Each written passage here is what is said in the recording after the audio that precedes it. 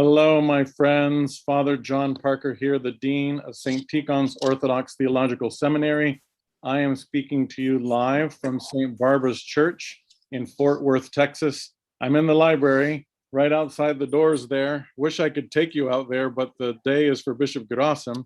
I've been here in Texas for the last 2 or 3 days for the beautiful occasion of the consecration of Bishop Gerasim Eliel as the Bishop of Fort Worth, Texas, and auxiliary to His Eminence, Archbishop Alexander. I greet you in the name of the Lord on the Feast of the Holy Apostles, those who went out to the ends of the universe to share the good news of our Lord Jesus Christ. Welcome to you all. Thank you for tuning in today. It's going to be a beautiful afternoon filled with travel. You're in for a treat, I hope. I'd like to share with you just a few things. First of all, if you don't know, one of my hobbies is surfing. And while I can't take you surfing today, I'd like to sort of have as the general theme, endless summer. Many years ago in the late 60s or early 70s, a movie was made called The Endless Summer, where 2 surfers chased the sun around the world in summertime to find the perfect wave during the summer. As you know, it was just a little bit ago, a week or so ago, that we began summertime. And instead of chasing the perfect wave around the world, what I have had the chance to do over the last month or so is to travel virtually from seminary to seminaries all around the planet Earth. So I have spent some time with a dear friend, Father John Chos in Guatemala at our Orthodox seminary there. I spent some time with my new friend, Father Teemu Toivonen at the Orthodox Seminary in Finland. I spent some time with some dear friends I will introduce to you in Romania, Albania, Lebanon, India, and we will end the day visiting His Eminence Archbishop Makarios, who is the head of the Makarios III Seminary in Nairobi, Kenya. I'd like to introduce you to them so that you can see, on the one hand, the great diversity of Orthodox Christianity across the planet Earth in every kind of place, both lands of cradle orthodoxy and lands of great conversion, but that you can also see the commonality of Orthodox Christianity throughout the world. I would like to take you to those places virtually to visit seminaries around the world, but I'm going to ask you today over and over and over again to please support the seminary, which is in my backyard. So we go around the earth visiting seminaries in order to ask you to support St. Tikhon's, which is in my backyard. We have a great afternoon planned for you. I invite you now to memorize a website, stots.edu/donate. It's on the screen right. I got to do it this way. I have to look opposite. You can see right there in the corner, stots.edu/donate. Please visit there at least one time today to make a generous donation to St. Tikhon Seminary, whether that is the one-time gift today in celebration for someone you love or for your own chrismation or baptism, or to thank God for the ordination of Bishop Gerasim here in Texas, or if you would visit there to become a monthly sustainer. A monthly sustainer is a person who, on a monthly basis, by a recorded credit card gift, gives monthly generously to the seminary so that we can continue training the future clergy and lay leaders of the Orthodox Church in America and the Orthodox churches here in America as well as around the world. Please be generous. Visit stots.edu/donate to begin that process as early as now.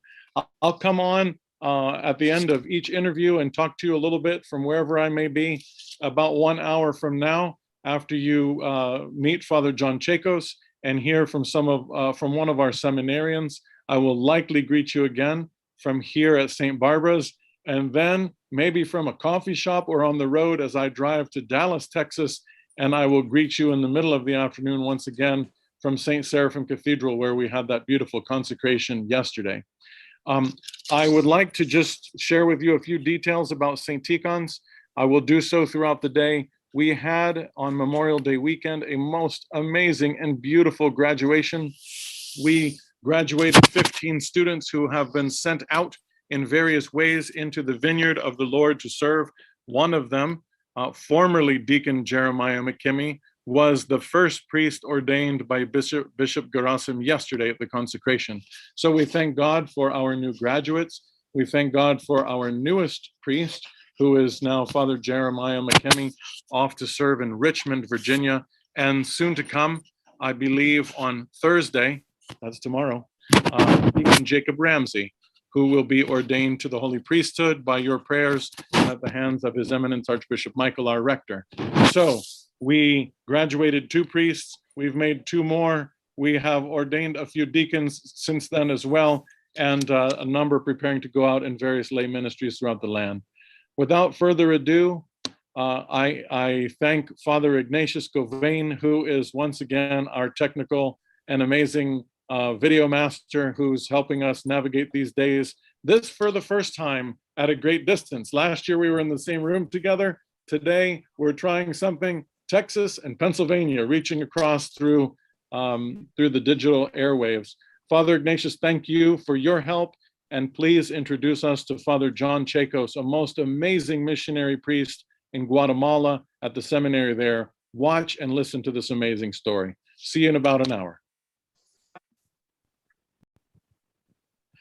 Cristo resucitado. Hello, friends near and far. Father John Parker, the Dean of St. Tikhon's Orthodox Theological Seminary. Y es un gusto muy grande para mí entrevistar, hablar con mi amigo Padre Juan, Father John Chos, who serves as our Orthodox Christian Mission Center missionary, one of them, in Guatemala, specifically at the seminary there. Father John, buenos días, Cristo ha resucitado. En verdad ha resucitado. Buenos días. Me alegre mucho de verlo. ¿Cómo estás? También, para nosotros, bueno, quizás hablamos un poquito en español para nosotros, but we'll also have a good time in English to discuss the beautiful work that is going on in Guatemala. Many of our watchers, listeners today will know a little something about the Orthodox Church in Guatemala, but I fear, sadly, but today's the day to change that many are not so familiar. So Father John, thank you for spending some time with us today. We're taking a sort of trip around the world through Orthodox Christian seminaries, and very glad to talk to you. Let's just start with you, Father John Chos. Tell us about your upbringing. How did you wind up a priest? And then we'll gradually go to Guatemala together. Thank you, Father John, for the opportunity to speak to your viewers and have a chance to talk to you once more. Amen. As fellow board members, we have a lot in common. Yes. My journey to the priesthood began in kind of an unusual, more circuitous path. I grew up in a parish in Pittsburgh, in the suburbs of Pittsburgh. Right. And my parish priest asked me to consider assisting him as a deacon. Right. So I went to visit our Bishop Gerasimos, who was our bishop at that time. This was back in 1971. Right. And he looked at me right in the face and he said, "You're not going to be a deacon. You are going to go to the seminary." Wow. And that was it. So I talked to my wife and we ended up going to the seminary, But prior to that, just to give you a little background, my wife and I served for a little over 2 years in the slums of Rio de Janeiro. Wow. Working with the people that were there. I was teaching university classes, American literature and English literature. And my wife was doing arts and crafts, sewing, teaching sewing in a couple of schools in Brazil. We had just been married a short time, and we took off and we went to the Peace Corps. And as a result of my Peace Corps experience in the favelas, they call the slums of Rio, we went through a faith crisis. We saw a lot of poverty, a lot of illness. Yes. And we were really quite, shall we say, depressed by the view of all of that. Sure.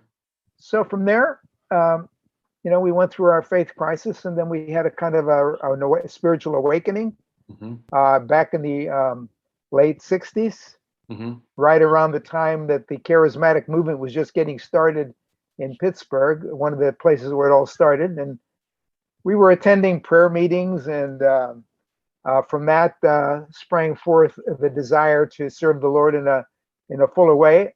I was teaching English at that time in public high school. So in 1971, we took off. We went to the seminary and graduated.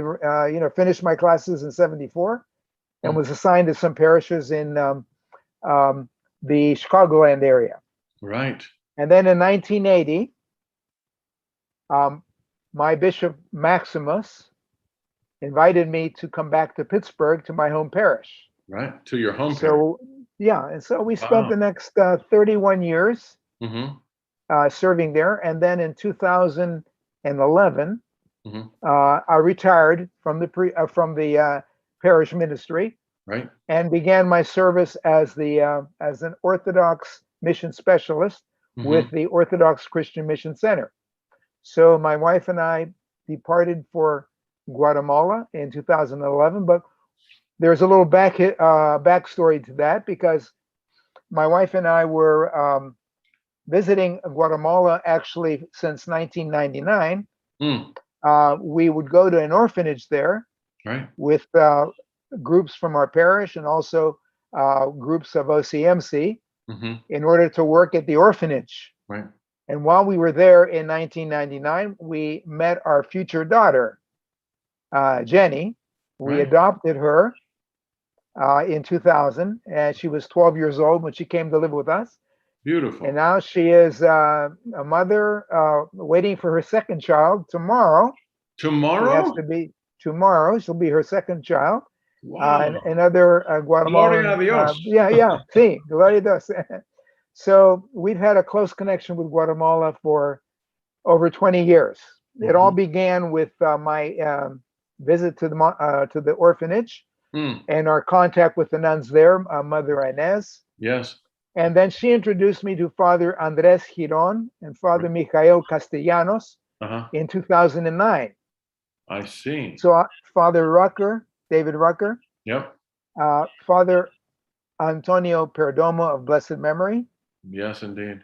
And myself in 2009 traveled throughout Guatemala in order to come to know this group that wanted to come into the Orthodox Church. They were kind of like an independent group that called themselves Orthodox, but their rituals were not Orthodox at all, and of course they were not canonical. Right, Father. So let me put a pause just for one moment, for the sake of those who are viewing today. I'm what a rich story already. I want to ask 1,000 questions and open it all up, but today we'll keep our focus on the big picture. What one piece of information and one question though. The piece of information is more or less. I had a chance myself to lead a couple of teams to that beautiful Hogar Rafael, the orphanage in the Zona Una, no? The Zona Uno, yeah. The sort of the worst section of Guatemala City was this little oasis, a property leased from the government, as I recall, for $1 for 100 years or something. And inside that walled oasis, a beautiful Orthodox church, a gigantic swimming pool, a teeny little child-sized stadium to play soccer, and 60 or so beautiful children who were raised as if the nuns were their own mothers, which they were. At that time, 3 nuns, Mother Inez, the abbess, Madre Yvonne, the second in charge, who oversaw the children, and then Madre Maria, I presume is still there. I think she might even herself have been Portuguese. No, from the Philippines. From the Philippines, excuse me. Yeah. Yeah. So in any event, the purpose for saying all of that, partly to give a little background for everyone, but partly because that little oasis at that time was almost the sum total of all Orthodox Christians in Guatemala. I mean, there would be some here and there, of course, but the expatriates and others who lived in Guatemala City came to the church at the orphanage, and apart from that, there was very little Orthodoxy. Am I remembering that correctly? Exactly right. That was really the only canonical presence in Guatemala at that time. So in that sense, just to give people a background for what you'll talk about, I'm sure, Father John, with the reception of Father Andres Giron and those with him. So that little background, but now a little parenthesis on the side. Did you know the Abdallahs through your time in Guatemala and the adoption of your daughter? And yeah, as it so happens, Bishop John Abdallah, yes, prior to becoming bishop, was my neighbor. He lived about a couple miles away from me. Yes. And as it so happens, his daughter Maria, who he adopted, yes, and my daughter Jenny, yes, who we adopted, yes, were bunkmates. They were bunkmates. Amazing! What a small world. So they came close to the same time to the United States. So we were doing that on a concurrent basis. Mm-hmm. So yes, we go way back with now Bishop John. Right. During that early period of time. His Grace Bishop John, serving as a parish priest before he was made bishop at St. George Antiochian Orthodox Church there in a part of Pittsburgh. I can't recall the name. Oakland. Oakland, yes. Yeah. And, in fact, just as another little, small world situation, it was he who first welcomed me into an Orthodox church and explained it to me when I was a Seminarian in the Episcopal Church in Ambridge, Pennsylvania. Yes. And his dear Curia, may her memory be eternal as well. Mm-hmm. Anyhow, what a beautiful story that your daughters were bunkmates together. So, end parenthesis. And we're in Guatemala. You've gone with Father David Rucker, Father Antonio Perdomo of blessed memory, and you all are meeting a very charismatic leader of a large group of people. Tell us the story. Well, as you may have read from some of the articles that have been published about this, Father Andres was a very dynamic speaker. And although he was of Hispanic origin background, I think his mother was Italian, his father was from way back in the early conquest of Guatemala. The family ties went all the way back to there. I see. He took the cause of the Mayan people to heart, and he became one of the foremost exponents of their situation, especially for land reform. Gotcha. He was a Roman Catholic priest, a very outspoken person. He had a very tender heart for the Mayan people, and he began to as I said, speak out on their behalf, so much so that he even was elected as a senator. Mercy. Even while still being a Catholic priest, he was a senator in the Guatemalan Congress, in the parliament. Wow. I hadn't known that. This got him in a lot of trouble with the Catholic Church because he favored the rights of the Mayan people over and against the demands of the dictatorship that did not wish to kind of like embrace their cause. And as you know, there was a terrible civil war in Guatemala from 1960 to 1996. And Father Andres won the hearts of the Mayan people. He even led a couple of marches through Guatemala with as many as 70,000 people following him, peace marches. Right. So Father, as a Catholic priest, had a reputation as a strong proponent of the rights of the Mayan people, especially for land reform. And he was able, through his influence as a senator, to have a lot of land of the government given over to Mayan villages, and they were able to establish their own, villages. And so they have a deep love and respect for him. And because he was also a Catholic priest, they had approached him to become also their spiritual leader. But by this time, he was already expelled from the Catholic Church because of his political activities. Right. And so that's when he took on began to explore the possibilities for the church. And he discovered Orthodoxy while he was in exile in Rome. Why was he exiled? He was exiled because numerous attempts had been made on his life, 4 different attempts. Goodness. One time his car was was stopped, and he was fired upon, and his bodyguard was killed. Another time, he was shot during the liturgy in the neck, but he survived.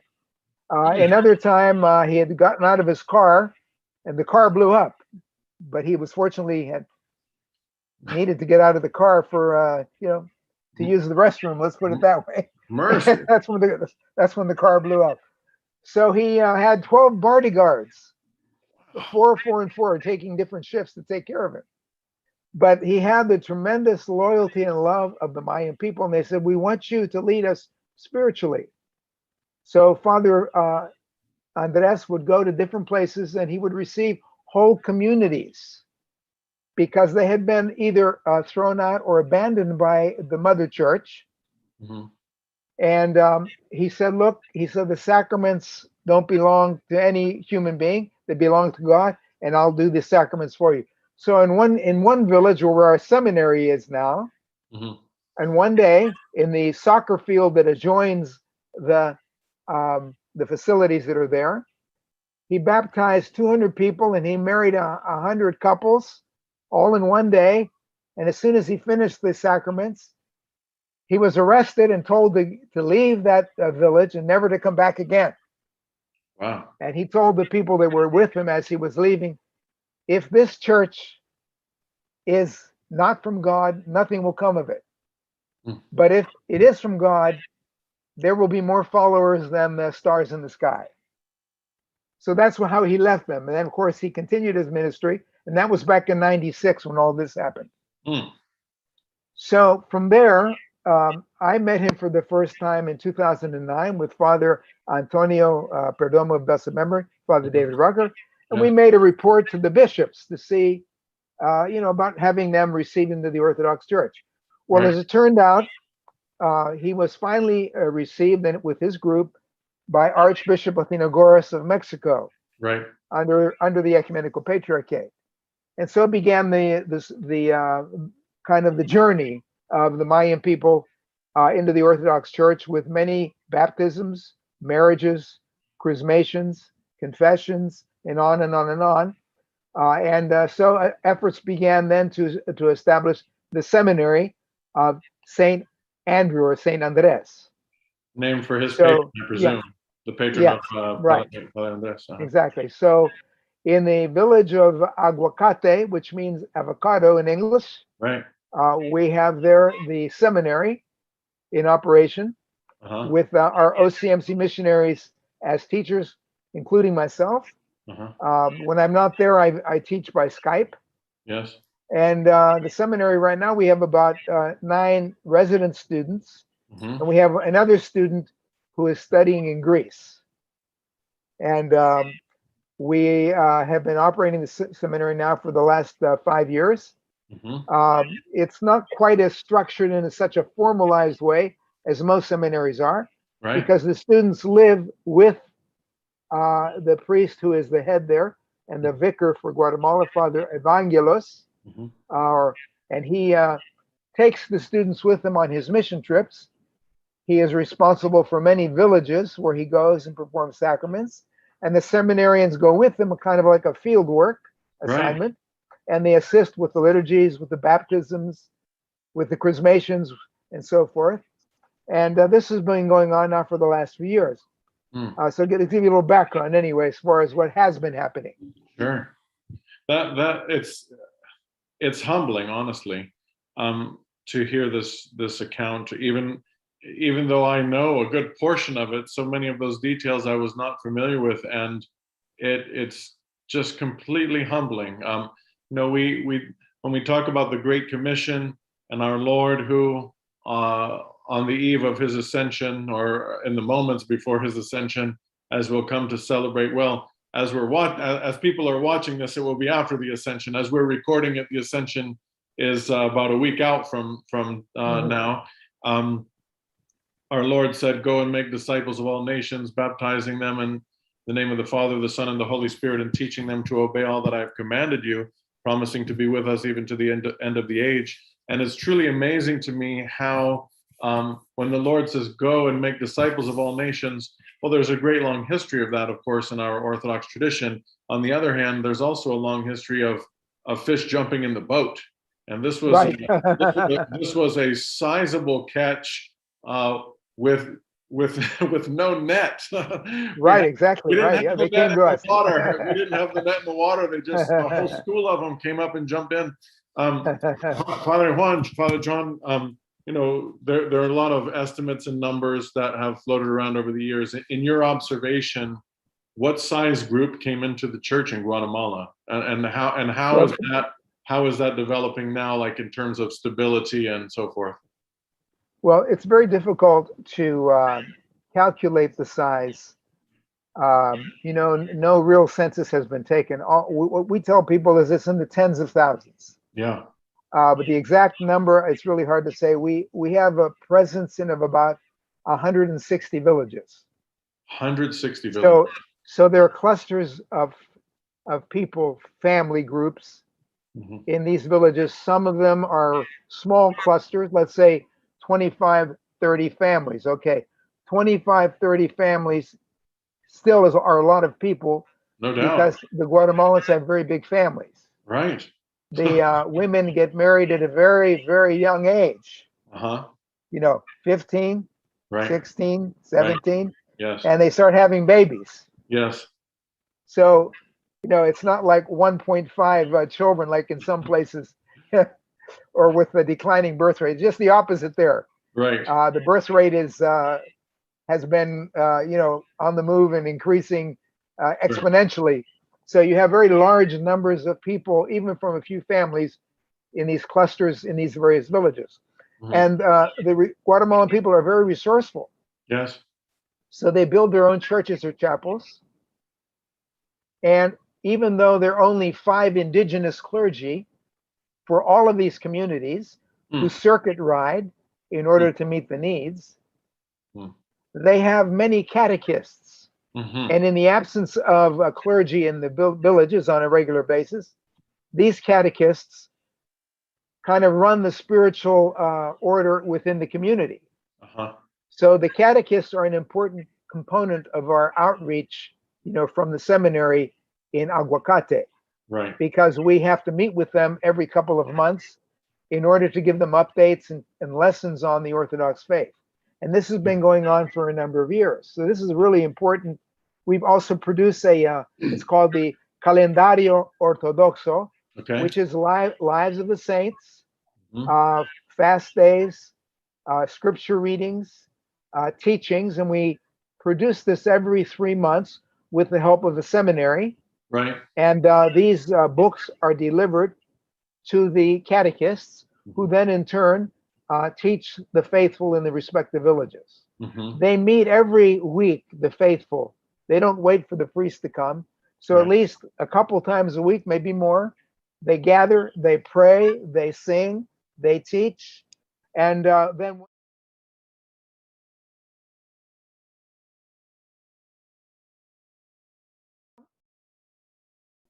they're able to have the liturgy, which they are now learning how to chant all the responses. And they help the priest whenever he arrives with the various needs that they have.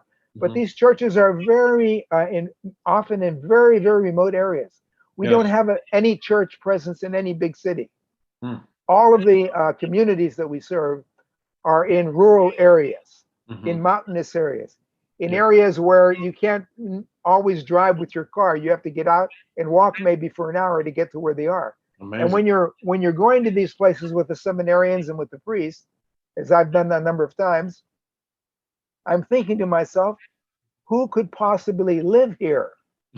Are there people out there? And why are we going to these places when, you know, what are we going to find?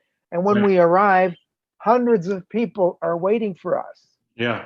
And they're sensing us. They're throwing confetti on us. They're clapping their hands. They're singing. Right. They're so overwhelmed. It's sort of like they have a saying in Guatemala, especially when a bishop comes. The saying, it goes like this. It says, when something is very rare, we say in the United States, once in a blue moon. Right. But in Guatemala, they say, como la visita del obispo. Oh, my. Like it's like the visit of a bishop. That's how Wow. rare it is, you know. Uh-huh. So when the bishop comes to a village, Uh-huh. or even a priest, this is like the second coming of Christ. Wow. It overwhelms the people. They're overjoyed, and Huh. they receive you with such love and devotion. Hmm. And the liturgies, I have to tell you about the liturgies that we're experiencing there. I've never experienced anything quite like that, Hmm. because it's total participation Yeah. from the very first, blessed be the kingdom, and let us pray to the Lord. You hear this tremendous wave of energy come over you. Yes. Señor, ten piedad. It's not from a couple people or a choir or a chanter. It's the whole congregation. It's like a wave. You Yes. feel the literally feel the energy, Yeah. because the Guatemalans, when they pray, they don't pray like we do many times. We're quiet. We kind of stay in our place, and Right. the choir is good, and the priest, and we kind of like are observers, and we participate in a kind of a more observing way. We're not quite as connected that way emotionally, Right. maybe all the time. Right. So we're more, like I said, observers. Right. But in Guatemala, nobody observes. Right. Everybody jumps in together. The Right. children, the women, the men, Yeah. everybody. So the energy of the liturgy there is very palpable. Yes. And when the Guatemalans pray, they don't pray just with their mouth. Yes. They pray from a much deeper place inside of Deep themselves. within, sure. And it's from the very bottom of their feet to the tip of their head. They go into it with their whole heart. So you not only are listening there, you're observing this emotion coming out of them. And that's how they pray. I'm curious, Father John, are they praying in their local languages? Are they praying in Spanish, a combination of things?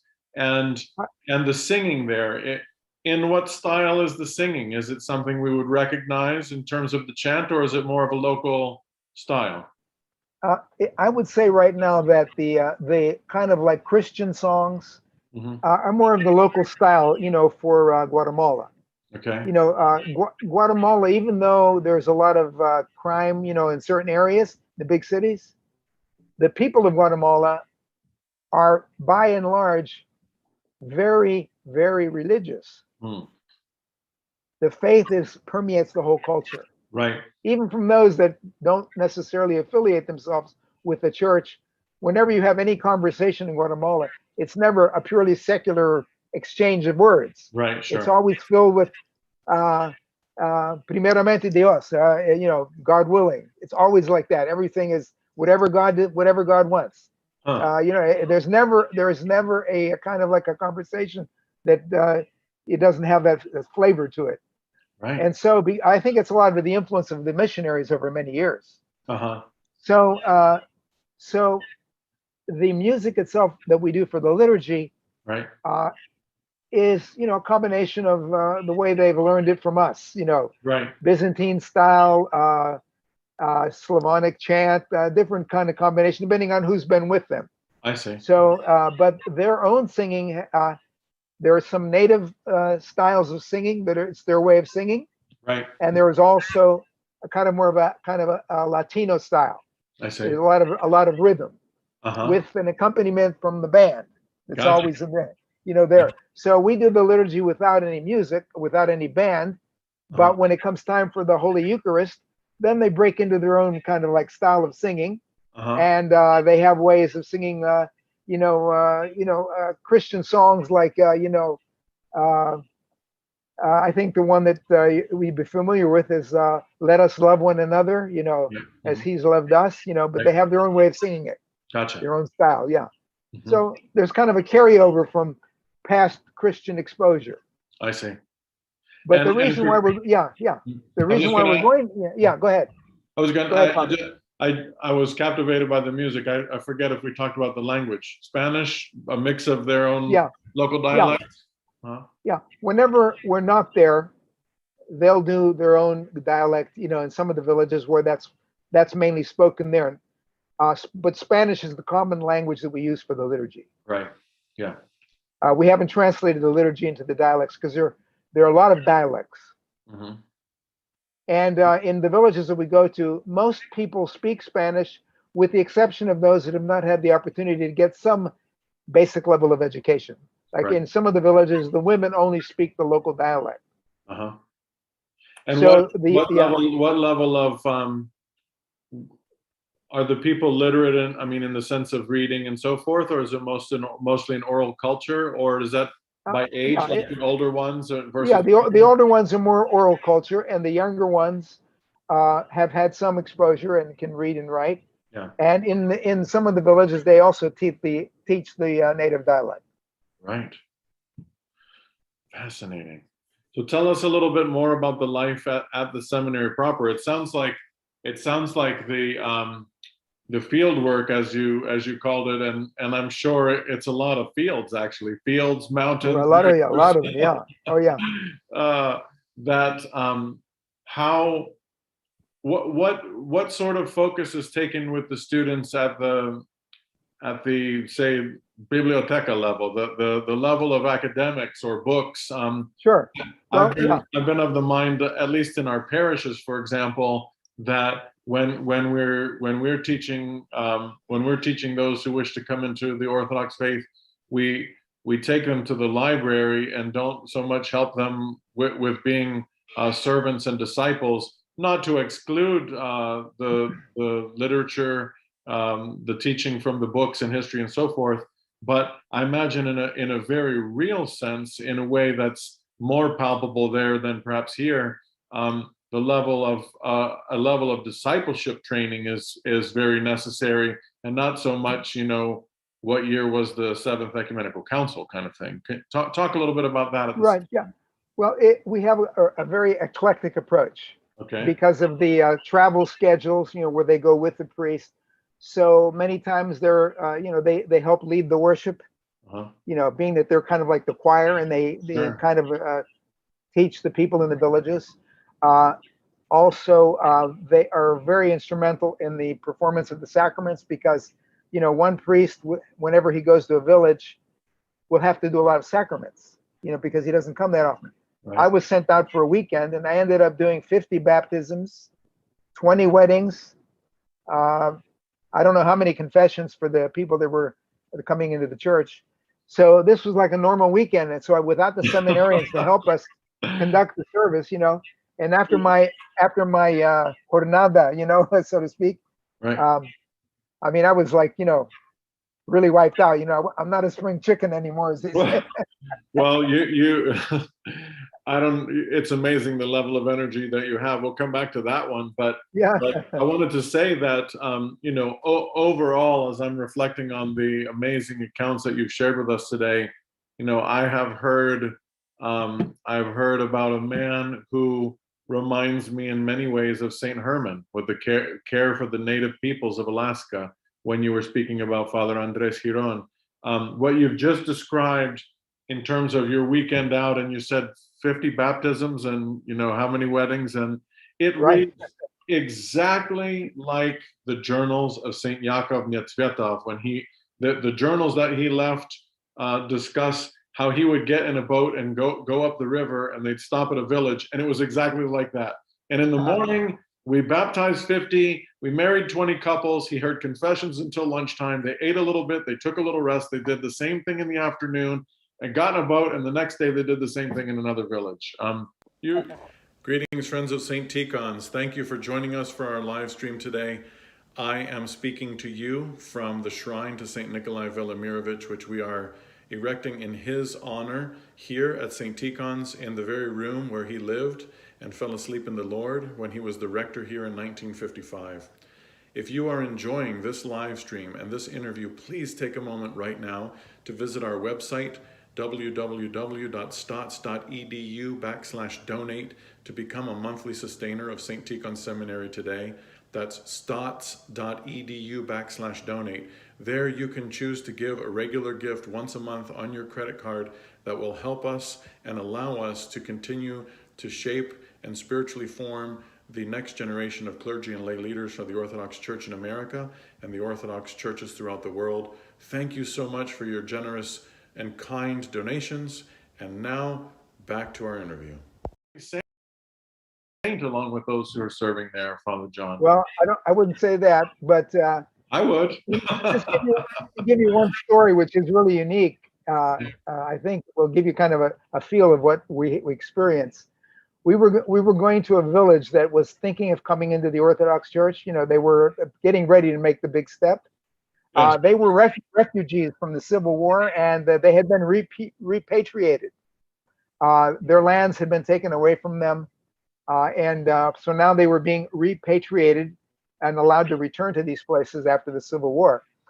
So we had to travel through the mountains early in the morning for about 7 hours, and we got to the village about noontime, and we were going to have to do a lot of things there. And they had been fishing in the morning. They went down to the river at 3 a.m, and they caught this enormous fish. They told me it was like I think it was like 15 pounds or something. You know, it was very big, whatever it was. And they caught it right away, and they said that's a good sign, you know, because maybe we should enter the Orthodox Church. So that fish story has been getting a lot of traction in Guatemala. Wow. So anyway, it was so hot. We were so overwhelmed by the heat. So we did the liturgy, we did confessions, we did a lot of baptisms, we did the weddings, and we were ready to collapse because it was so hot. And at the very end, I'm thinking, oh, finally it's over. Oh no. And then everybody comes up, we want to take a picture with you. And they had these little cell phones. Right. You know, that's very common in Guatemala because they have very good cell tower system throughout there. And so you never can really ever leave a village, you know, and just say, well, I'm leaving now, goodbye. It doesn't happen that way. But that's a typical example of what we encountered, and that the people embrace you.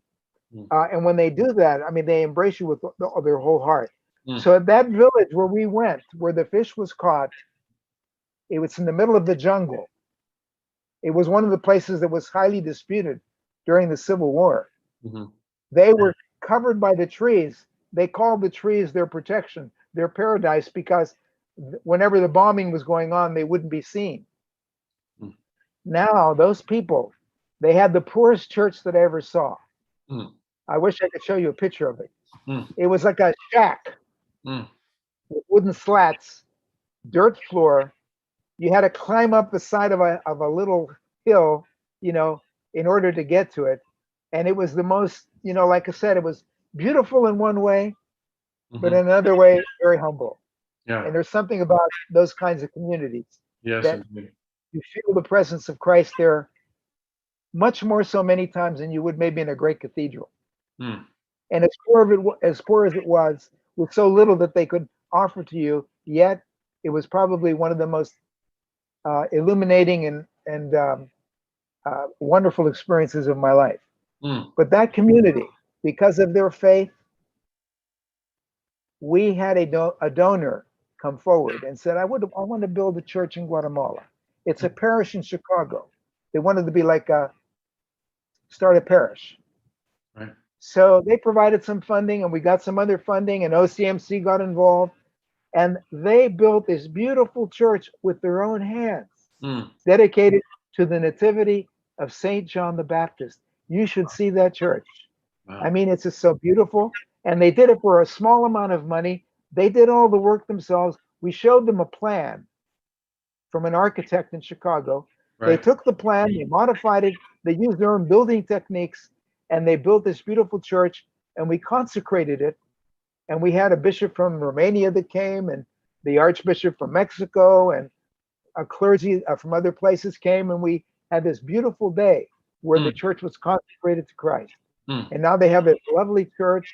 This community is growing, and people thought they were crazy when they started building. What are you guys doing? You're saying that someone's going to come and they're going to build a church here? Because, you know, in the middle of the jungle, you don't build churches, you know.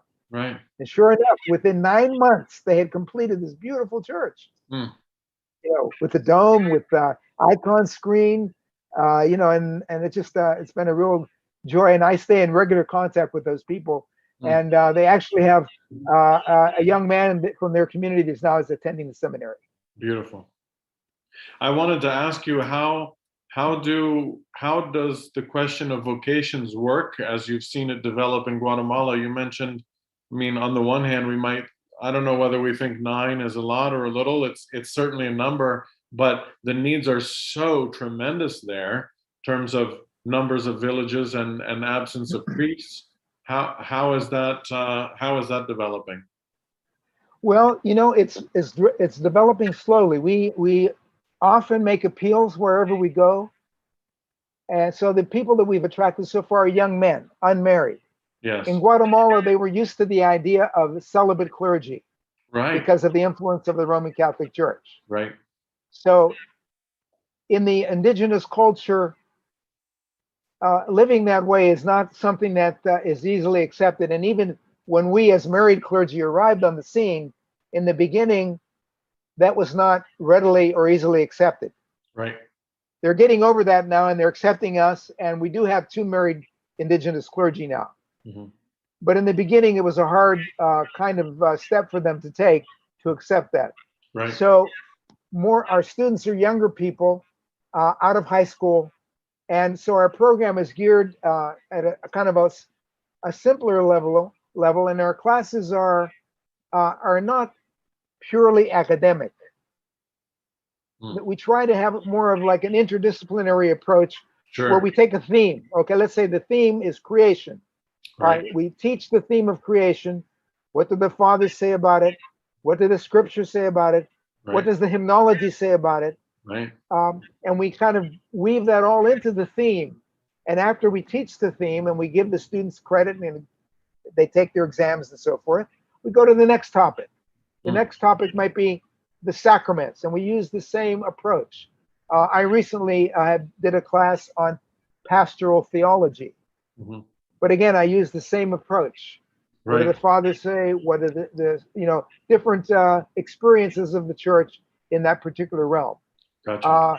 That kind of a thing. So that's been our approach. We have all of the classes that we have. We have about 14 different courses. Mm-hmm. And we credit the students, with the classes once they complete the courses to our satisfaction. Right. So it's not a purely academic approach, because it has this kind of interdisciplinary approach to it. And we find that it works much better than just taking a class just on dogmatics and say, okay, today we're going to do a class on dogmatics, and that's it. And you sit and take notes. We try to bring everything together, how it fits in to the lives of the people, how it fits in with the experience of the church, the lived experience. So that's kind of the approach that we were taking. And by the way, Jesse Brandow, who's one of our missionaries there, yes, was very instrumental in helping us put this together, as well as a former resident of St. Tikhon's, Father Juvenali, yes, who is a missionary there as well. Yes. He's also teaching classes there. Uh-huh. And we have now a deacon and his wife are living there on the campus of the seminary. Mm-hmm. And we are, waiting for more people to come, from the United States as missionaries. Mm-hmm. But we are reaching out into the community and encouraging young men, and we're getting them to come. But again, it's going to take a while to cultivate this mindset that it's okay to come and to learn. And even though you're not married, you have the option of getting married. It's okay. In the Orthodox Church, most of the clergy are married. Yeah. So celibacy is not the only option. Right. To get married men to consider that option is more difficult, because the married men usually have big families. Right. They have a small plot of land that they cultivate in order to sustain themselves. Right. So for them to leave their family for any amount of time is rather difficult. Right. And the levels of education are not very high. We don't have too many high school graduates. I see. Some have graduated from elementary school. The young men that are in the seminary, yes, they are graduates of high schools. Uh-huh. And a couple of them have university, college degrees. But the most of them that are coming to us don't have that background. So we have to kind of work at the level where they are at to bring them along into the understanding of what it means to be an Orthodox priest. Yeah. So it's more like they have in Greece, the school for priest preparation. It's like the Tikhon, a priestly school. Yeah. Some other countries, like a regional kind of a seminary, where it doesn't confer a degree, at a higher level, but it gives them the tools that they need in order to function as clergy, to know how to do the services, to have a basic knowledge of theology. Mm-hmm. And right now we're building a seminary building in the city of Huehuetenango, which is going to be a seminary residence, Right. and a mission training center. Wonderful. So this is a project that's now in progress with the help of OCMC. Yes. And various donors are helping us to create this this presence and to be able to do seminary training and the training of men and women for over a period of months to go into their communities and even beyond to be missionaries. Right. And to spread the faith in Guatemala and perhaps someday even to other countries. Beautiful. What a beautiful vision, Father John. I'm moved. I want to take a trip back in time to the beginning of our conversation so as not to lose this little but not so little thread. Father John, you mentioned that you and your wife started out newly married. You went to Rio de Janeiro to be in the Peace Corps and to teach, I think you said English language and so forth. And after after a time of faith crisis and soul searching, kind of returned to a robust faith, you had this amazing conversation with the bishop, having been brought there by your parish priest, as I recall, who said, you know, Your Grace or Your Eminence, I'd like Father John to become a deacon. I'd like John Chos to become a deacon. He said, you'll be a priest, and off you went to the seminary. So far, I've remembered it well, right? Very good. Very good. So from that time, you said in the early 1970s, maybe you were ordained. Right. I was ordained in 1974. 1974. Yeah.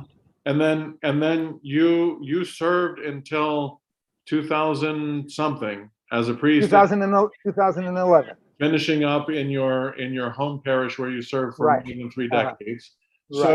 So just to do the math, I was born in 71 and I'll be 50. So that means you were about 40 years in parish ministry in various forms. Right. Well, I was born in 41. So we're 30 years apart. 30 years apart. So you served in parish ministry in 40-ish years between Chicago and from 1974 until 2011 in parish ministry, and then with OCMC since 2011. This is the point that I'd like to make, having recalled your beautiful story. In 2011, after 4 decades of ministry in the church, you retired with a couple of other folks I've spoken to for these talks today. Similar stories. Well, I retired, and since then, for 20 years, I've been teaching, blah, blah, blah. You have set such a beautiful example that after many decades of faithful ministry, you said, Lord, here I am, send me. And instead of, country clubbing it or whatever you might have had on a so-called bucket list, which is no great list to keep, you instead went to the jungles of Guatemala. Would you share with us a little bit about that joyful decision and between you and your wife, and how it has not depleted you? From my observation, you are more and more energized and filled with life. Tell us just a little bit about the transition from parish life to missionary life, especially as a man with so much pastoral experience. Well, I think part of the desire to serve in this capacity is the fact that my wife and I really enjoy cross-cultural experiences. Yes. Learning another language, learning about another people. We even took a 6-month sabbatical and served in Tanzania, by the Lake Victoria, and we went out and were helping at that time just to take a break from parish life. Like Bukoba. Yeah, Bukoba. We were in Bukoba. My son was a missionary at that time for a couple of years, serving under the church at that time. Yes. We always were taking different groups with us to different trips. And so it was in the blood, from the time of the Peace Corps. The Peace Corps did that to us. It opened us to new vistas. And then, once you're a priest, you're always a priest. Even when you're retired, you just never, you're never done with it.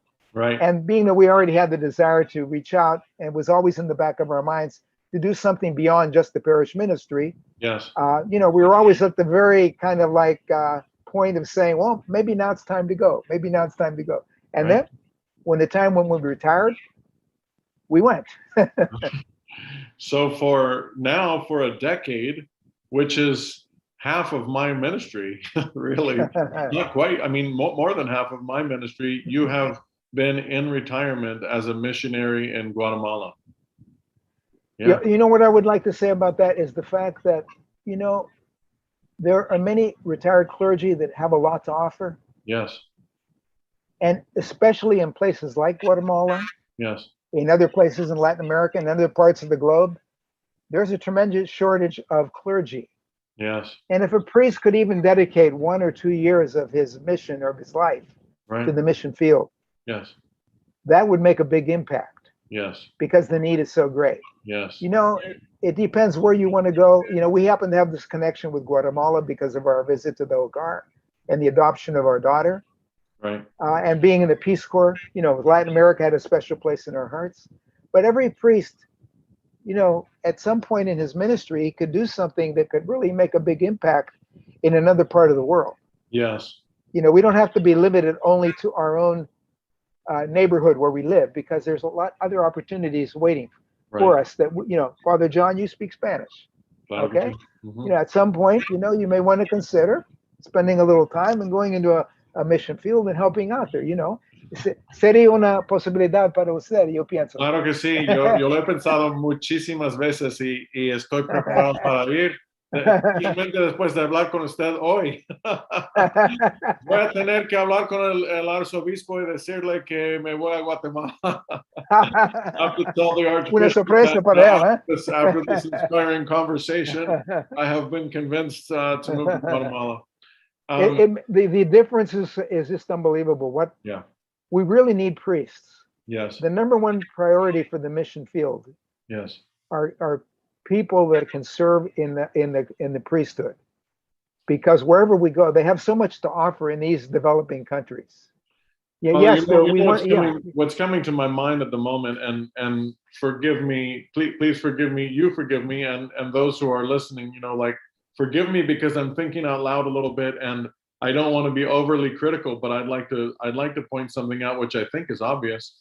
In this last year here, we have well, as every place on the earth, there's, you know, the coronavirus has probably reached even the village where that new church was built in some form or fashion, although perhaps not.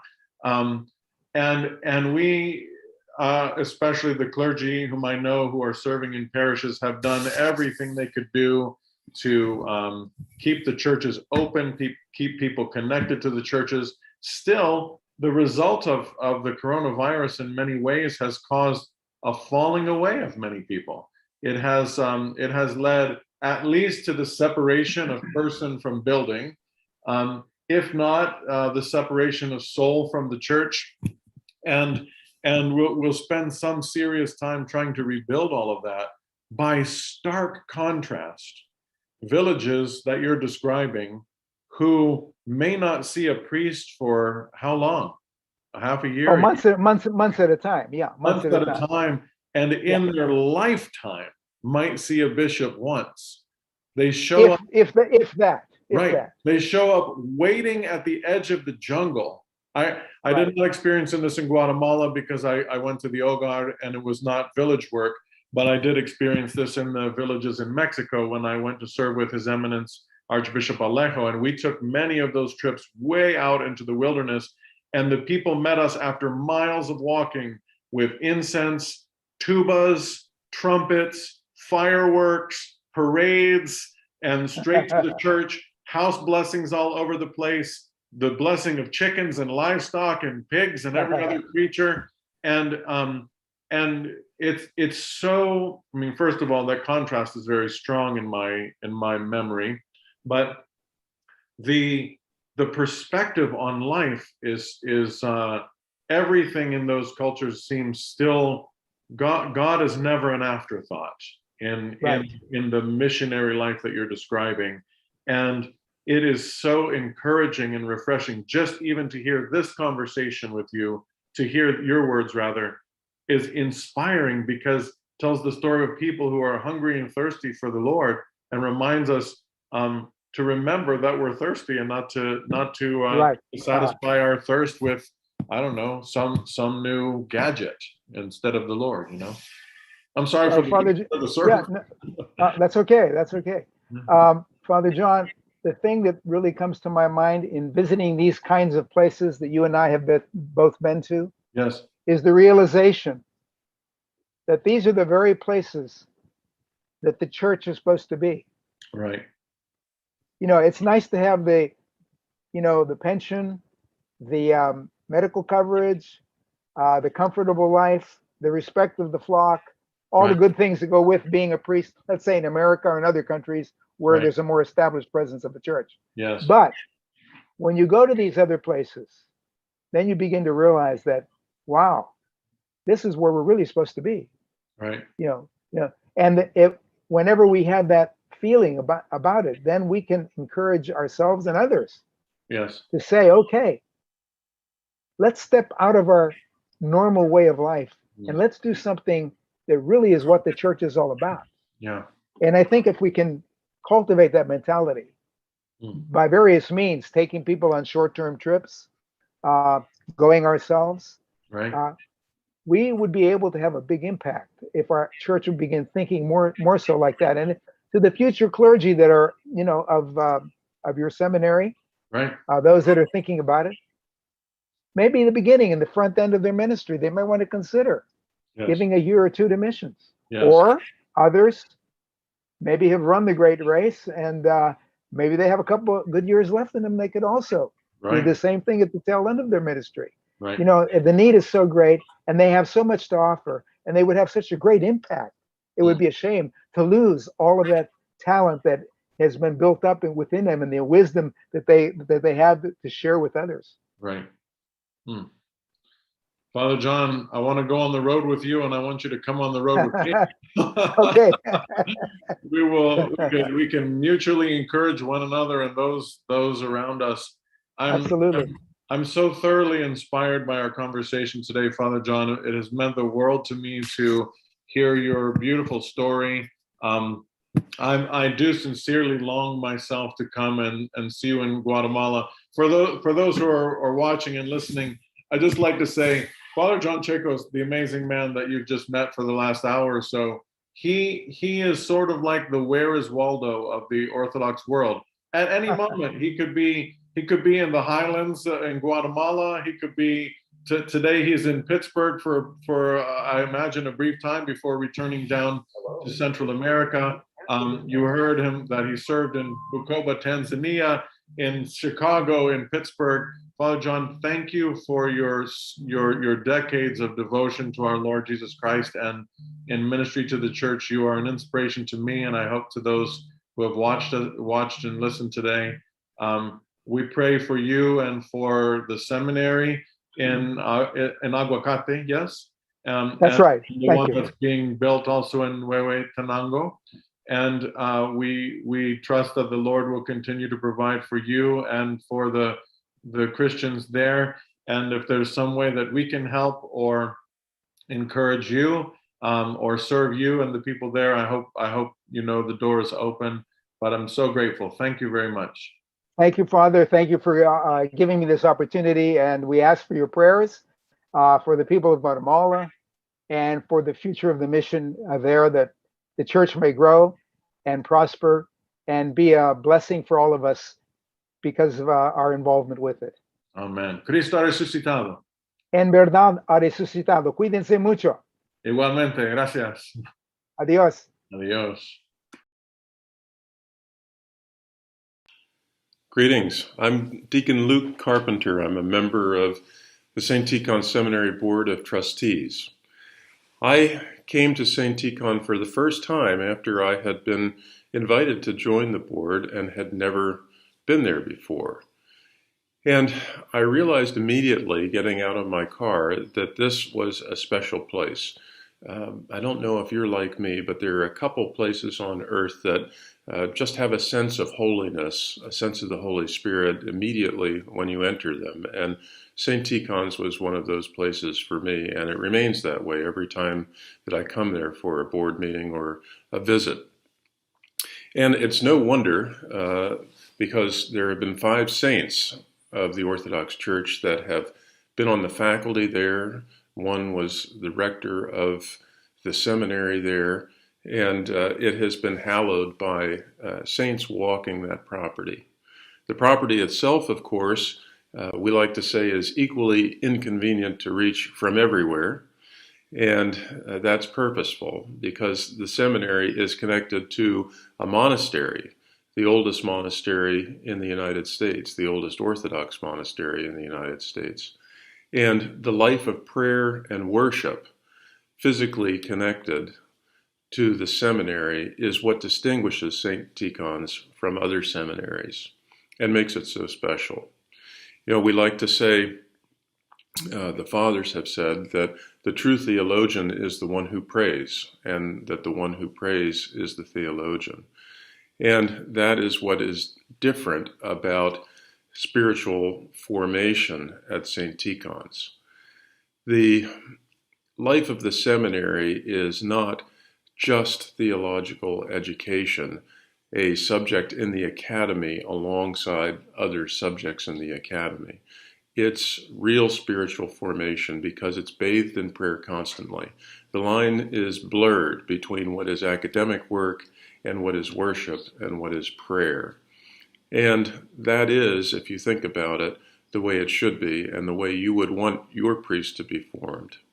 I think back on my own education. I graduated from medical school and seminary on the same day in May of 1986.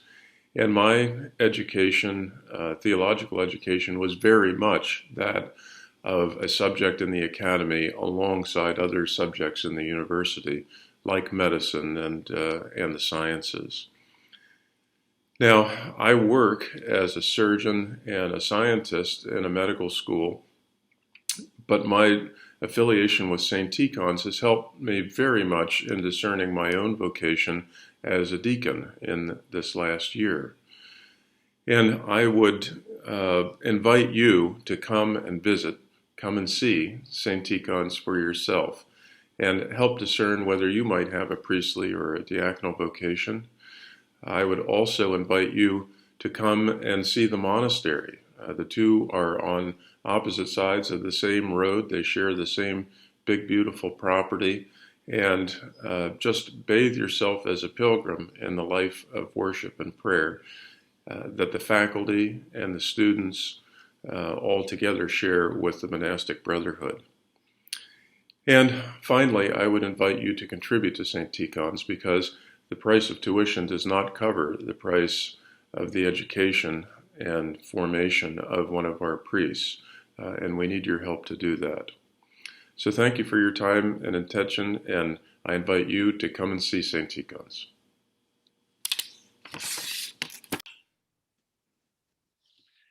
Hello, my friends. Welcome back. I hope that you enjoyed that amazing interview with Father John Chos. Amazing not because of the interview, but amazing because of Father John Chos and the work that he's doing in Guatemala.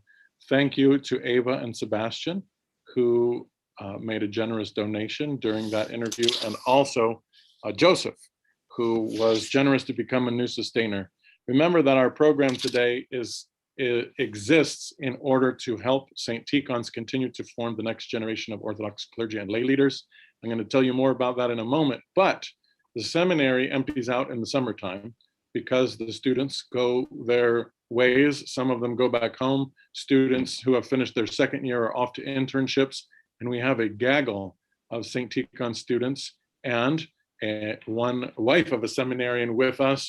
And so I'd like you to say hello to the Gibsons. Say a little word to everybody. And hello, I'm Deacon Maximus Gibson. And I'm Matishka Michelle. We're from St. Maximus Parish in Denton, Texas, and we're here in Dallas right now for the consecration of formerly Archimandrite Gerasim, now Bishop Gerasim, and also the ordination of our friend who just graduated from St. Tikhon's, now priest Jeremiah. So St. Tikhon's is a place of miracles, like Deacon Luke has just described.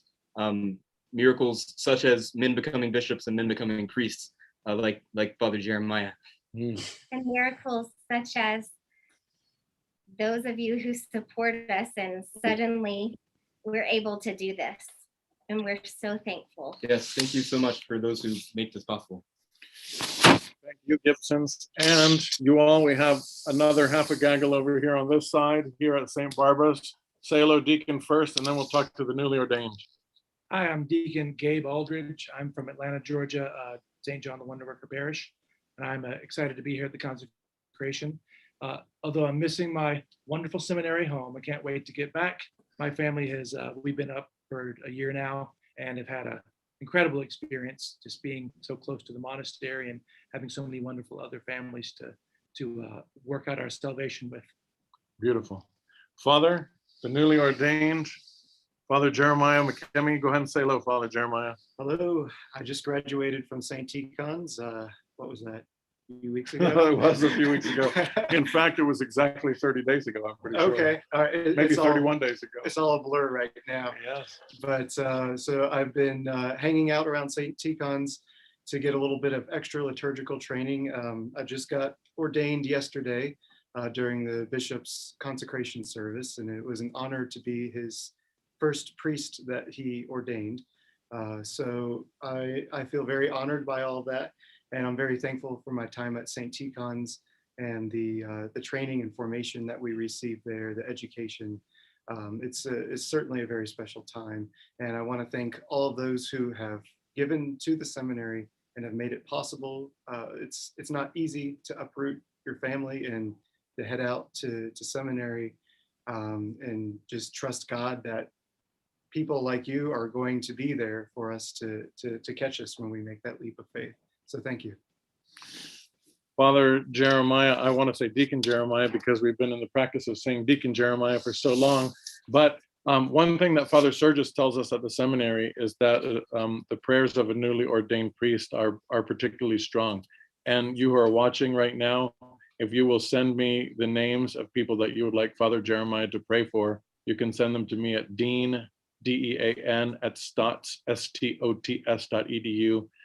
dean@stots.edu. I will get them to Father Jeremiah, and in this next couple of weeks, as he begins his priestly ministry, he will pray for you, right? Yes. How about that? I'm going to put him on the spot.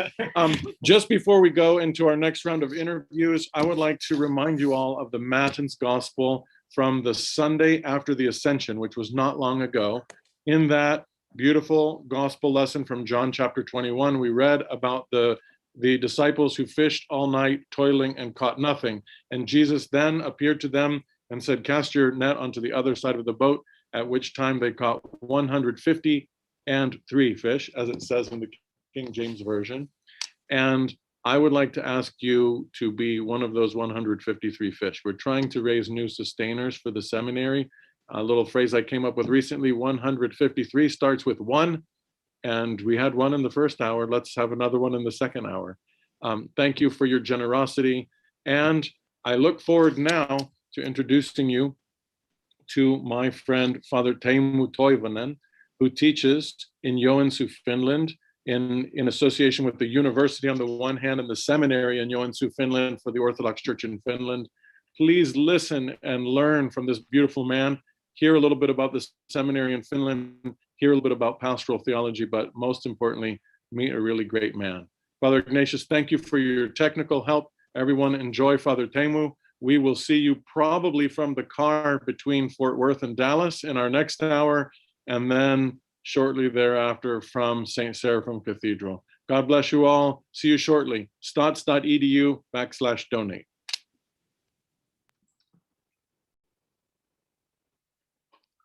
Hello, friends. Father John Parker, the Dean of St. Tikhon's Orthodox Theological Seminary here. And we're speaking with my friend, Father Teemu Toivonen in Finland. Good, I guess it's afternoon there. Good afternoon, Father Teemu. Yes. Thank you. Thank you for the invitation. It's a great joy to speak with you today. I'm recalling right now the beautiful occasion that I had.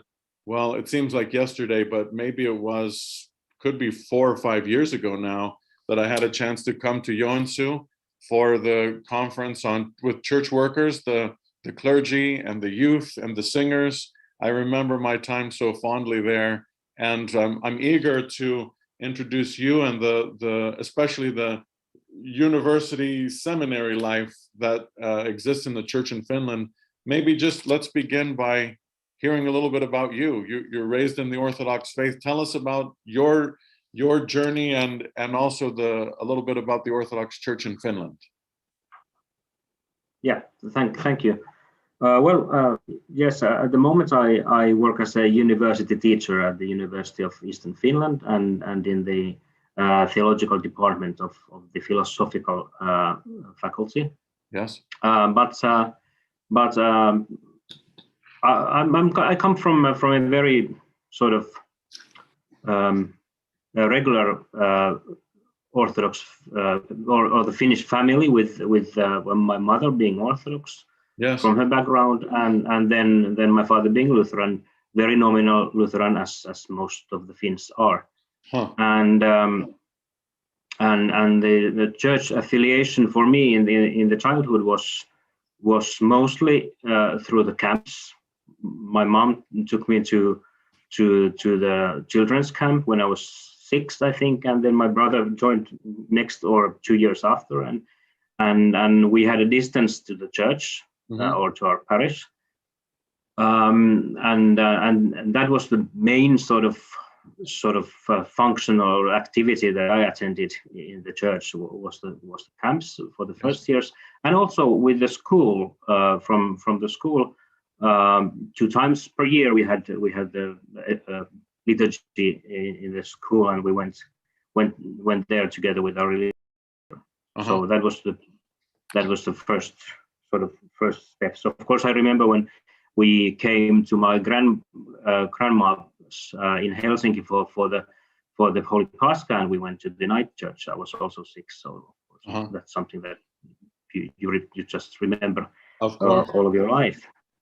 I recall that because the church in Finland is one of 2 state churches. Yes, the Orthodox Church. Yes, you can call that.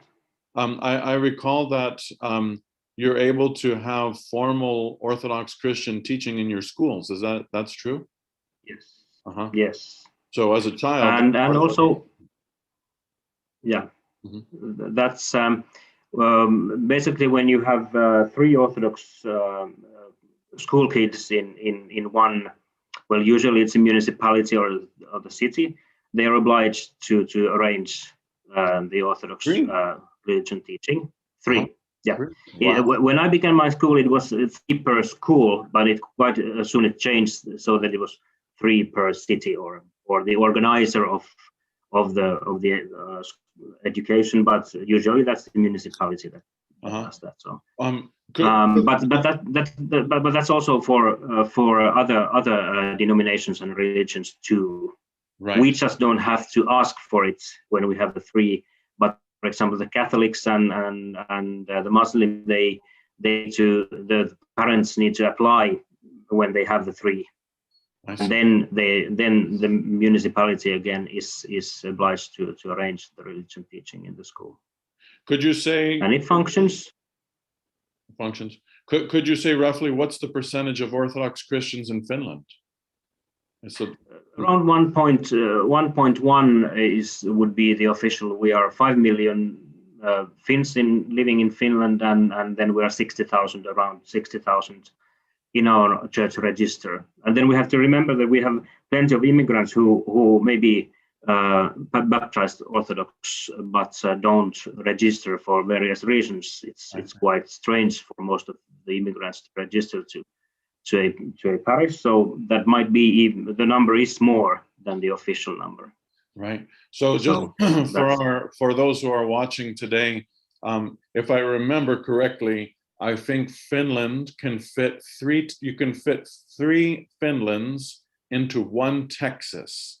So Finland, I think, is 1/3 the size of Texas, and the number of Orthodox Christians there by percentage is about 3 times of the percentage of Americans who are Orthodox. We are somewhere between 1/3 and 1/2 of 1% of America, and you all about 1.5%.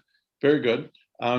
So you have some wonderful memories as a child being raised in the Orthodox faith, and at some point you said to yourself, or perhaps someone said to you, Teemu, I see that you might have a calling in your life to be a priest. Tell us how you wound up as an ordained priest. Well, then, well, if I continue from the children's camps and the school time, I remember I was 12 years old, as old as my sons are at the moment, when I refused to go for a camp. I didn't want to go. Oh. But then there is the what we tend to call in English the Christianity camp for those who turn 15. Which is it's not a copy of the Lutheran confirmation camp, but the youth culture to have such an sort of initiation right at that age is so strong. So we have had that for more than 120 years or something like that, or also for the Orthodox youth. A particular camp for Orthodox teenagers. 12 to 15 years old? No, only 15. Just it's when you're 15, because the Lutherans confirm their members when they're 15. So so that's a very strong culture, and even the Muslims some of the Muslim parishes here have same kind of camp for their own 15-year-old. Fascinating. So it's part of the Finnish youth culture. So then I didn't have any options. My mother didn't give me any options, not like that, but she knew that it would be good. She had her own experiences from the camps and youth camps, and so so I went, and that was the time. There was Father Heikki Huttunen, who was the youth priest at that time. I had met him already at the children's camp when he was a deacon at the time, and now a youth priest, taking care of the youth work here in Helsinki parish. My parents don't live actually in the area of this parish, but be further to north. And so that was then I eventually I applied for a high school in Helsinki and lived with my uncle for those couple of years. Also attend the youth work in the parish. So, and then there was that at the church. I recall, I'm trying to remember, I went to Vespers in a church in Helsinki. I'm thinking it was maybe even in a house, but a very beautiful house with very tall ceilings. Yeah. What, am I remembering that correctly? Is it named for the dormitory? Yes, I'm there. I'm there now. I'm living in the house. And I was baptized actually in the church. Up on the 4th floor, that is the Church of St. James, the brother of the Lord, and St. Great Martyr Catherine. Yes. And it was built to the house when it was donated to the parish in 1905. A very beautiful house and a beautiful church. Okay, that's neat that you're there right now. Yeah. And we have all the parish offices and the youth room and everything in this same building. So this was the place where I hanged around in my high school time, most of my spare time. Beautiful. And on the camps, of course, working at the camps, and then I was also a member of the board of the youth association in Finland, and that was sort of a chance to see also other parishes and other youth activities around Finland actually. And yes, it was Father Heikki, I think, that told me during my high school time that you should apply for the theological faculty, and I said no, it would be history or journalism or something like that. Yes. And eventually, after my army service, then I did apply for history, but it didn't go well, and then year after I then went for the examinations and got in and studied theology, but I wasn't studying theology to become a priest. That would be sort of selfish and sort of proud. Church calls us when they call, so I studied to learn more. Given the story that you just told about Father Heikki and encouraging you to apply for the faculty of theology, it's beautiful. Two or three things come to my mind. Number one, that someone encouraged you, that a priest encouraged a young man by those direct words. It's so important in our lives. That man in my life was Father Fred. I could tell you that story on another occasion. But the other is interesting. Maybe when you were ordained, they could have called you instead Father Jonah, since you said no the first time, and then it didn't go well, and then here you are. Anyway, just to when I was a youth priest, then I was ordained in 2006. I became the youth priest of the parish.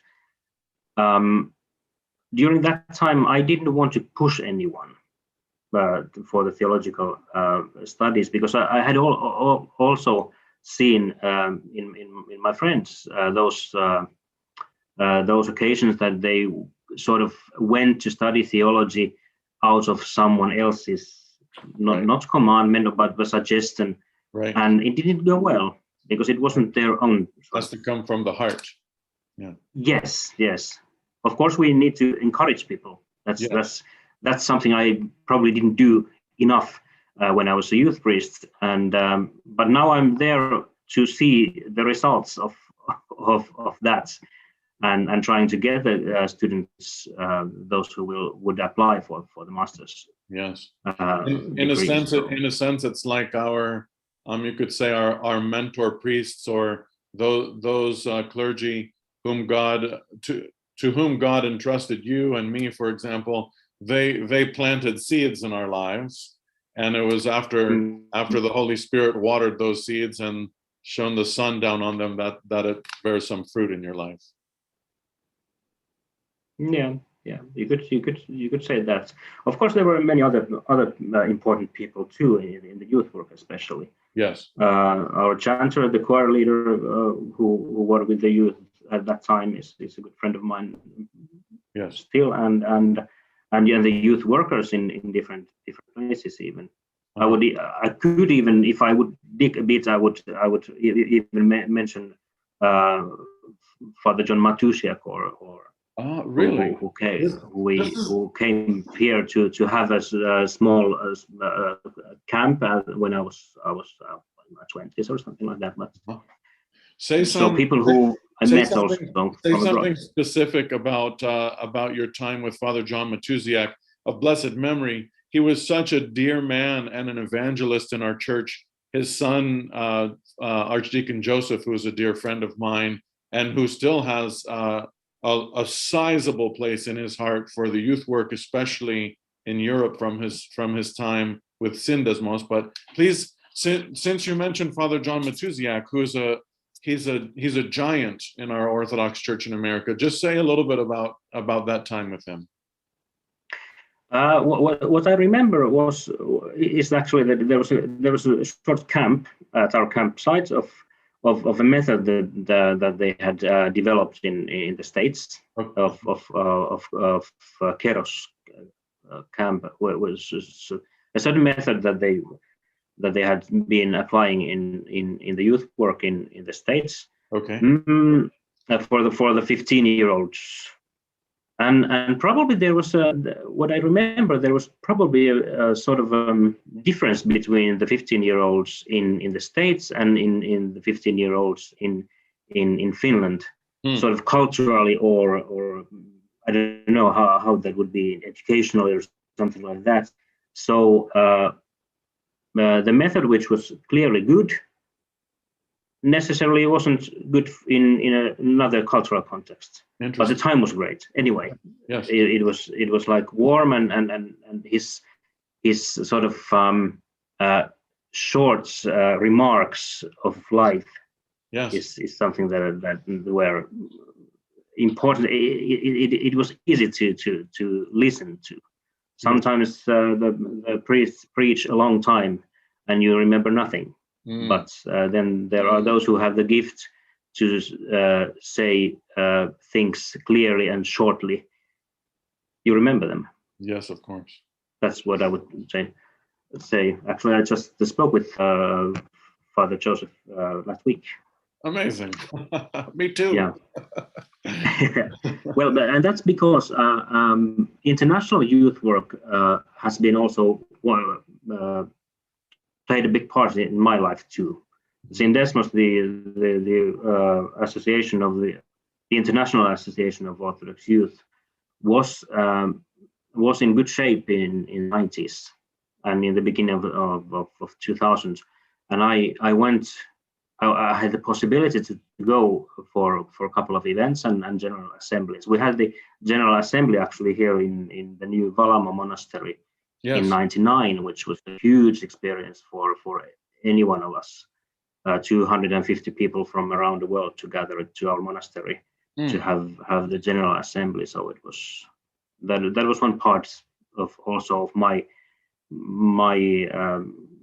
raising up and growing up in the church. Yes. Too. Beautiful. Very beautiful. I also have fond memories. I just spent, I think, 2 days at the new Valam monastery there, but 2 of the most precious days actually in my life. And then also to go see the nuns at Lintula, beautiful monastery. So, so you wound up after some time studying theology, but not towards the priesthood, just for, you said, for more information or to learn some more. So pick up the story from there. Yes, and for the love for theology and for the church, I would say. And then things went as they went. Then when I was just graduating, and I had my present wife had moved to Helsinki already, and at some point, and then I got placed in the western suburbs of Helsinki to teach Orthodox religion. I had 15 schools in a week to drive around Espoo and some 100 pupils during that year. And after that, first there was a leave for the youth chanter. So I came to Paris to substitute her at first place, and then the youth priest who had been working here almost all sort of my student life in Helsinki for youth work, he went to Lapland. Right. So we had got married a year before, and then I was almost graduating, and so I applied for the youth priest's job, and I was the only one to apply for it. And then that was the point when I was applying, when we first spoke with the bishop of the ordination to diaconate. And who was the bishop at that time? What was it? Metropolitan Ambrosius. Metropolitan Ambrosius. It was right. So maybe we could talk a little bit about how are the clergy formed, because as we were discussing a little bit before we began our time together, you mentioned that for us at least, it's kind of a unique system of training. Every youth worker, that would be those singers and youth workers and clergy, I think, attend for the master's degree at the university, and then those who continue to be clergy then continue to the seminary for practical training. Is that right? Maybe talk a little bit about that. The practical training is included in the master's degree. Okay. Both for the choir leaders and the priests. Okay. And also for the religion teachers. So the youth workers, we don't have any training for youth workers. Okay. Such in our church. There are other, of course, institutions that train them. But the religion teachers, those who then go around in the schools to teach religion, they have their program in the university, and for all of those, there is a certain amount of practical studies at the seminary during the studies. And now we are, or the church is establishing a curriculum also for those who have been probably began their work already in the parishes. So the church's own studies, that would be, I don't remember how many credits that would be, but that's something that you would do when you have already begun your work in the parish. I see. With the mentors and stuff. But the degree, the master's degree, is taking in the University of Eastern Finland, where I work now. Yes. The campus is in Joensuu, as well as the seminary is there too. Many of the students live at the seminary, not all of them, but many of them. Yes. And so it's a state university with a theological department for both Orthodox theology and then Western theology. And we have some common courses like languages or history or such things, together with those who prepare for the offices in the Lutheran Church. Yeah. Mostly in the Lutheran Church. In our university, there is a big theological faculty here in Helsinki University, which they also give the education for those who will be the priests or religion teachers in the Lutheran Church, but also in many other denominations too. I see. So tell us a little bit about what you teach, and then if you will, a little bit about the faculty at the University of Eastern Finland, and then let's hear specifically about also the seminary and how it directly interfaces with the university. What is it that you teach, Father?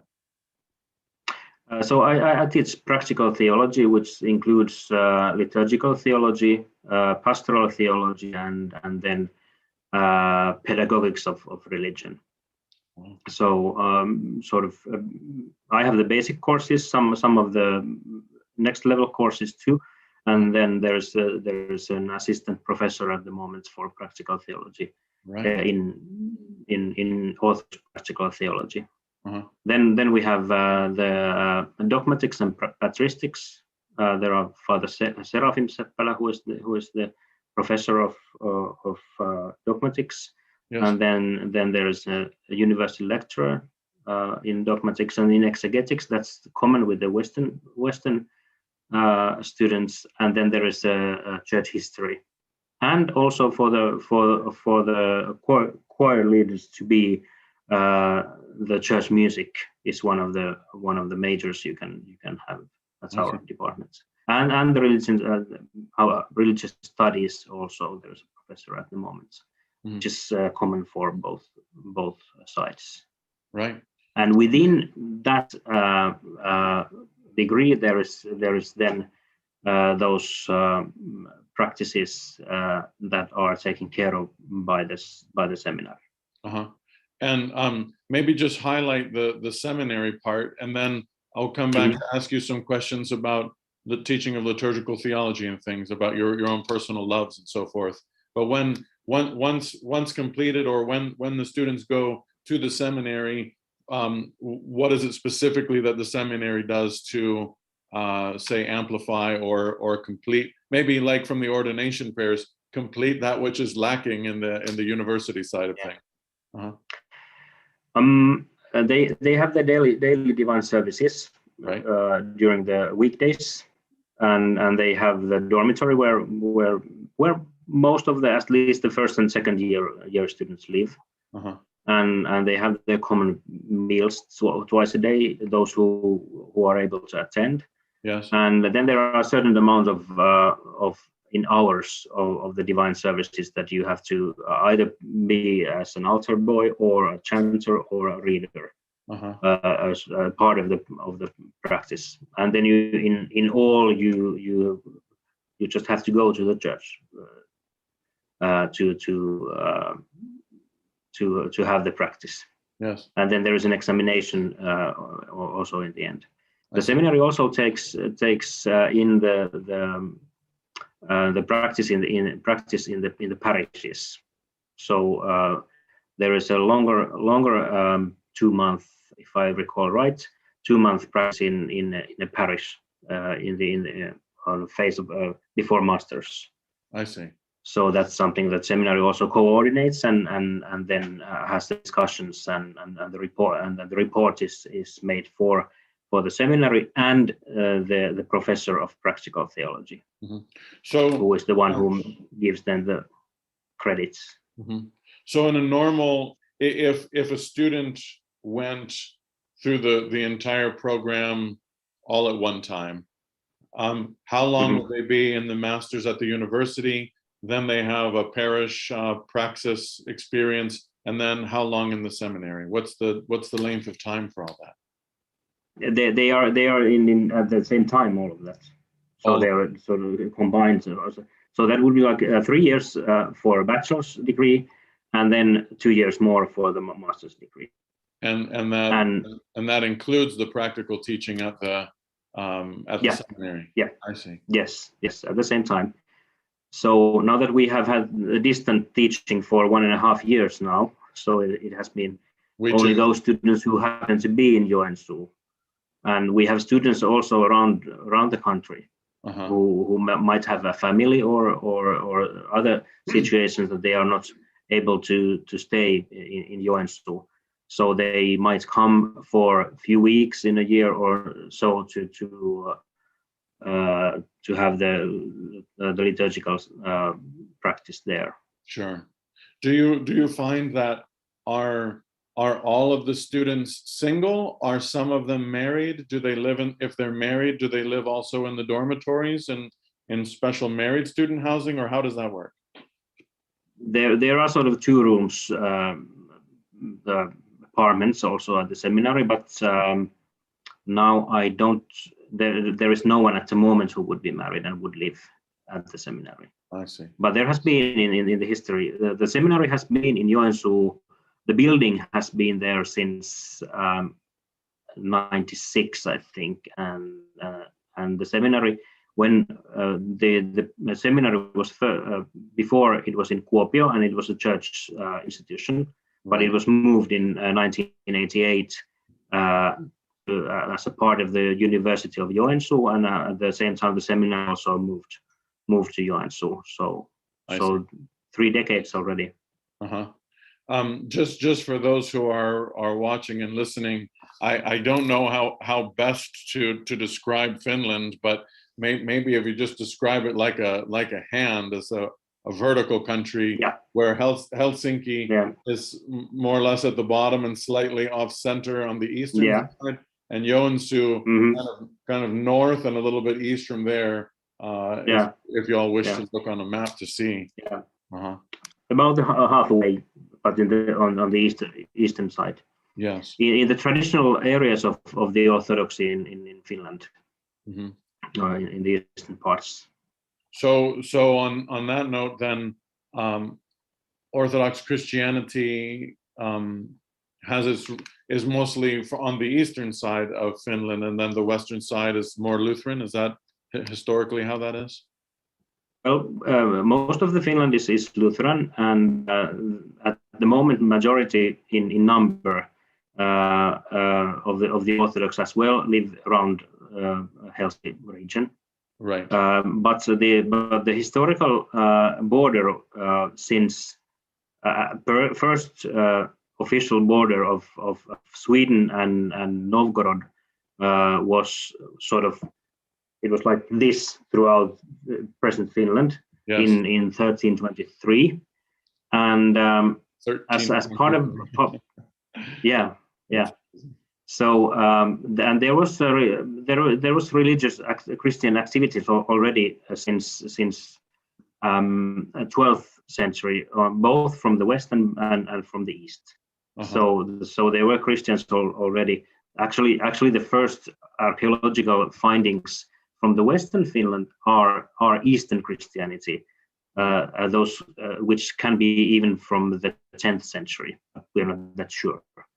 So Christianity came from both sides at the same time, but then the longer period for most of Finland was under the Swedish kingdom, which meant that the Catholic Church was part of that history. Right. And the eastern side of Finland was then under Russian regime until 1809, which created a basis for the Orthodoxy to grow and become the religion of the people there.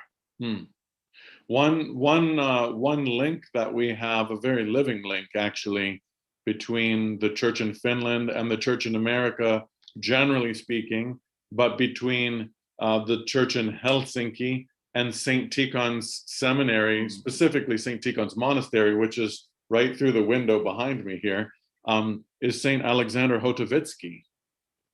Yes. As I recall, St. Alexander, once he, I think it was after his time in America that he came to be the rector in Helsinki, yes? Yes. At the beautiful. He lived in this apartment, actually. Right where you are? Where I live now. Yeah. This is the half of it. It was renovated in the 70s, but this is the half of the. So they tell me. So Saint Alexander Hotovitsky is very near to my heart as a missionary priest in our nation. He, for those who are listening and watching, Saint Alexander was the editor of a journal here, which was called the Russian Orthodox American Messenger. It was an English insert into a larger Russian publication, but regularly published news of Orthodox missionary activity in America, and he served here at St. Tikhon's Monastery. I believe helped to consecrate the church at that time. Maybe say a little bit about St. Alexander Hotovitsky, who served at the beautiful Dormition Cathedral there in Helsinki. Father, tell us, you're in his apartment, as they say. Greetings, friends of St. Tikhon's. Thank you for joining us for our live stream today.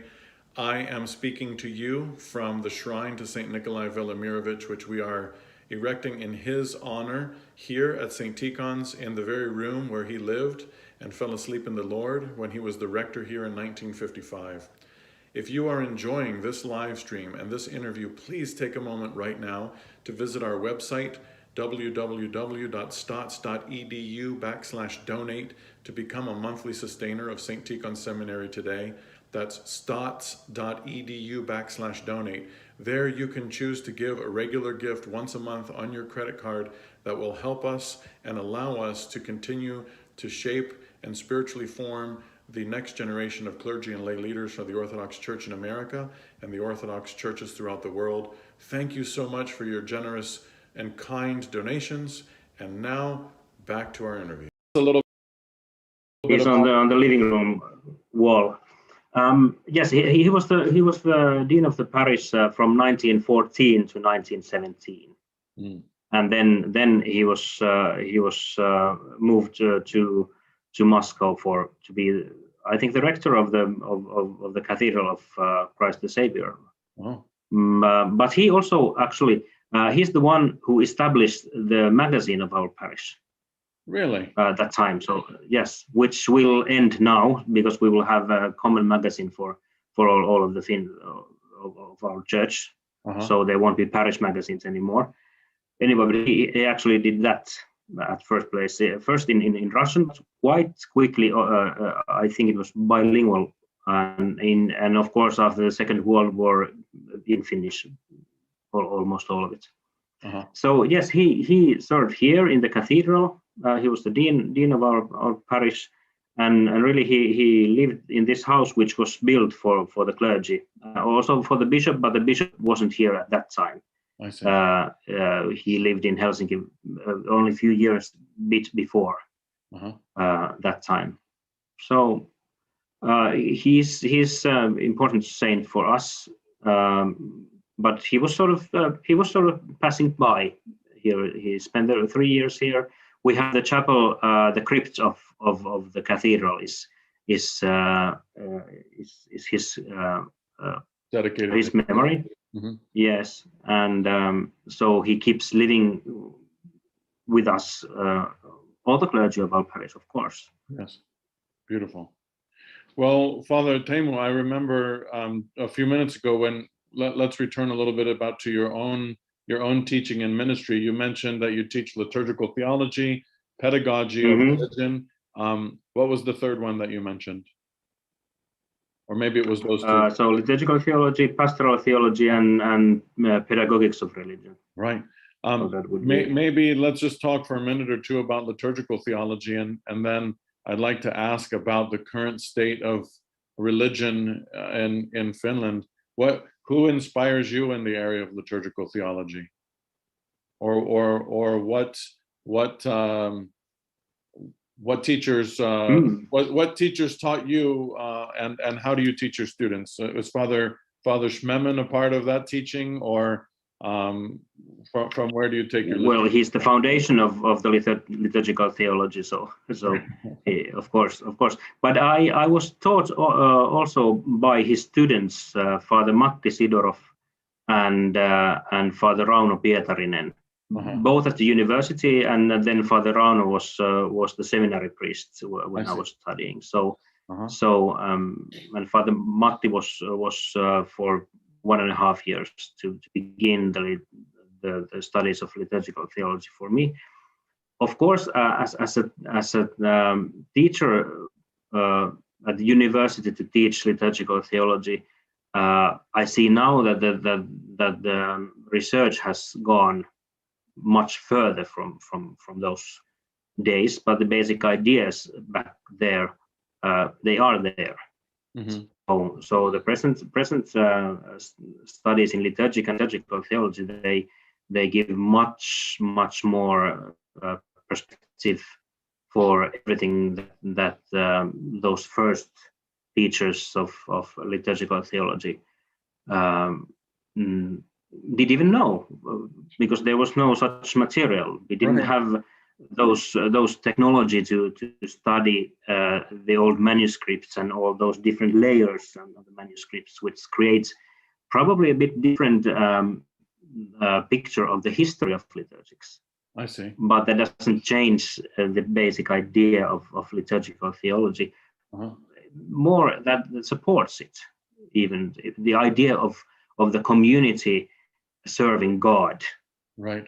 That's the basis of the liturgical life, not the books, right? Not written or printed books, but the community that serves. Yeah.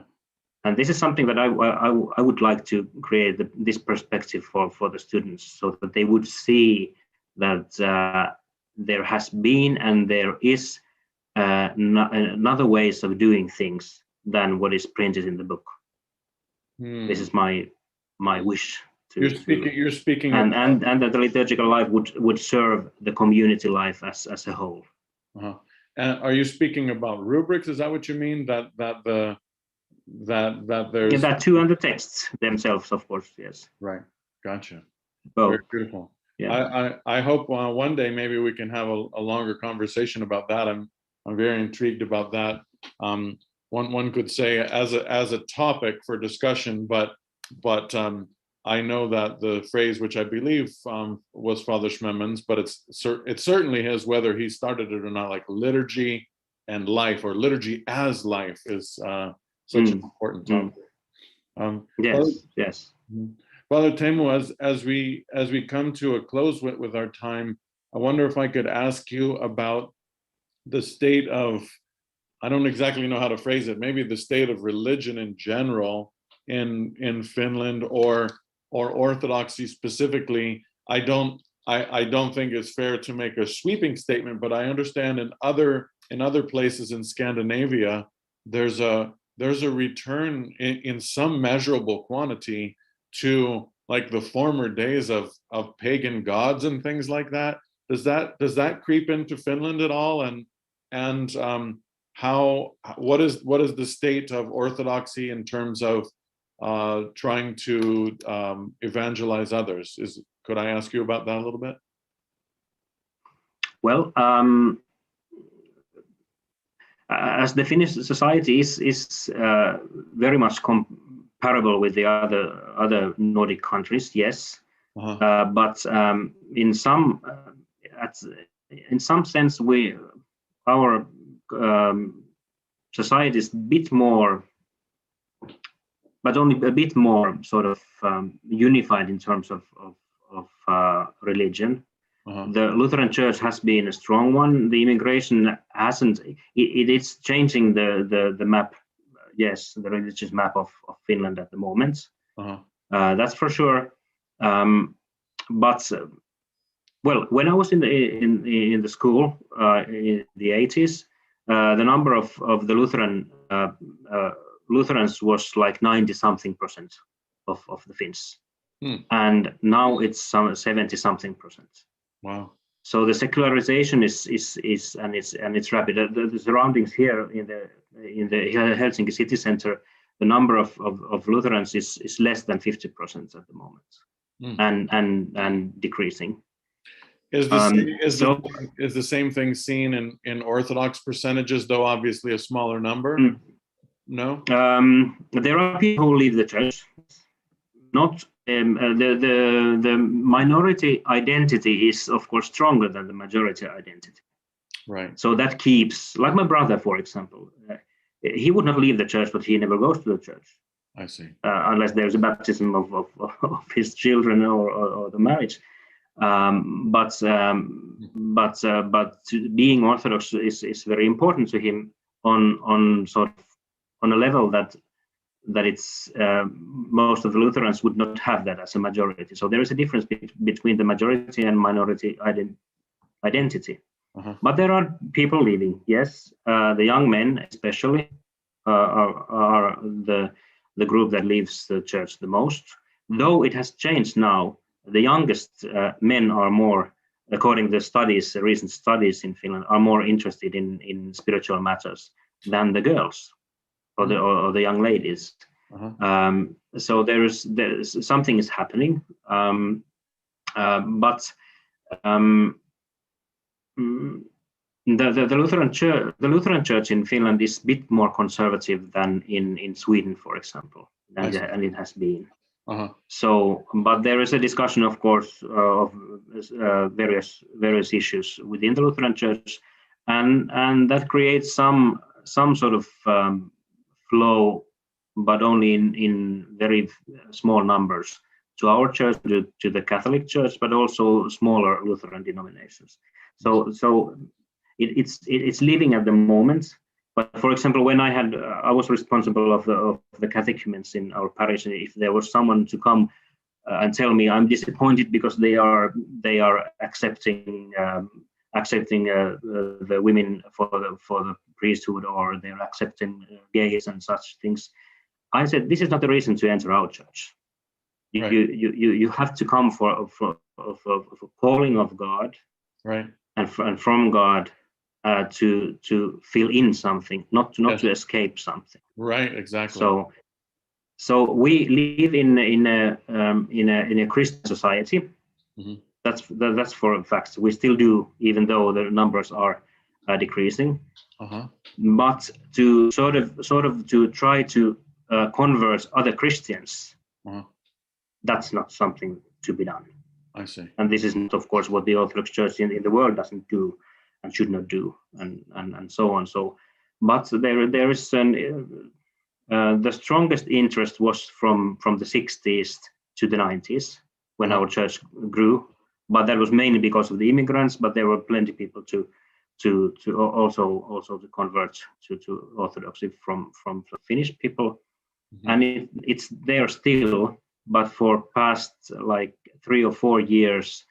For the first time since 1990, the number of our church, the members, has been decreasing a bit, like few hundred per year, because of those who leave the church. I see. Yeah. Well, likewise, so it's changing. Yeah. Well, I appreciate your painting that picture, that map of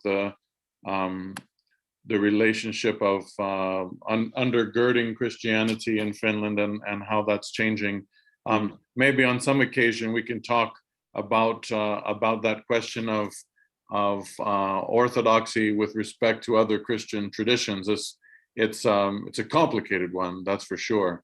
But Father Teemu, but very important. Yes, of course. I am so grateful that we could take some time today to speak. I'm very, very glad to get to know you a little bit more and your own history as an Orthodox Christian and the ministry that you have there in Finland. as I mentioned in the beginning, I'm so grateful to have had the experience to come visit the Orthodox Church in Finland. I hope that the ties between our churches will continue to be strong, and I would have the opportunity to come back there. I hope you will have a chance to come over here sometime and visit. Thank you. Just as I saw and venerated the altar where Saint Alexander Hotovitsky served over there, I hope you likewise can come here and have the chance to do the same.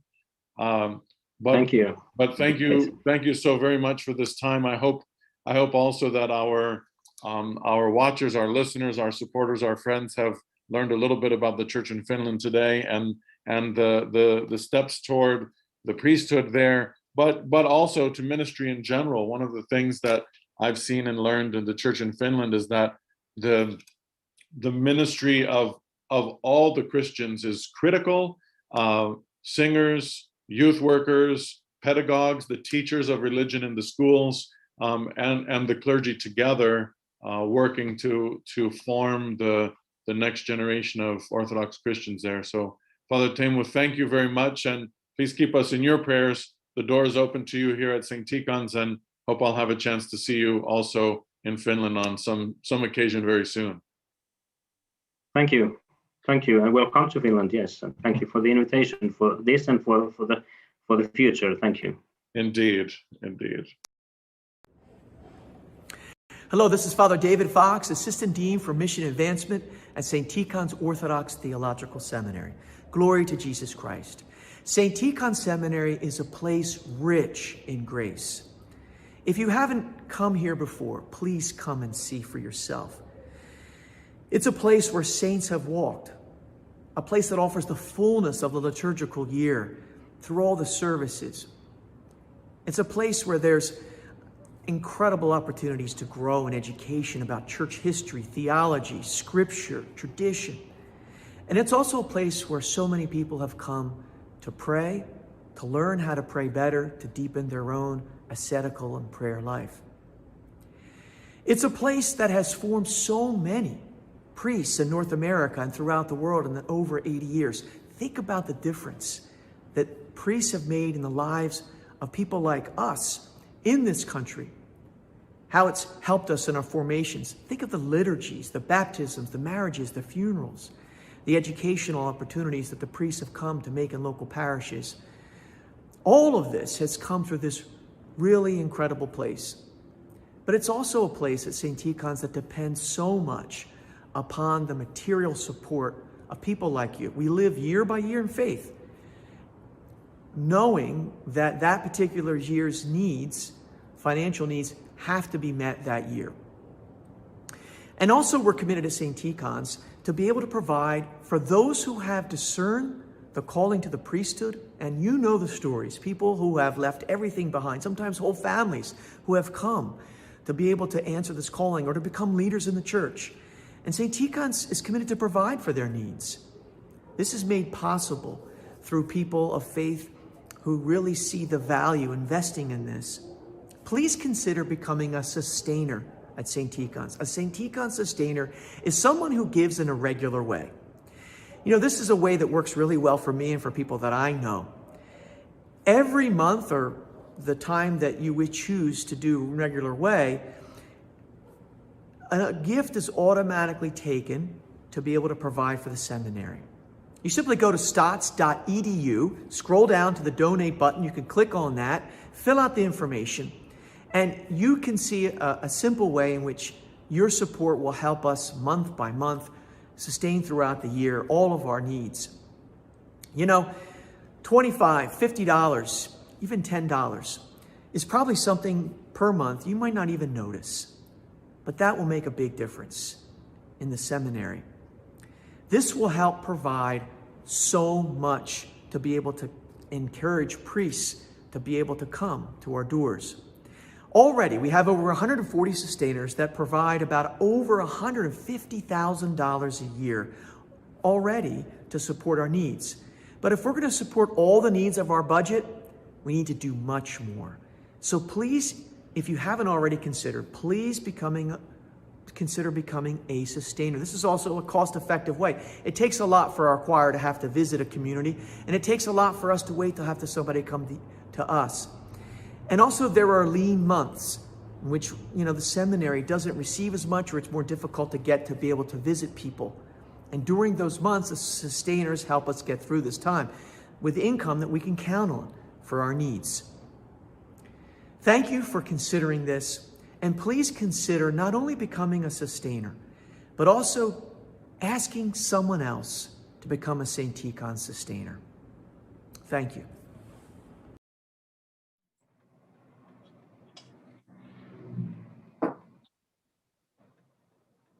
Hello, my friends. Father John Parker here once again. I am here with Matushka Jeanette. Hello. We are in a car. We are doing the safe thing, and we're pulled over on our own volition, that is, somewhere between Fort Worth, Texas, and Dallas, which is about an hour drive at this time of the day. We are here to thank you for your generosity to St. Tikhon Seminary. I thank you, Father David, for those beautiful words about what it means to be a sustainer and the kinds of sacrifices that our students make to come to seminary.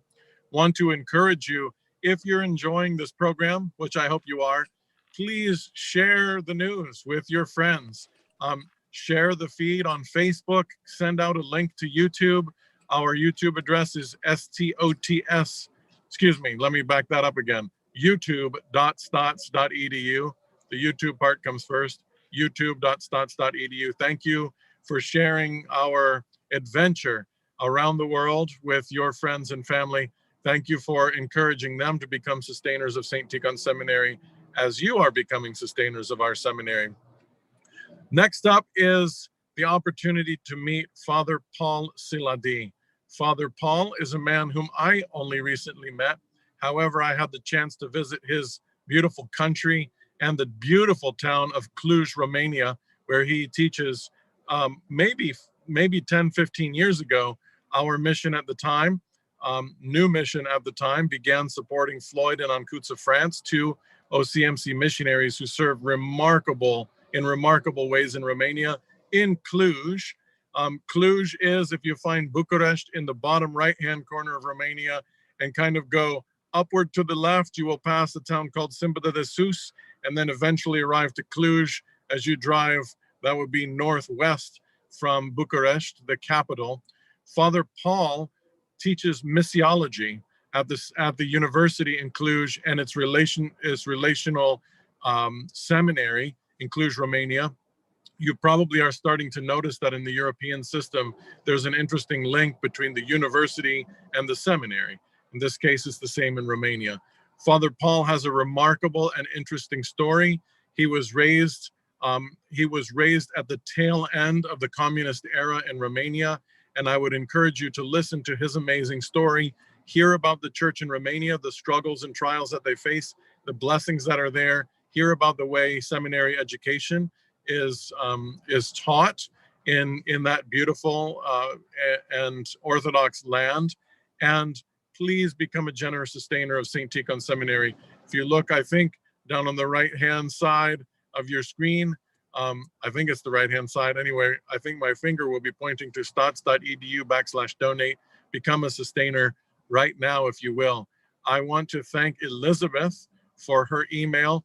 In the last hour, I invited you all to share your prayer lists and names to offer for our newly ordained priest. And I will share indeed with Father Jeremiah your list of folks that you'd like to pray for. If any of you would like us to continue sending some names to Father Jeremiah in his first few weeks as a priest, dean@stots.edu, and we'll happily do that. Father Ignatius, once again, thanks for all your technical assistance. Everyone who's listening, thank you. Please meet my friend, Father Paul Siladi in Cluj, Romania. Thank you.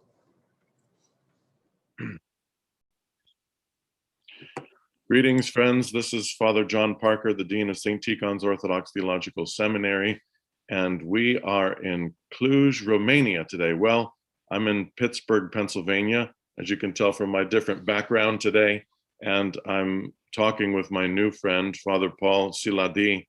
Bună ziua, Father Paul. Bună ziua. Father Paul teaches at the Theological faculty in Cluj. From my introductory conversation with him, it's it's considered to be the largest theological faculty, did you say, in Europe? Not the largest theological faculty, but our faculty is part of the university.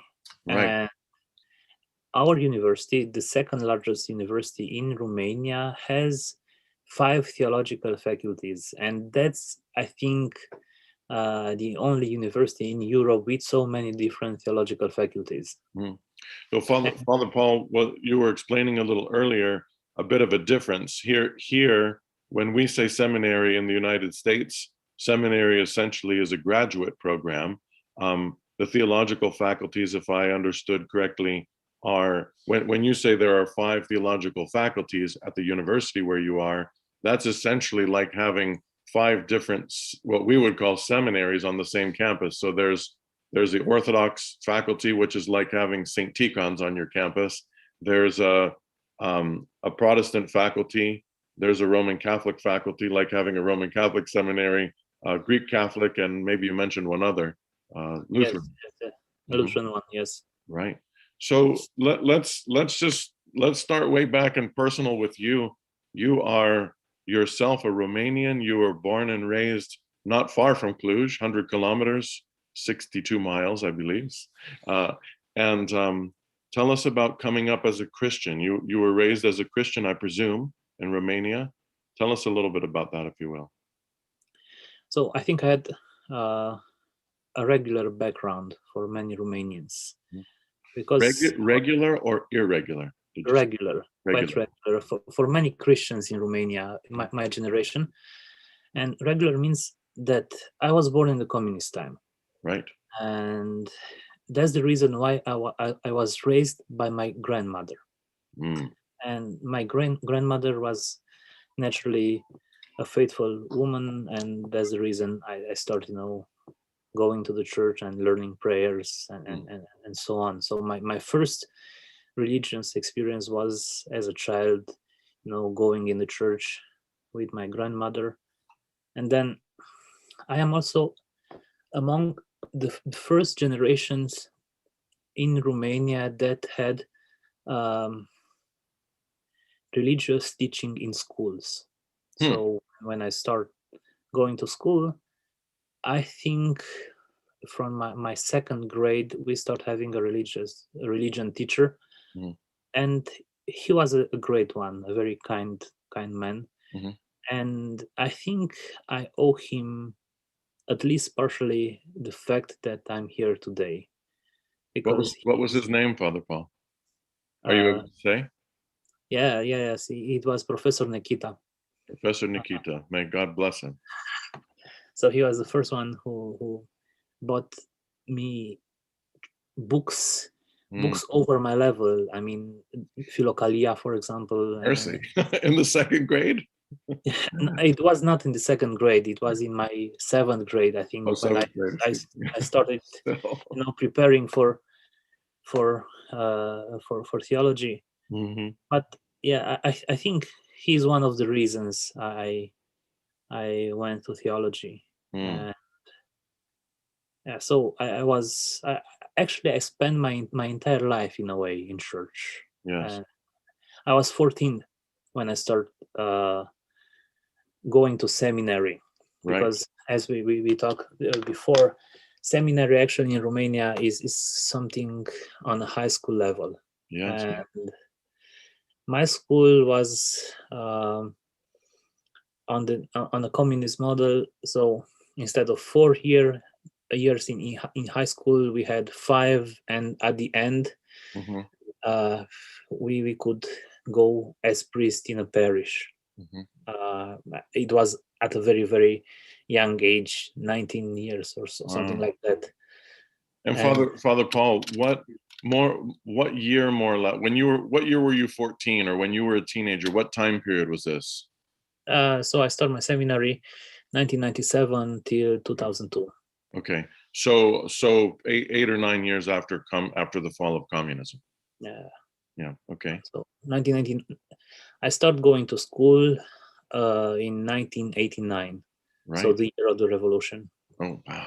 My second grade was during those wild Mm. years of change.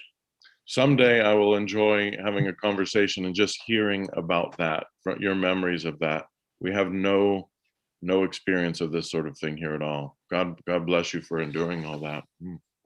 Wow, coming through.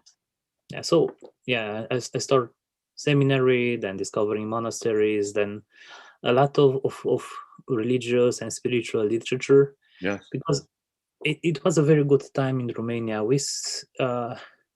The church started to publish again great books, great translations from many theologians, many from the Russian tradition that went to Paris and then to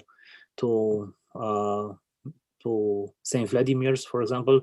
Sure. Started to be translated in Romanian. Mm-hmm. Like Paul Evdokimov, it was a very important name for Yes. our generation. Then also Alexander Meman was a very important name. For me too. We start reading those books, naturally translations of those books, but that kind of literature influenced us a lot. I think for my generation, the name of Dumitru Stăniloae, so the most important Romanian theologian. Yes. And the names of the Russians in exile. Yes. Like Vladimir Losky and all those huge names, right, were a very important part of our, or of constructing our view on theology. You know, what's so interesting, Father Paul, is just a brief little personal side note. All of those names were extremely important to me also, but I was raised outside the Orthodox Church. So when I began to learn about the Orthodox Church, when I was in the seminary, the Episcopal Seminary, Anglican Seminary is where I began. I began to read all of those names there, and it was they who likewise shaped me, but to bring me into the church. You know, very interesting how they have helped both of us from very different perspectives. Yeah, I think that is very important and says something about the work they did for the church in 20th century. Yes. Yeah. So I'm very glad to hear that. Yeah. And also, I would like to hear your story once, because I'm interested in conversion also. Yes. I will go a little bit further on this side note. Okay. Romania has a huge Orthodox tradition, but one of the reasons we start forgetting, how important the church is, and we start, be maybe ungrateful, and we keep criticizing the church, and we are unsatisfied with many aspects of the administrative and earthly life of the church,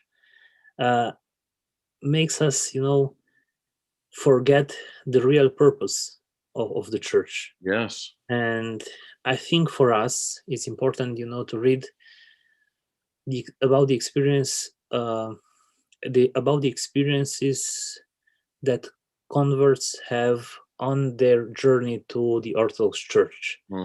Because I think they are able to see the church in a very fresh manner. Yes. That would help us clean our view and get a proper understanding of the church. And yeah, that's one of my interests. It's a curious topic to discuss, and let's agree to do that together on some occasion.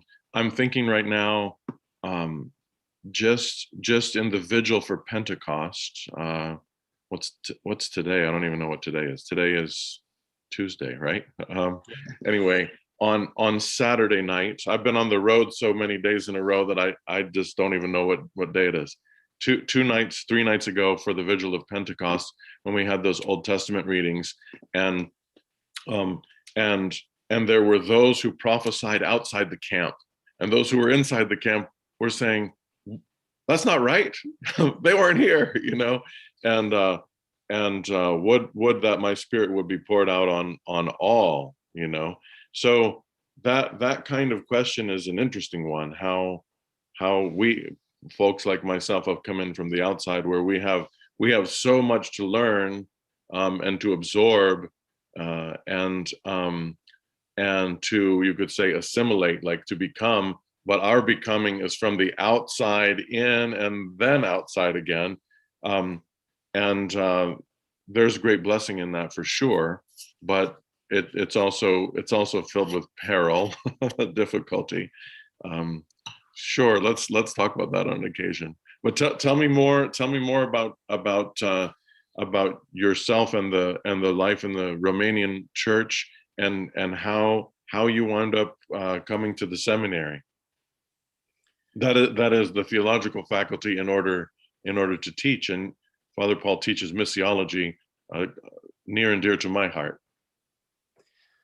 I think, yeah, when I was a seminarian, I mean, on the high school level, I had the blessing of having a professor, actually a retired priest, that started to guide my lectures and help me orient in a way in the cultural world. And I think he was the first one who told me that he would like to see me once in a faculty teaching students theology, generally theology. So in a way, when I was a seminarian, I started thinking about this possibility, but it looked so far away that I never had courage to really think about it. Yes. But I followed the normal path. Theology at the faculty level, then master's degree, then PhD, and then for a while I work in a church as an editor and then director of the church radio station in my archbishopric.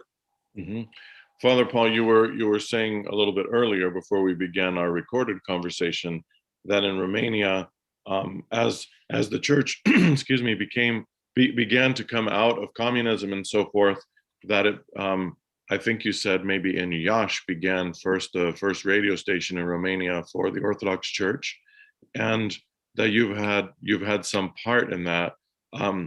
I'd like to ask you first, and then follow up about that radio station. Are you familiar with Ancient Faith Radio? Yes, of course. So this is a wonderful and amazing ministry here, of course, that's grounded in Chesterton, Indiana. John Maddox, who's just done an amazing work in creating Ancient Faith Radio, and all of those who participate in it. Tell us about that sort of outreach that you all have that began in those days that you took part in. So after the big change, I mean, we call it revolution, but we are not very sure if it was a revolution. I would like to translate from the German word for that is change. After that change, after the fall of communism, the church started to recreate the old means of communication. We started magazines, publishing houses, and also radio stations. And it was a dream for the church, and that dream required a lot of work.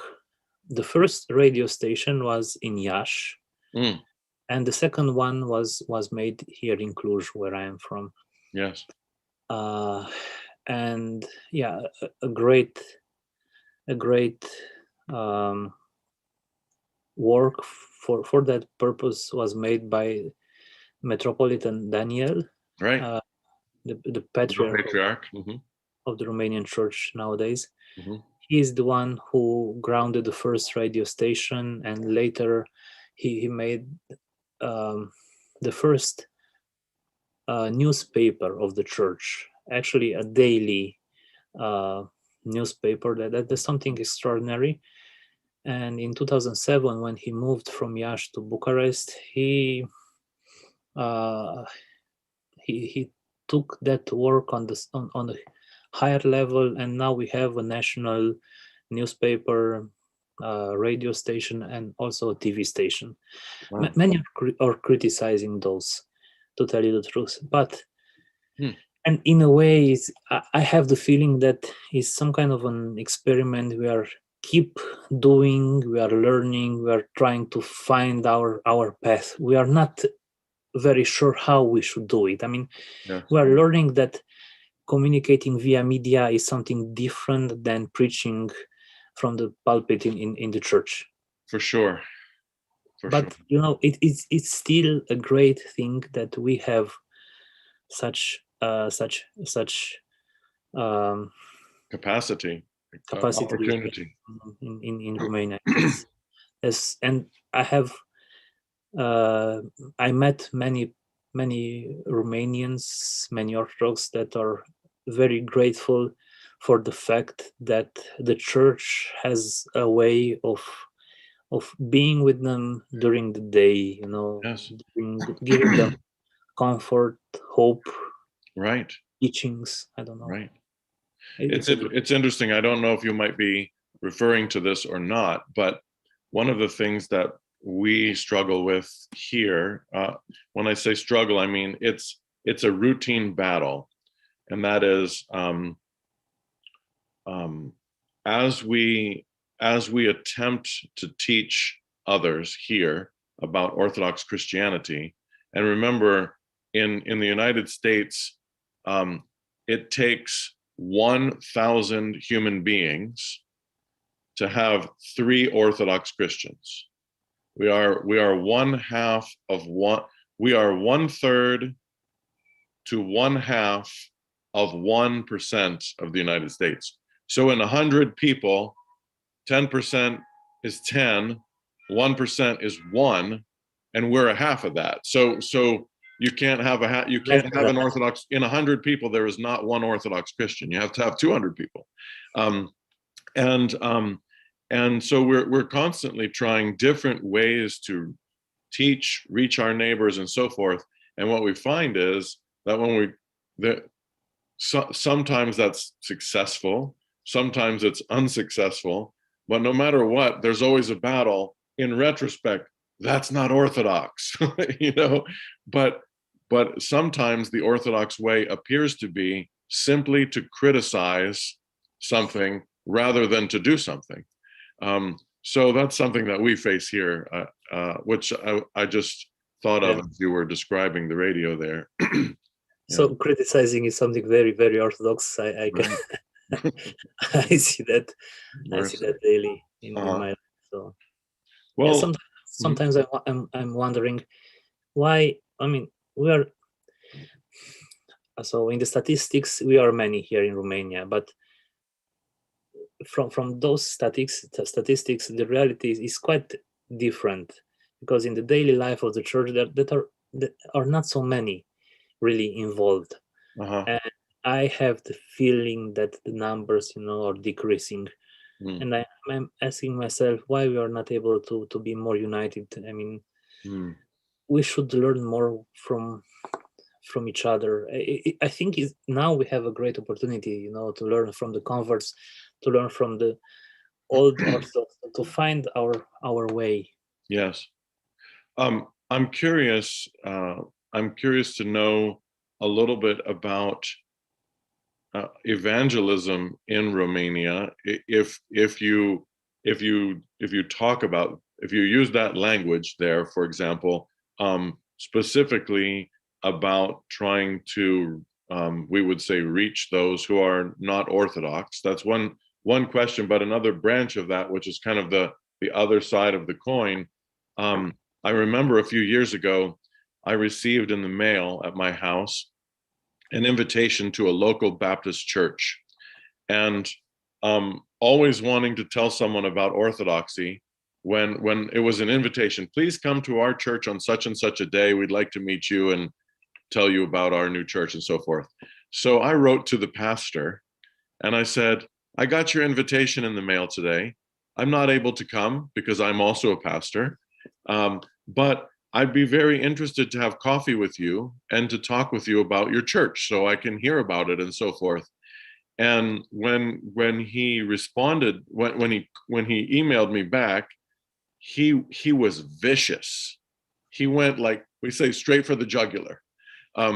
He told me that he had spent, he said, I know about you Orthodox, you're not Christians. I spent 10 years in Romania. I know all about the Orthodox Church. And let me tell you why you're not Christian, da, da, da, da, da. Do you see that with your own eyes? The influx of Baptists or Protestants who are coming in to try to change the Romanian Orthodox people, and how do you all handle that, or how do you see that, Father Paul? Well, that's a very interesting topic, because first of all, you asked me about my background. I mean, I was raised in this changing Romania. Yes. And one of my first religious experiences was going with my mother at a Baptist union. Wow.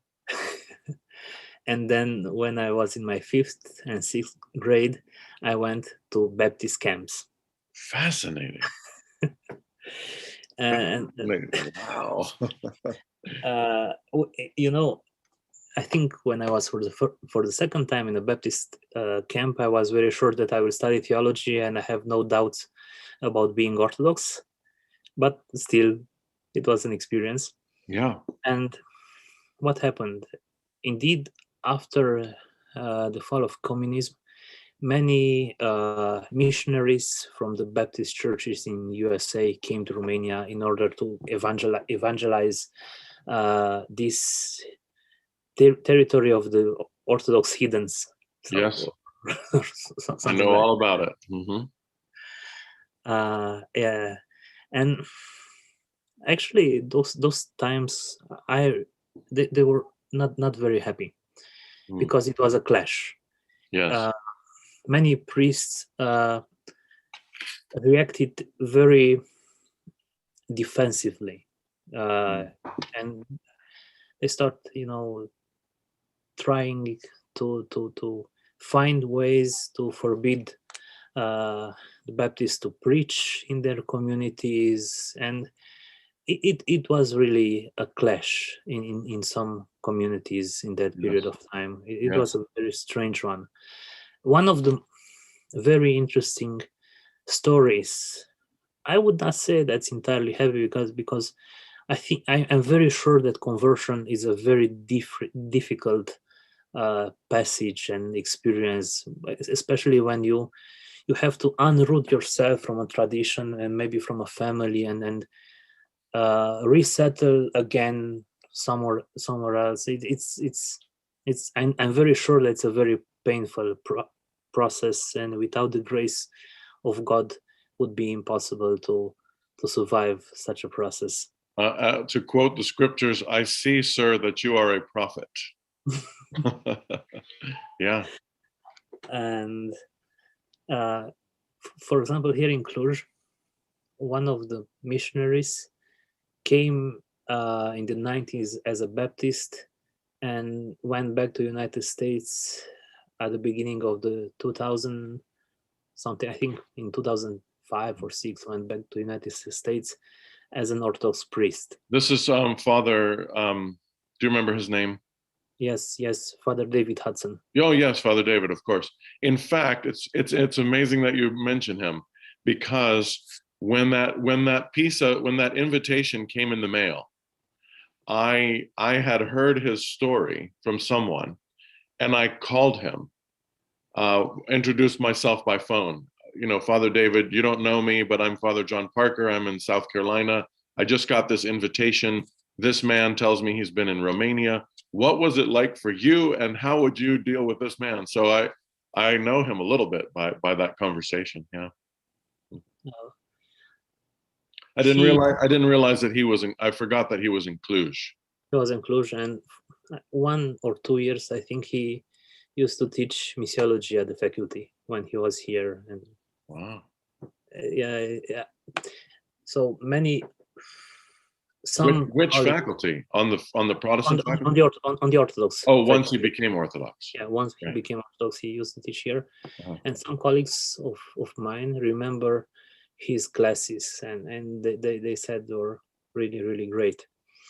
So, but in the same time, in that period, I remember, being, like I said, clashes. I don't have a better word for that. Right. And now the things are starting to be different.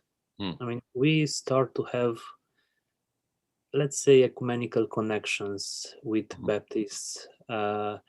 They sometimes come to study in our faculty, maybe a PhD or at the master level, something. And we start to be more peaceful with each other. And I think the pressure of the society, and especially neo-Marxist ideology and things like that are, I think, day by day we feel those ideological pressure more and more in our society. Make the churches come together and trying to work for Christianity. Right. So I think that's also a good thing. On the other side, there are many baptized Orthodox that are not really involved in the church life. So when we speak about evangelization or re-evangelization or something like that, right, we very often have in mind reaching those Christians that actually have just some kind of a social attachment to the church without really being living members of the body of Christ. Right. Yes, I can understand and appreciate that perspective, and we have kind of a where it happens is a two-pronged approach. One is the reaching outside the doors somehow of the church to teach whoever will listen about the saving acts of Jesus Christ. About I like you probably are familiar with Father Schmeman's book For the Life of the World. Yes, of course.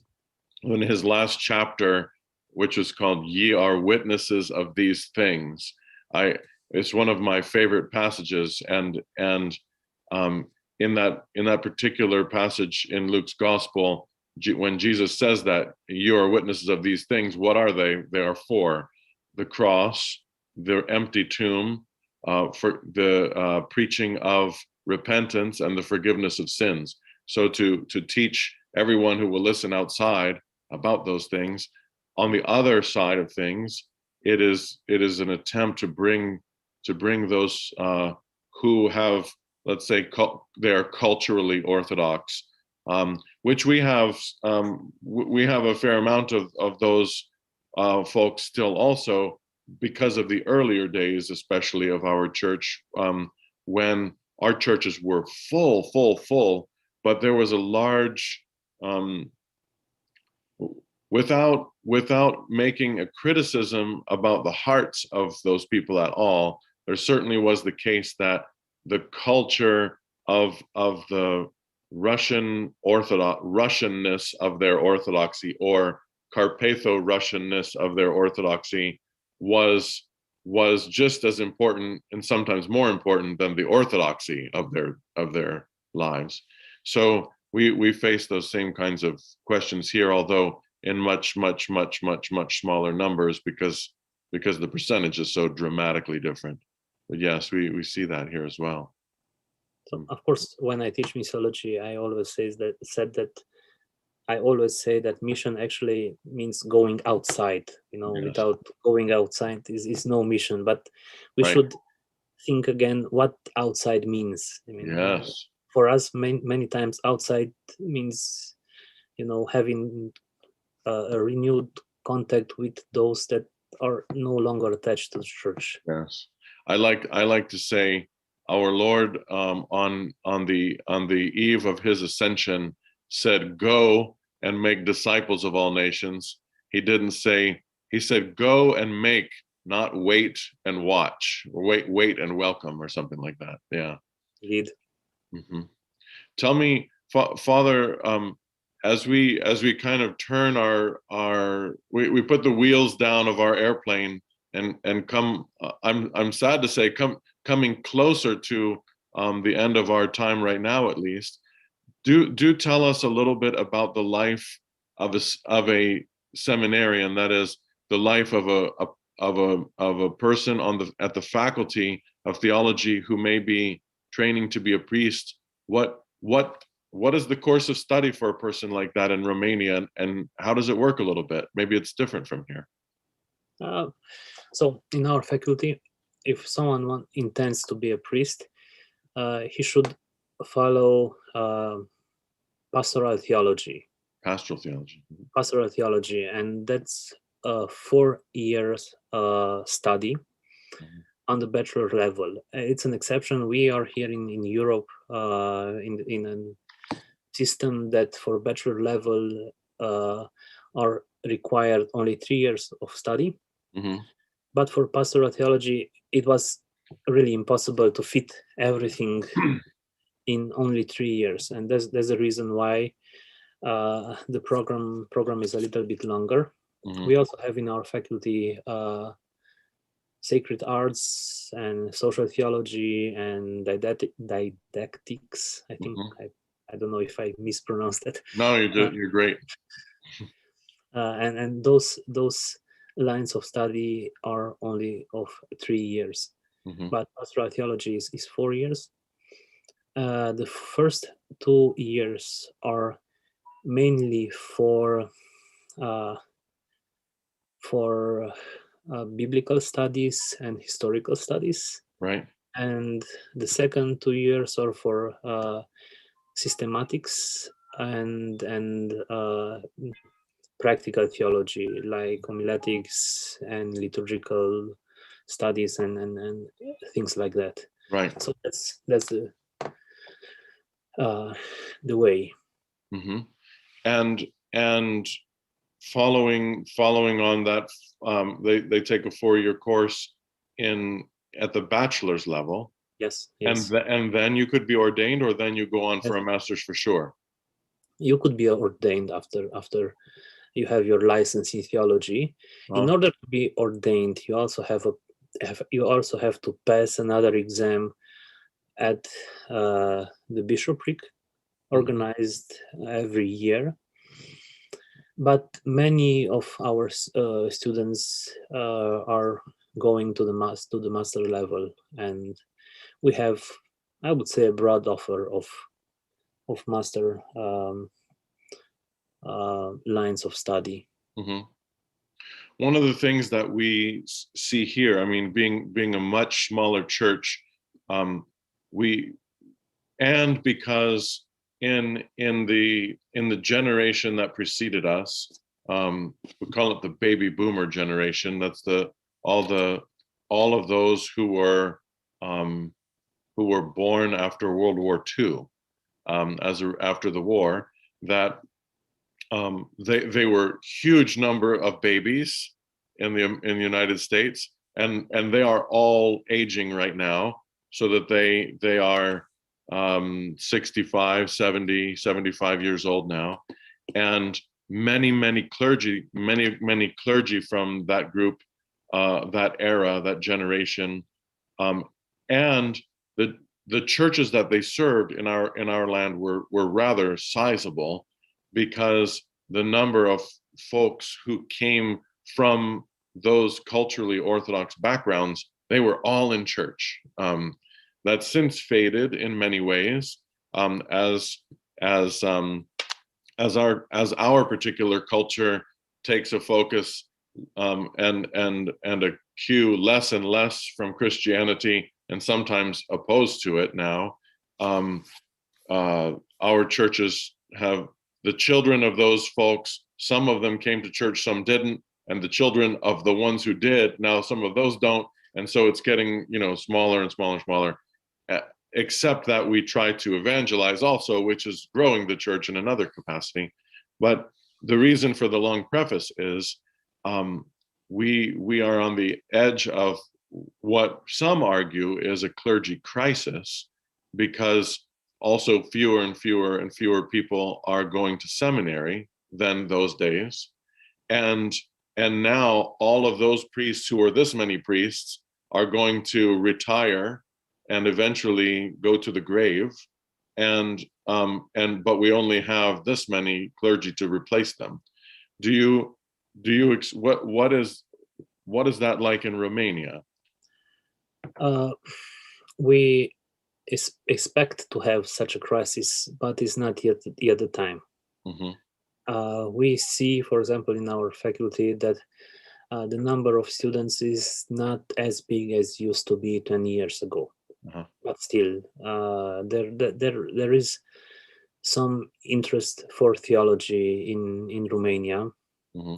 But everything what happens in the United States, I think, reverberates and can be felt all over the world. And I think what you said about the generations and how the younger generations are having less interest for church, that's a reality we can feel and we can relate here in Romania.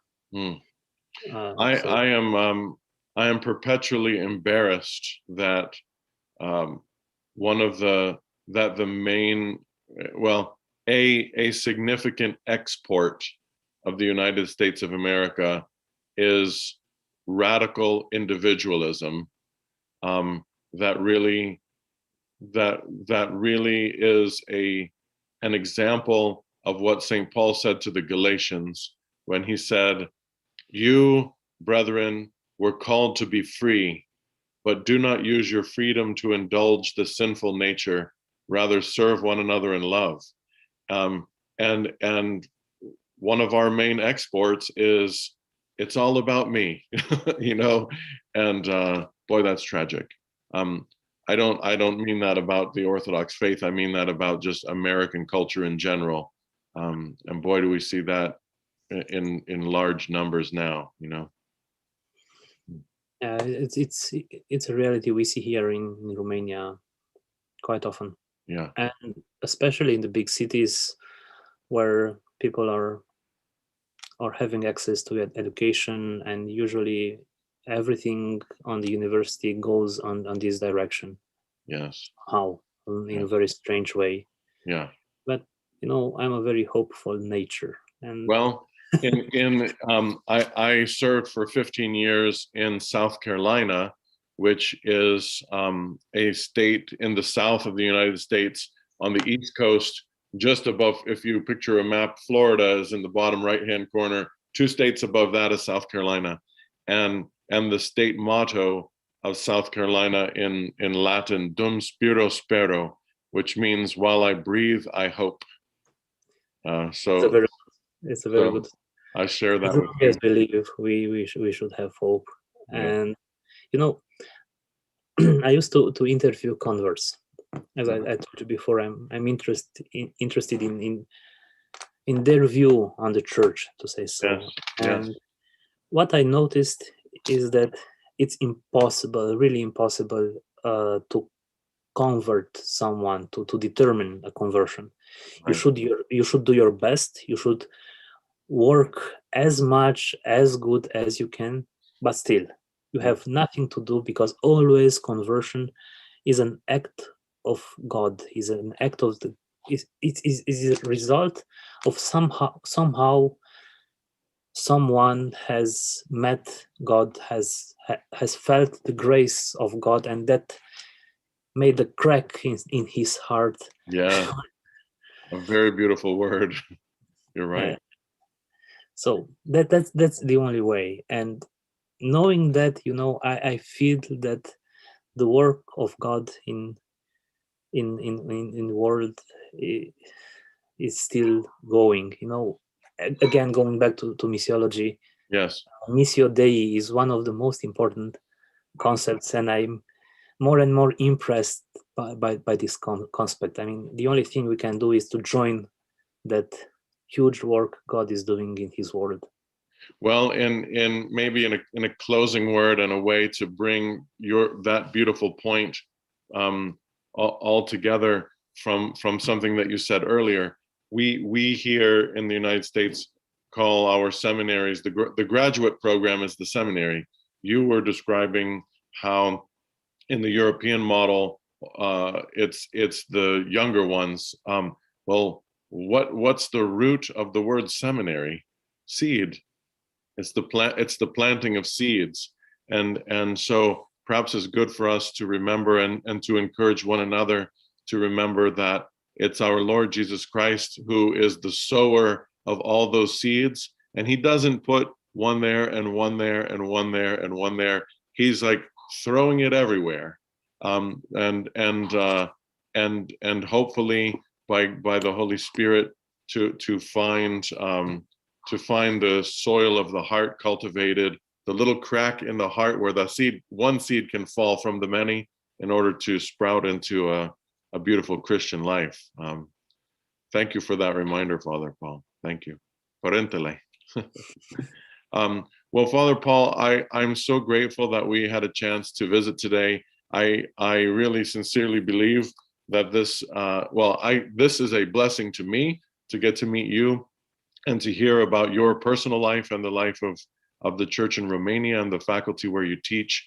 I know also that it will be a blessing for those who are watching our live stream and to learn about you and the church in Romania, to pray for you, that God will encourage you and keep both of your arms raised up for good works in His name. And I look forward to what ways the Lord will allow us to work together in the future. But thank you so much for spending some time with us today.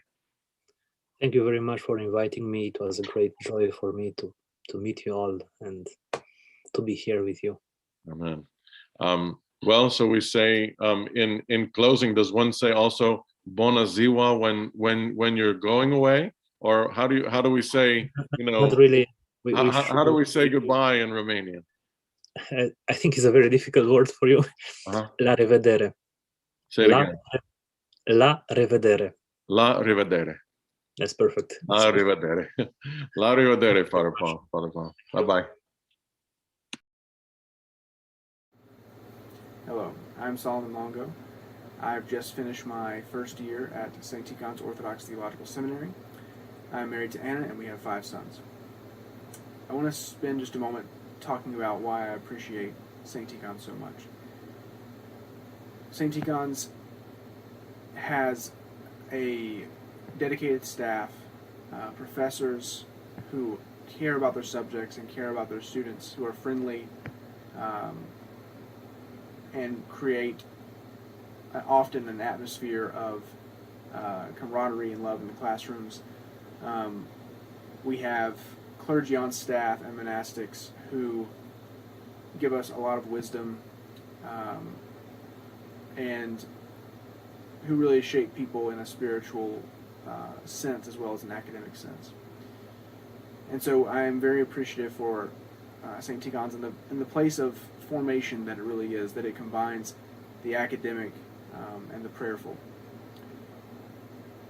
We, in being here, it's really become a home to us in a short time, and the people we've met here, we will certainly have friendships with for our whole lives. And so I can't underestimate the importance of that and and how great a thing that is. And I want to take a moment just to thank those who helped make that possible. I know for myself and for many of my peers, without the generosity of individuals and parishes, our time here would not be possible. And so I thank those who have already been so generous with all of us. If you've considered giving to support the seminary or the seminarians particularly, I encourage you to do that, to look and find out who your diocese has sent and how you might be of help to them, because it can really make a world of difference. And most of all, please be supporting us by your prayers so that the work of St. Tikhon's can continue and be blessed, and that we can see a healthy and strong and empowered group of new clergy graduating year after year and serving in our churches. Thank you. Greetings, my friends. Father John Parker here. Once again, if you can hear a little echo in my voice, it's because I have arrived to St. Seraphim Orthodox Cathedral in Dallas. I'll give you an image here of the beautiful iconostasis painted by the very talented iconographer Vladimir Grigorenko. You can see the entire place is frescoed floor to ceiling. Maybe there'll be time a little bit later for me to share more of it with you. Just a beautiful, beautiful, beautiful, beautiful church. Anyway, it's our joy to be with you. Thank you for your generosity to St. Tikhon Seminary. Thank you for becoming sustainers. We are increasing in number slowly but surely. And I ask you and remind you of that great catch of fish, 153, which were caught in casting the net onto the other side of the boat. Today, being our second live stream, we are casting our net onto the other side and looking to catch 153 new sustainers. Won't you be one of them in the next coming hour? We have coming up two exciting things. One, we'd like to share with you a little bit of culture and music from St. Tikhon's. There is a remarkable music program at St. Tikhon's Orthodox Theological Seminary, and there is, if one could say, just a basic vibe about music and singing in general among seminarians and the environment, those folks who live nearby to the seminary and the monastery.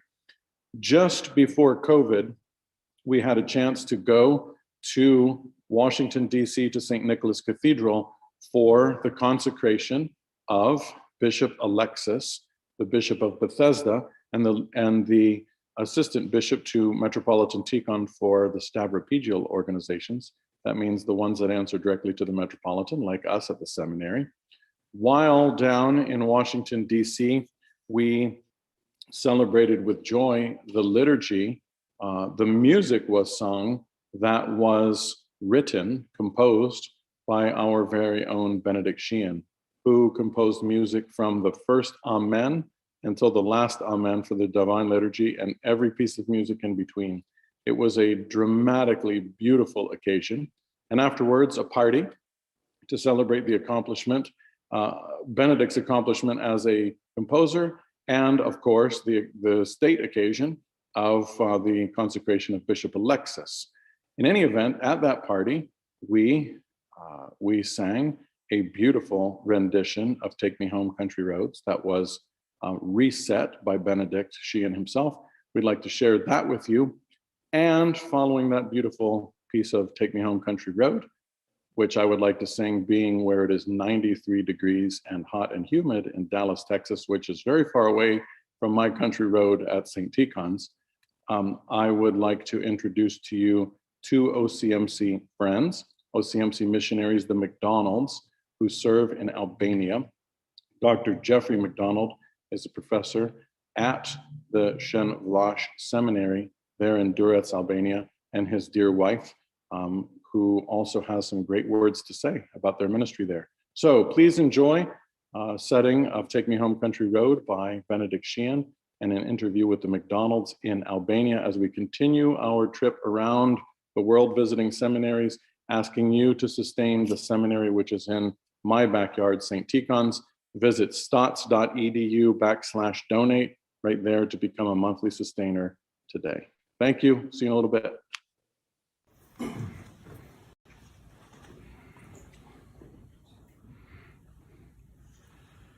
Almost heaven, West Virginia, Blue Ridge Mountains, Shenandoah River. Life is golden, woven in the trees, younger than the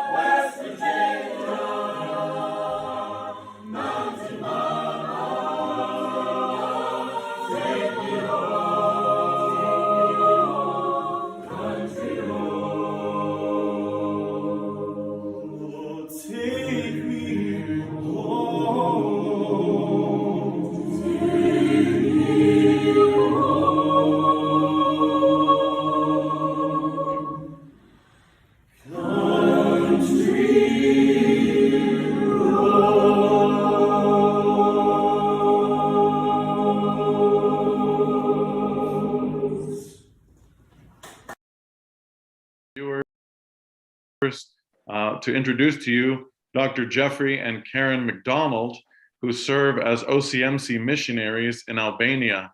It's nice to see you. Good to see you, Father. The McDonalds are friends. The last time we saw one another in person was, I think, in my first year here at the seminary, which was 2 years ago.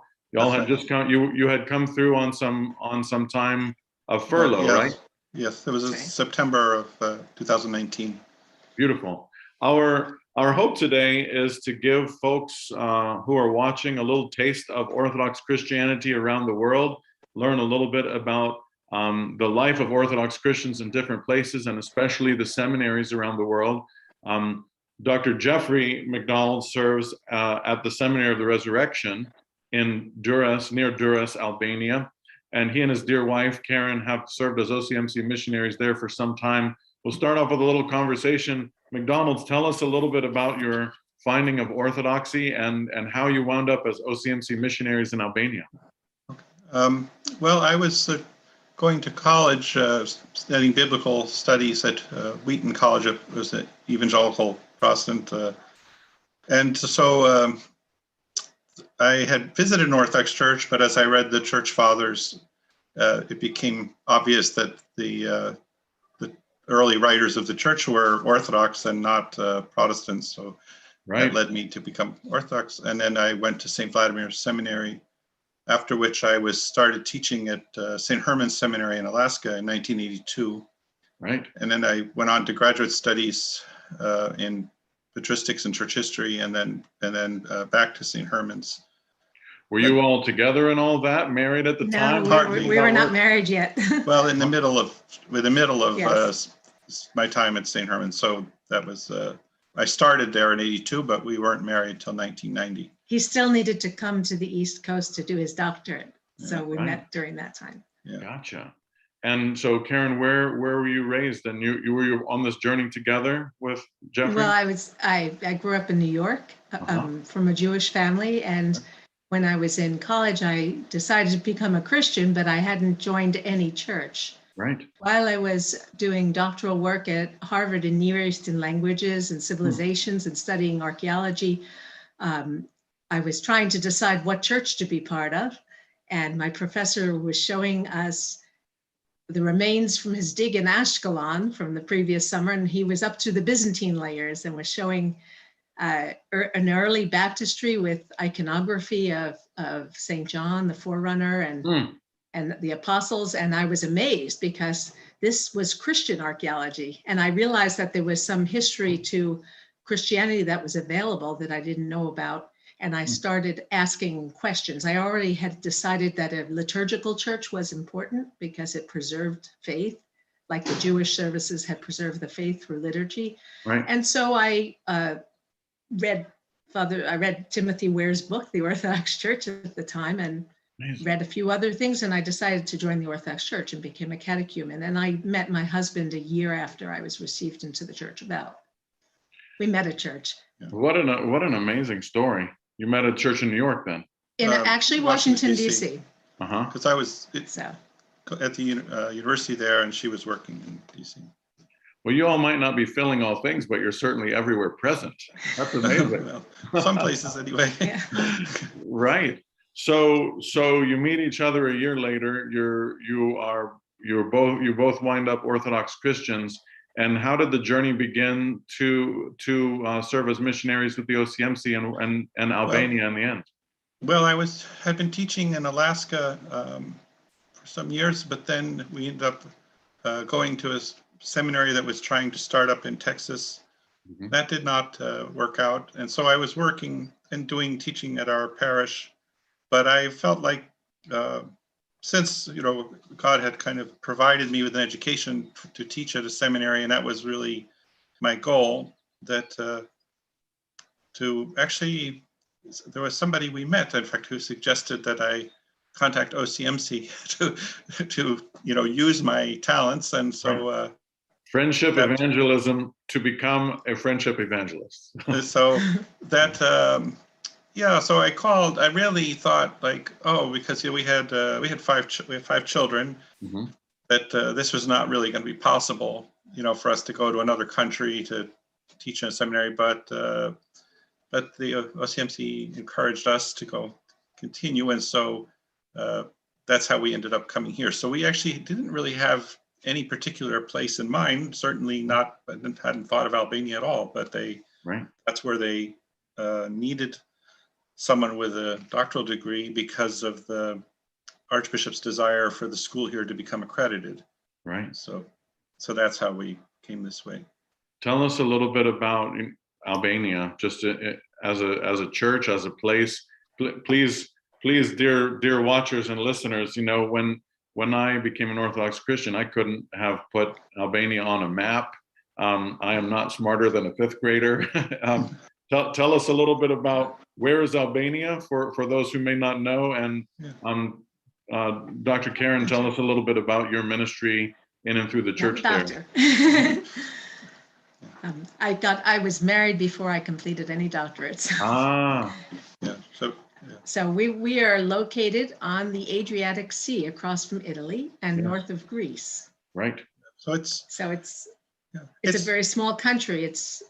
But it's like the center of what was the Roman Empire. So the remains here are from the Roman Empire, and which later on, we call the Roman Empire later the Byzantine Empire. So it was part of the Orthodox Empire up until the Turkish conquest. Mm-hmm. So, but it only became a independent country, separate from the Turkish Empire, right just before World War I. Actually, gotcha.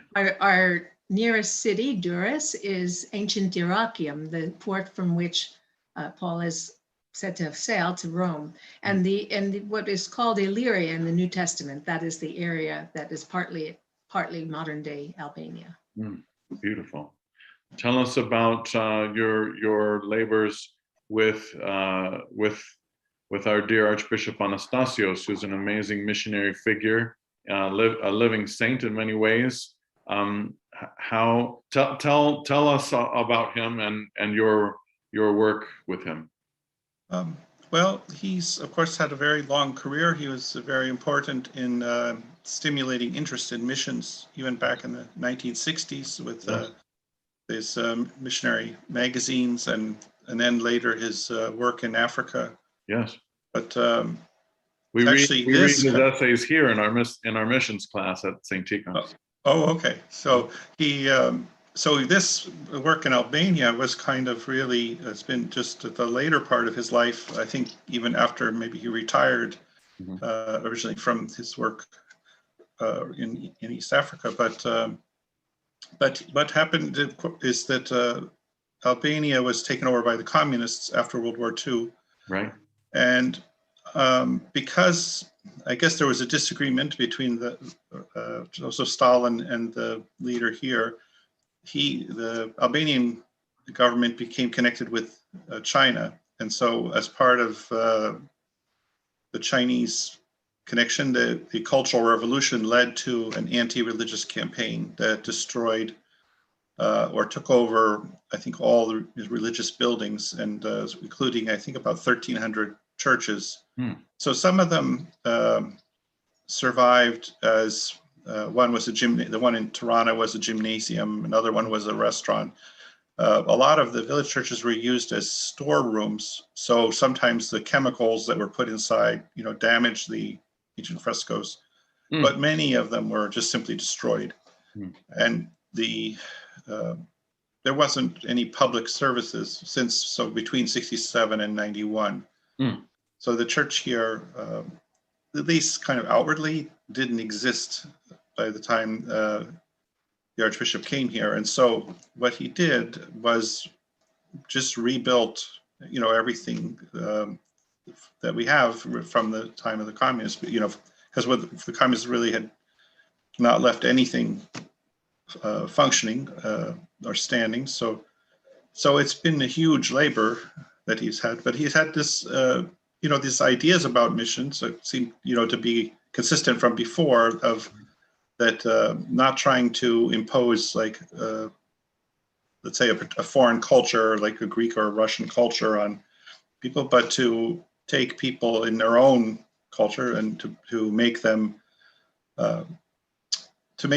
part of the church, and then to educate the local people to be able to serve the church and to be clergy here. So that's in that way, it was very similar to me from my time up at St. Herman's, right? Of wanting to provide indigenous clergy. As I understand it, Albania is the place on earth where religion in every form came closest to total extinction. That's true. Well, in theory, yes. I mean, that was at least in the kind of public reality, that was true. Wow. Now, there's many families that remained faithful Orthodox. There were services done in secret. People were being baptized secretly during that time.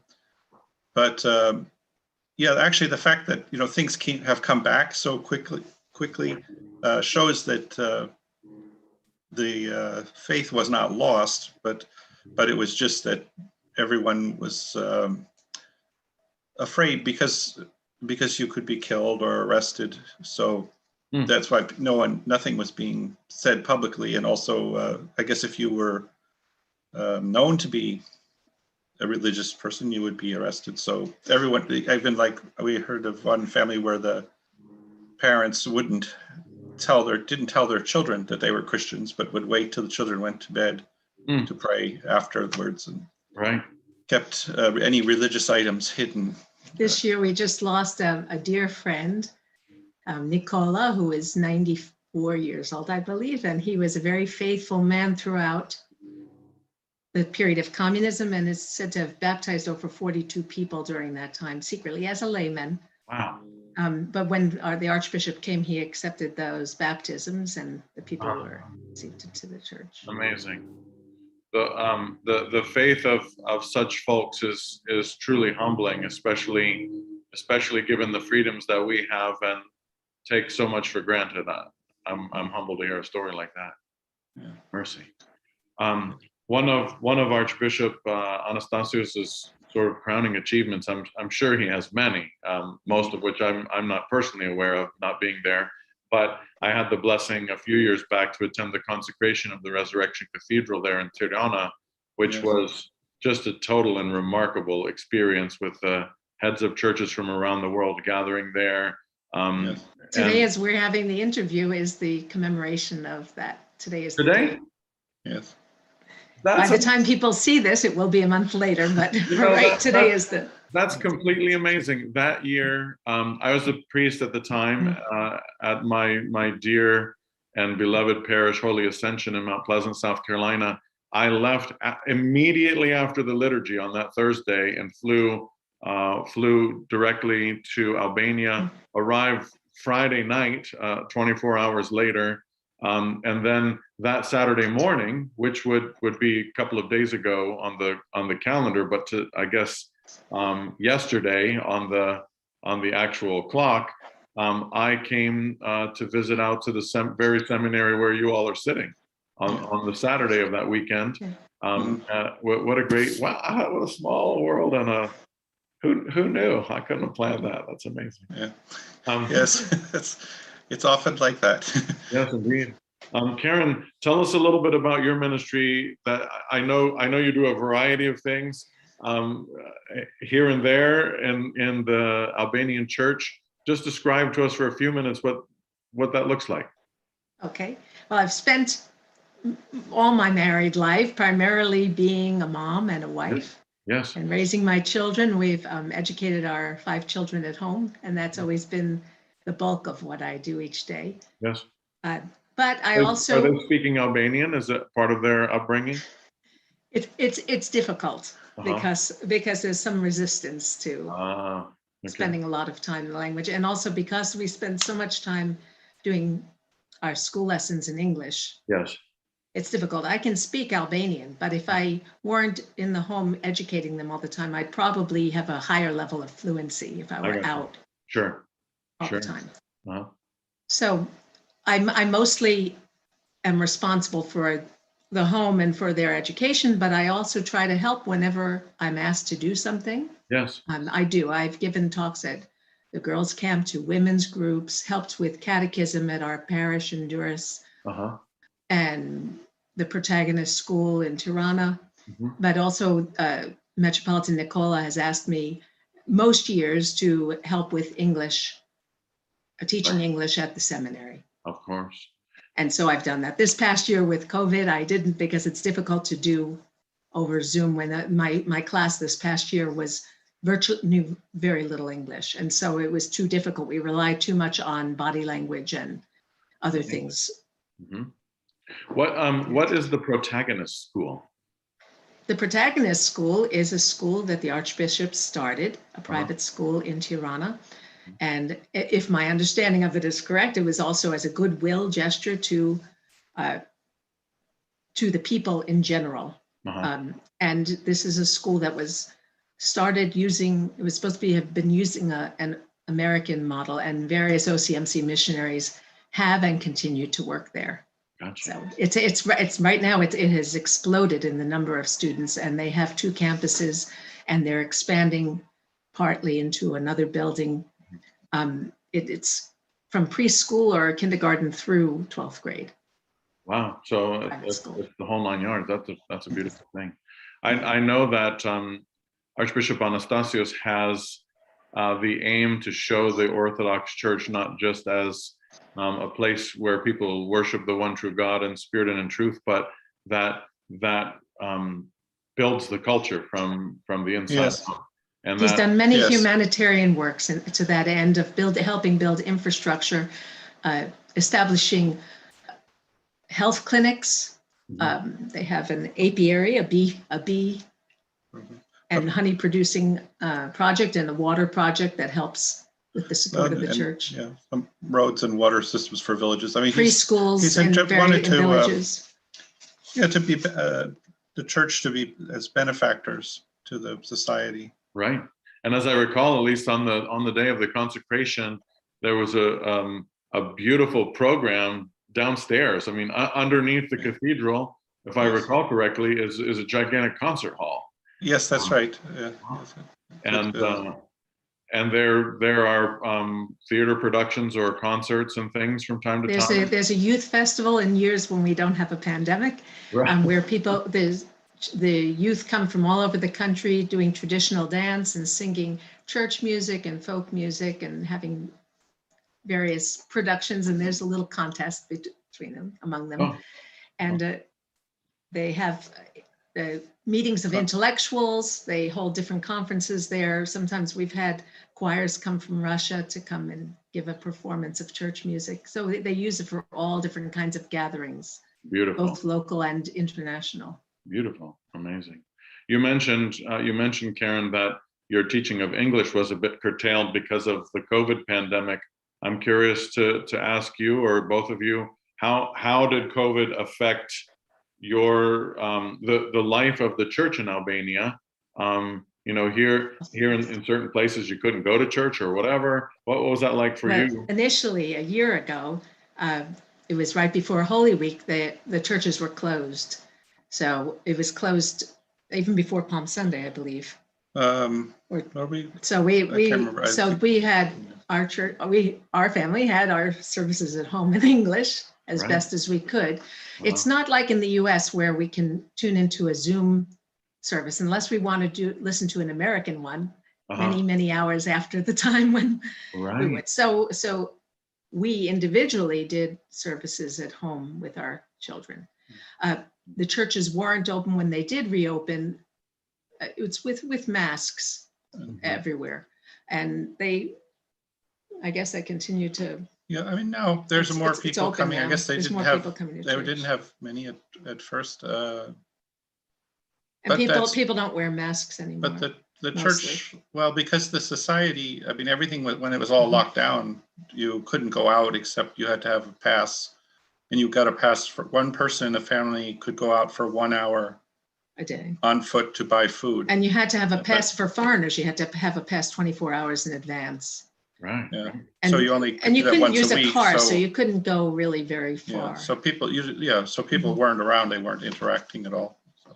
Amazing. There was limitations even on personal transportation. Right. Yes, that's and we right. and we don't Yeah. even now we have a curfew, which I guess on June 1st it changed to 11 at night, but it was down to 8 at night. They were keeping everything shut down in the evenings. But that's, sort of similar perhaps to other parts of the world to just try to reduce the spread of infection. So Initially, they didn't have the infrastructure to take care of a pandemic, but initially they set one hospital aside for anyone who needed hospitalization, but there weren't really ventilators or anything. And I know that later they got some aid from the US and perhaps from some other countries too to help provide some medical materials for that. Initially, there weren't any masks or anything available. I remember hearing about that and thinking we probably should wear some kind of face mask. It was kind of a new idea for me. Right. And I just kind of made some out of some old shirts we had because we couldn't even go out. You know, one day we didn't really know anything and the next day we were shut down. Right. So there wasn't any chance to put any stock of food or anything or materials for making a mask or whatever. But it became normal after a short time. You got used to it. But for some time now, you're able to drive and go from place to place. Yes. So that just made things. Yeah. Once we were allowed to drive, that made life easier. And now there's not like a time limit. So that's actually been for a while now that you couldn't go out for a more extended time. So it's not. So in that sense, more people are going to services and life is kind of somewhat back to normal. But not so much at the seminary. I guess for the universities in general, the classes were made to go online. So that was a big change for Albania because initially distance education was illegal here. You had to be in class. But then with the pandemic, that changed things where they suddenly now had to kind of figure out how to do distance education and set that up, which was not really being used at all here before. So that's now really since so almost more than a year that we've been doing distance ed. So that's probably will end, I would guess, at the end of this year. It did delay the beginning of school too, so the end of school is also extending into the summer. Right. So that's one other thing that. When you say it was illegal to have online education, what do you mean by that? I mean, like actually against the law kind of thing? Yeah, I think so. I mean, as far as this, at least for universities, I mean, there may be something that they said that I guess the government required that all the courses be taught in person, before that. So the educational system is much stricter than in the U.S. So, for instance, regulations. Home education's not allowed except for foreigners. You have to have a foreign passport.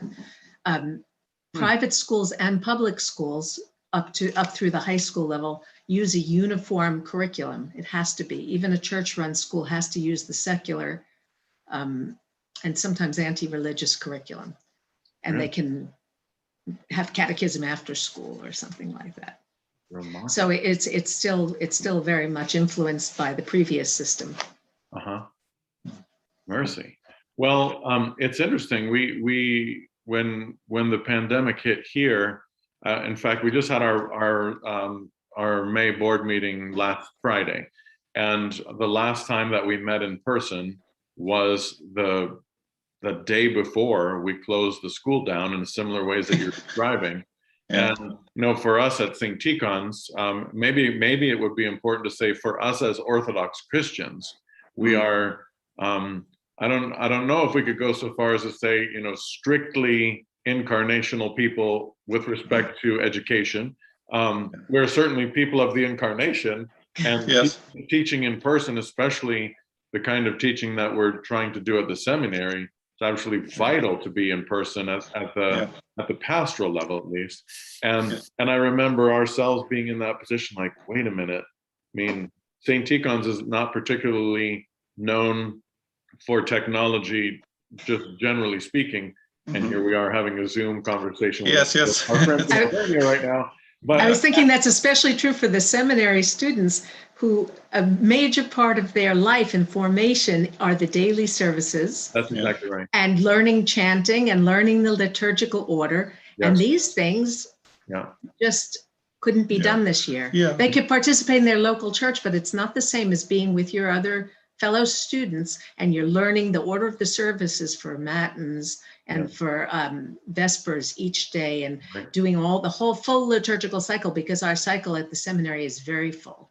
And likewise here, which is we join into the very fast flowing river of the monastery's monastic cycle of services here. So 100% one-to-one correlation with what you're saying, Karen. Yeah.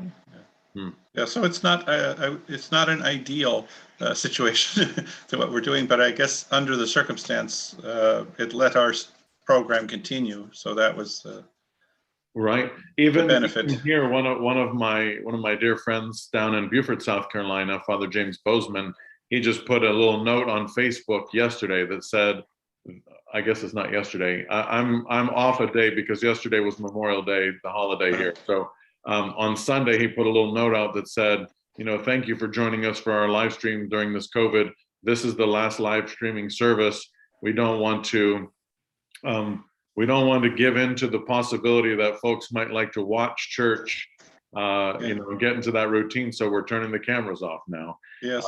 So anyway, it's interesting how that that will take its form around the world in various ways.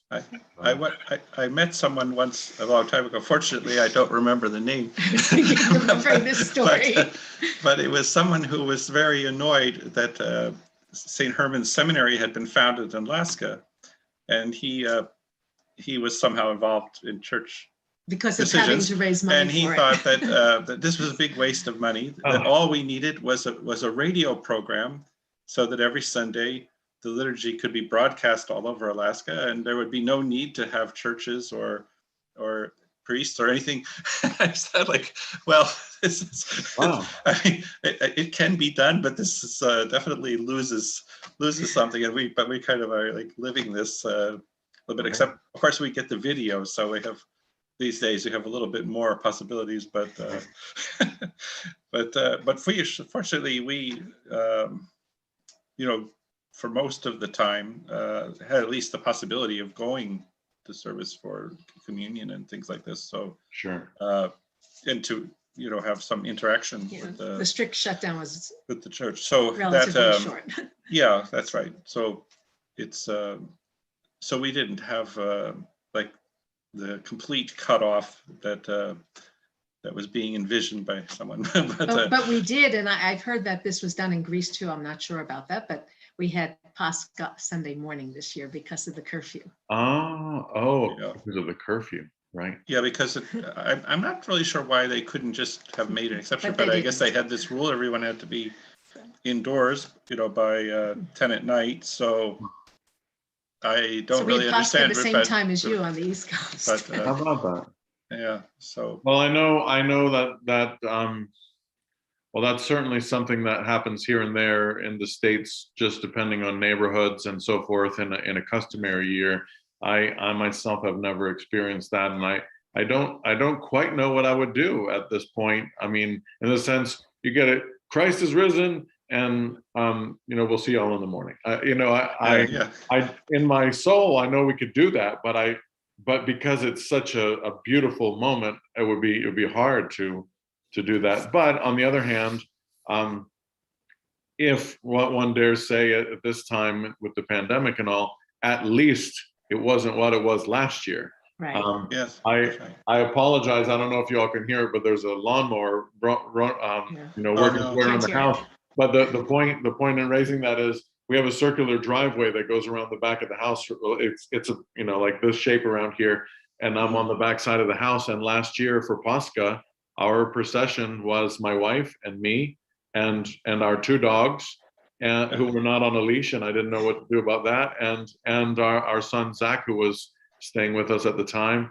And thank God, whether morning or evening or noonday, we could all process around the church this year and receive the Eucharist on that great and holy day.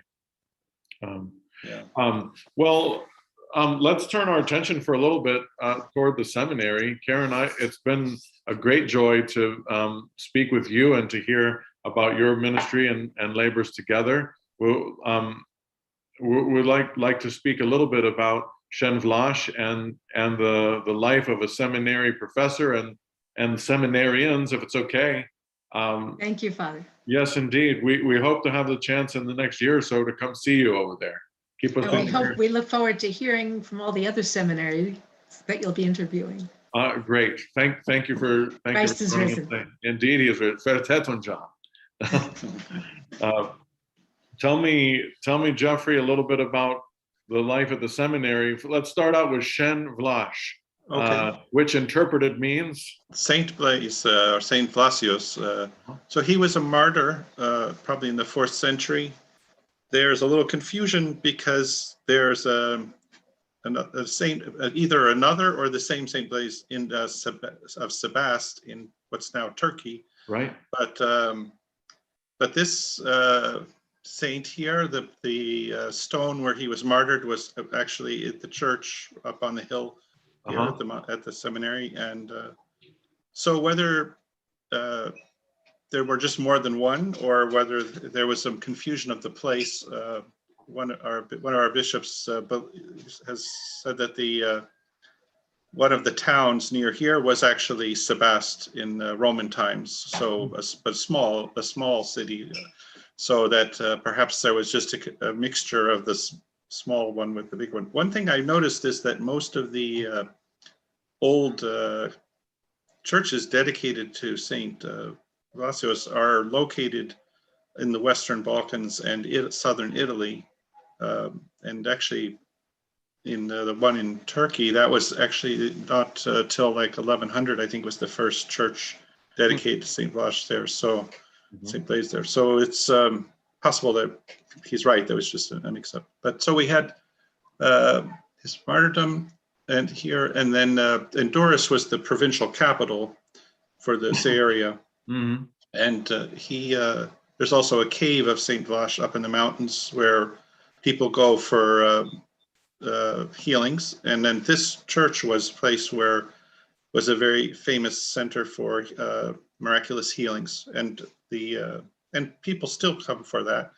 But the stone, well, the church was destroyed in the communist period. It was the first church destroyed in the anti-religious program, and the stone of Saint Vlach was taken away by the government and has not been returned. We don't know actually if it's still around even, but the Archbishop founded this school here when communism fell, he founded it in Durrës it was a hotel, and then in '96 they moved to build the current seminary building, and it's been there since. So I recall very brief time there with severe jet lag, but I recall a very beautiful Byzantine style church. Yes, and, it is. And next door, a monastery, maybe just sort of a representative monastery of the former days, but with a beautiful chapel in it. Tell us a little bit about the buildings. Okay, so the monastery, so across from the church was this very kind of tall, impressive monastery building that actually was destroyed last year in the earthquake. I mean, it was very badly damaged. Now it was taken down. Mercy. And they're in the process of rebuilding that. A low residence building that survived and is still used, but actually right now I don't think anyone's there, but it will be able to be used by bishops or people visiting to stay there. But there is a women's monastery that the Archbishop built just outside the gate of the old St. Vlach Monastery, and that's a very beautiful place. It's the skeet of the Holy Myrrh Bearers. Right. So that's we also have a orphanage there, the Home of Hope. Right. So that's on the campus, and then there's in the seminary buildings, there's the classrooms, and then the men's dormitory. The women's students used to stay at the women's monastery, but now they have their own dormitory building, kind of just down the road a little bit from the seminary and from the women's monastery. So what goals does the seminary have there? It's in the village of Shenvlash, but the seminary is called Resurrection, right? Yes, it's the Resurrection of Christ Seminary. It used to, it was called the Academy before because, and it was not accredited, so it was a 4-year program, and probably, let's say, comparable to our 4-year college, undergraduate college program in its level. Okay. But we couldn't actually give a degree, so it was just certificates. But it was in the type of material, it was a seminary program, so it was, a seminary program taught on the undergraduate level. Kind of perhaps, similar to, I think, did St. Tikhon's used to have an undergraduate program, so it's probably. I was just thinking about that as you were speaking. Yeah, probably pretty similar. Well, and actually that's what we had up at St. Herman's, I still have there.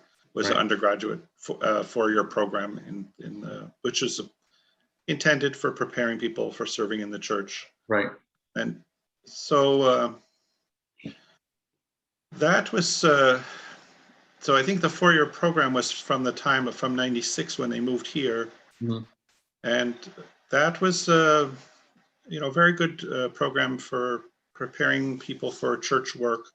Some have gone on, actually, I guess many of them have gone on to be clergy, priests and deacons, but a large number of them, because they're younger people, they're coming out of high school, so they're too young to be ordained. So a large number of the graduates begin working for the church as youth workers or catechists, right? Which is like a separate program. So in the United States, it seems like each parish kind of takes care of its own church school and youth work. Right. But in the Church in Albania, the diocese have those programs and send people who then go, maybe cover a different village each day of the week.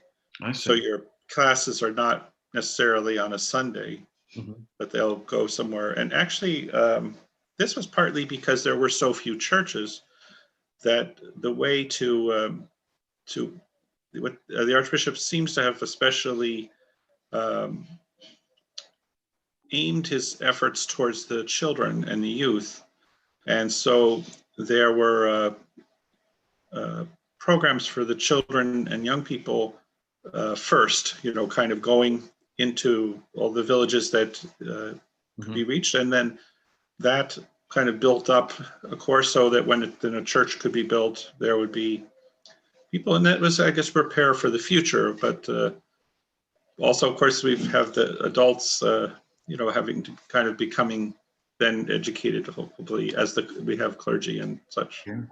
And those youth ministries and campus ministries, in part, are served by OCMC missionaries. I'm thinking of the Hoppies, for example. Right. Yes, they've been very involved in that, and some of the others, I think, over the years, but particularly the Hoppies have been involved with that for a long time. But when the graduates would come from the seminary, would those be positions where the church in Albania supports them? That's their living? Yes. Right. So they are. So the diocese will employ them, and so then, so they wouldn't be assigned necessarily to a particular parish, but they would then maybe in some places, but often it's for the diocese. So they would go to these different villages, and then also in the summer work at camps. So the church has camps for boys and girls, and then they have the kind of camps where the students, the children come to the camp. Right. These are at the monastery. We've had them some years here at the seminary too, because one of the monasteries, there was a problem with some part of the infrastructure there, but then there's like camps, day camps, so the students will go and then put on a camp, let's say at a village, maybe for 1 or more days. So they have a lot to do, and they actually been enormously active, and that's why you see a lot of young people in the church. It's very youth focused here. But you mentioned that these are many of the graduates, being young and I suspect unmarried, yes. go out to become these catechists and youth workers and so forth. You're still in a 4-year program, or is it a 3? No, okay. So we just had a big change in 2018. After many years of trying to get the seminary accredited, well, because the government, let's say coming from a kind of communist background, it had the idea that religious studies were not compatible with higher education, and except in the case of Islamic studies, because Islamic science, they said, oh, it's science, it's Islamic science. But anyway, for this, gradually they finally came to accept this idea. And so in 2018, the church has for a while, I think for a long time, had a university, the Logos University, which taught, let's say, professional subjects such as like medical laboratory work, IT, finance, working in banks, things that would prepare people here for jobs, like more specialized jobs. So the university initially just did that, was kind of preparing people and helping so that, I guess because they were afraid. I mean, part of the problem that Albania had and has to some extent is that the villages don't have a strong economy, that many of the people were leaving to go to other countries to just emigrate. Right. And so one of the things that they needed was to have the skills to be able to participate, let's say, in our modern economy. And the Logos University has done that. So this way people can get jobs, and that the economy here in Albania can progress, into the, let's say, the more developed level that would provide a kind of level of life that people would want to stay and not leave. So, but that has been accredited. And what the government finally agreed to was for they wouldn't give accreditation directly to the seminary, but they allowed the seminary to become part of the university. Interesting. And the way they did that is they said, well, we had to create in Europe, there's something called faculties, which I sometimes find myself talking at cross purposes with people because I use the word faculty in a different American way, not in this, but so like, a university might have like a school of arts and sciences or a school of music or something. So it's kind of like that. So what essentially we're allowed to have in a way like would be a school of humanities as part of the university, but they call it a faculty of humanities. Understand. And then you have departments within that. So we had to have a minimum of 3 departments in order to make a new faculty. So it wasn't just taking our seminary and putting it into the university. What we had to also do is create other departments. And so there's a department of Greek language and a department of preschool education. So those 3 together make up the humanities faculty. And so we were given, let's say, provisional accreditation for those departments, which now we're coming to, being inspected and so on, hoping to confirm that so that we, can give degrees and everything. Sure. But, so that those in Europe, college undergraduate programs are not 4 years, they're 3 years mostly. And So that took, our program, we had to reduce it from 4 to 3. But and so we are still here at the seminary. I mean, the seminary is still the seminary, but but we are part of this larger institution, the university, and this way the students get an accredited degree. And it's a surprising thing, but this was in Europe, because Europe is very government oriented. So when even like our graduates before, when they wanted to go on for their masters in Greece, let's say, which is another Orthodox country, from the point of view of the Greek government, well, as long as the Albanian state did not recognize the degree in theology, that meant that in Greece, they had to start over and do another whole bachelor's program before they could enter the master's. So having now a bachelor's degree approved by the Albanian government, that would give them the opportunity to go directly on to a master's. And of course, it also will give us the opportunity to offer a master's ourselves. But so far we are not,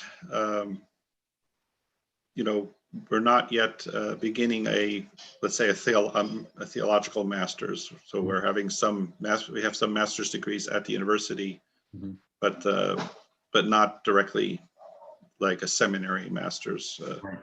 Are the students, so how many would be in a typical class in the seminary? It really varies. Our kind of space limit puts us at about 20 or a little over 20 per person is the amount that we're allowed to take.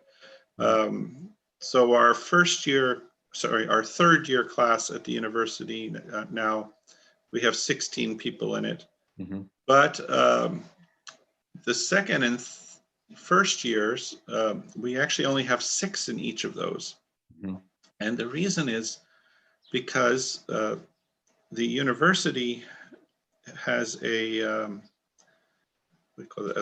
limit. You have to have certain test scores and grades and grade point average to be allowed to apply to university here. And those requirements actually are becoming, seems like each year they seem to become more stringent. And this essentially cuts off, many people from even the possibility of any kind of university education.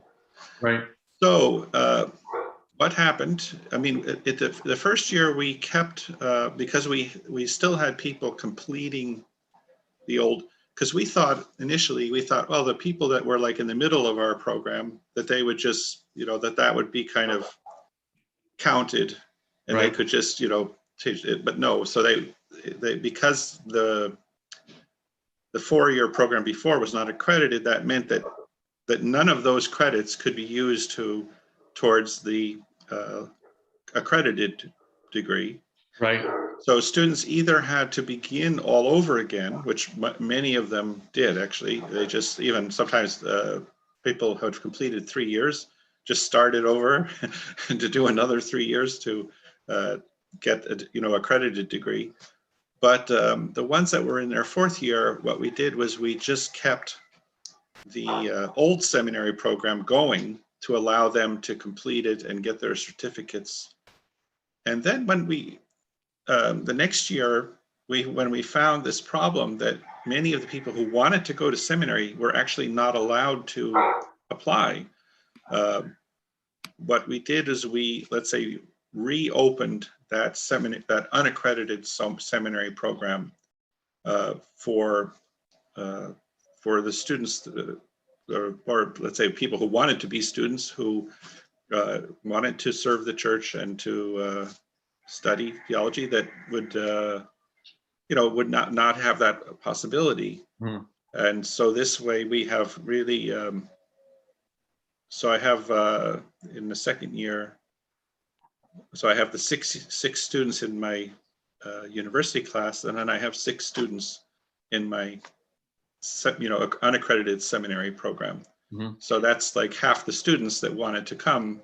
We had to do this for them. So creativity and flexibility are key, huh?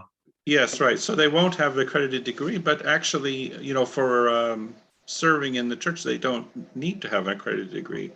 How many of those students? Well, you mentioned how many in the third year class? More than 15, you said 20. Yeah, I think it's 16 students. 16. So between there and the other two, that's another 12. You've got 28 students. Of them, yes. How many would be married and go off to service as ordained clergy? I don't think any of them are married, unless I'm forgetting somebody, but very usually we have an occasional married student, but at this time, really almost all the students are young people. Huh. So we occasionally have an older person that will come, but that's not well. Actually, now I have one now that's an older man. I don't know if he's married actually, but and sometimes so those people, yes, when they finish, often the bishop will ordain them, soon afterwards. So I've had students that were ordained like as soon as they graduated, but for the great majority of our students, that's not the case. They're, often just out of high school, and they have some years that they'll be working in the church programs departments. Well, that's a great formative way. It's one question that here is a very similar one. We have similar size, generally speaking, here. I mean, our goal is 15 to 20 per class. Mm-hmm. We just graduated 15 day before yesterday, or on Saturday. We have had lower years and bigger years. Oftentimes we have up to half the students as single students. And the question is, how can the church best use the gifts and talents of those folks in the intervening years? I mean, the goal at St. Tikhon's very, very clearly is we want to train priests. Yes. But if half the students are graduating are not called to the monastic life and need to wait some time to find a spouse and marry, how can we keep them within the orbit of the church, formally speaking, and benefit from their time at seminary? So I'm encouraged by what you've described in Albania. Yeah, actually, we're in a much better situation in a sense that way, because really most of the students will have places to go, and they will have employment, but also will be working with a group of other church workers, and so their lives will be ministering in the church, right? From that, and so then they'll, as you said, that gives them kind of formation before they get to the point of actually being ordained, that they've already been working in the church for some years. And having been a graduate of seminary myself, of course, I remember that this was a stress for the younger people who are not married. That what happens now? In my case, I was able to go to start teaching at St. Herman's right after I graduated, but that's something that people should think about, is like what kinds of there actually here there's like seems to be a more openness to people doing things in the church that are not necessarily clergy. Right. And that's a big difference that I noticed from America, because America, you see like most of the things in the church are, that a person would be have to be a priest or something to be doing it. But it is in America, though, it's a problem with the salaries are kind of a different level. Yes. And so then the church, probably would have a harder time funding, all of that, but it is something to think about, is how to at least one way or another create opportunities sort of for formal ministry. Yes. Within the church. That makes a lot of sense. I was just thinking the very same thoughts as you were speaking them. That the the nature of the size of the church in Albania and the, I don't know, dare I say, economy, the size of economy is one question, and here oftentimes the stewardship in the church, at least at present, related to the size of the church here, allows oftentimes, well, sometimes barely even for a priest, Yes. much less any assistant or youth worker or something like that. But these are definitely there are definitely areas that we can be inspired by the church in Albania, and in my experience, vision goes a long way in making those things a reality. Well, of course, our situation in Albania is maybe more like the situation in America before the Russian Revolution. Yes. Where you had a mission, a mother church that was really supporting the mission. Right. And at that time, of course, there were, a lot more institutions, journals, and people working in the church because of that support. And that's in a way a concern too, so we benefit from that, but you always have the transition, what happens when you have to transition to becoming a self-supporting church. Yeah. Of course, in the United States, what happened, that happened very suddenly with the Russian Revolution. Yeah. And it was actually a kind of a shock that, dislocated the church to some extent, and took a while for the Church in America to sort of recover and find its own footing. Yes. Hopefully, we won't have such a shock here and be able to transition more smoothly. But right. But that is, in a way, something we benefit from here. That so it's maybe not it's not like a totally fair comparison for the United States to say, well, how come we're not, doing all the same things that Albania is doing? That right. Well, Jeffrey, thank you very much for this time together. It's completely fascinating for me. I'm certain that our viewers and listeners are edified by learning about your labors and the labors of your wife and your family together as OCMC missionaries in Albania. I want personally to thank you for sharing your time today and the great work that you're doing there, the ways that God is blessing his church through your labors.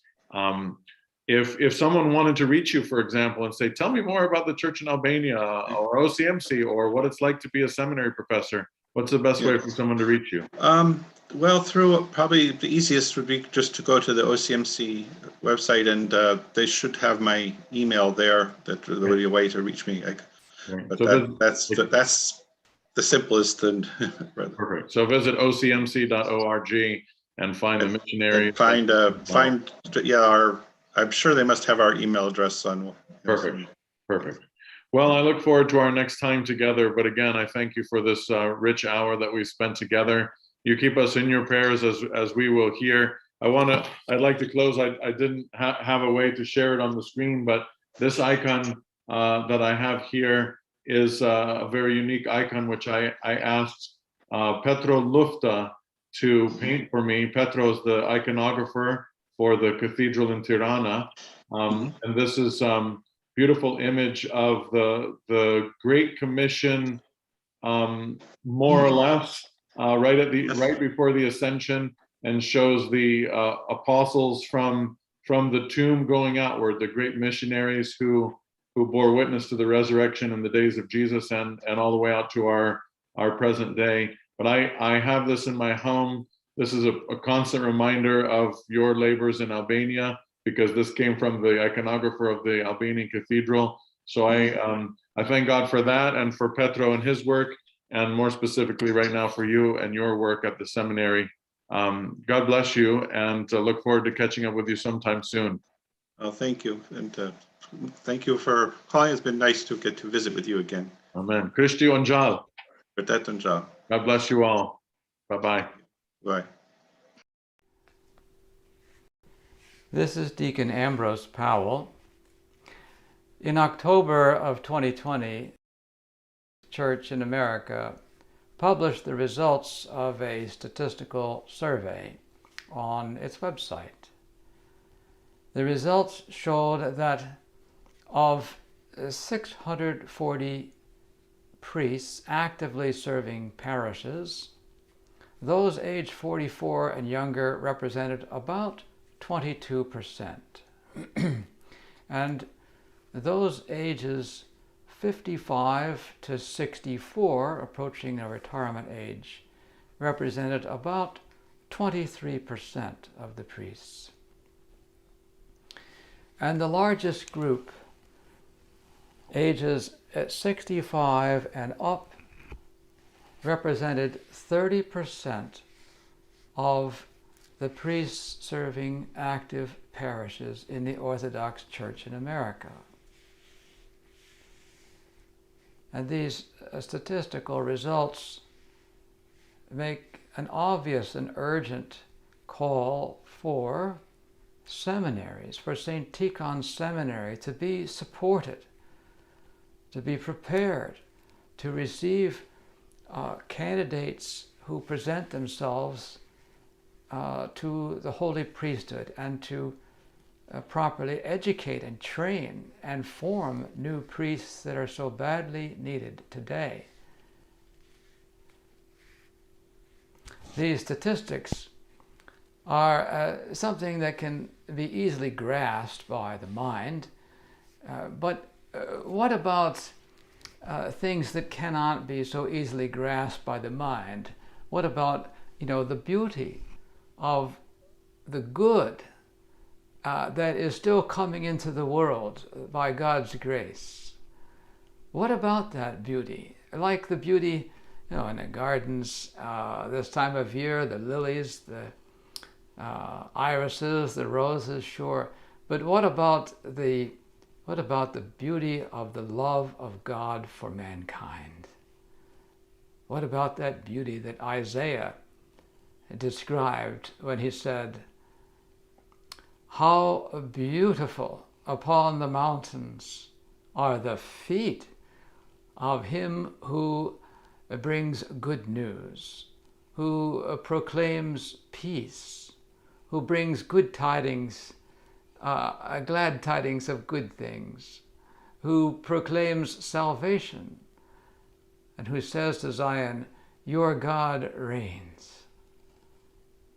A priest has feet like those beautiful feet by the Holy Spirit and by adequate, excellent training at St. Tikhon's Seminary. When I first visited St. Tikhon's, it was simply to come and visit some friends who live in the area. And while I was there, I noticed that St. Tikhon's Road runs right down between the seminary on the right and the entrance to the St. Tikhon's Monastery on the left. So I thought, well, while I'm here, why don't I just go into the monastery church and take a look? And so I did. And when I entered the church and waited for the service to begin, the sound of the monastics singing, their voices that were clearly very powerful, but were restrained, self-restrained and reserved, and the unity among them, singing their praises and hymns, and just the movement of the clergy in the divine liturgy, so exquisitely graceful. The atmosphere was full of prayer and incense.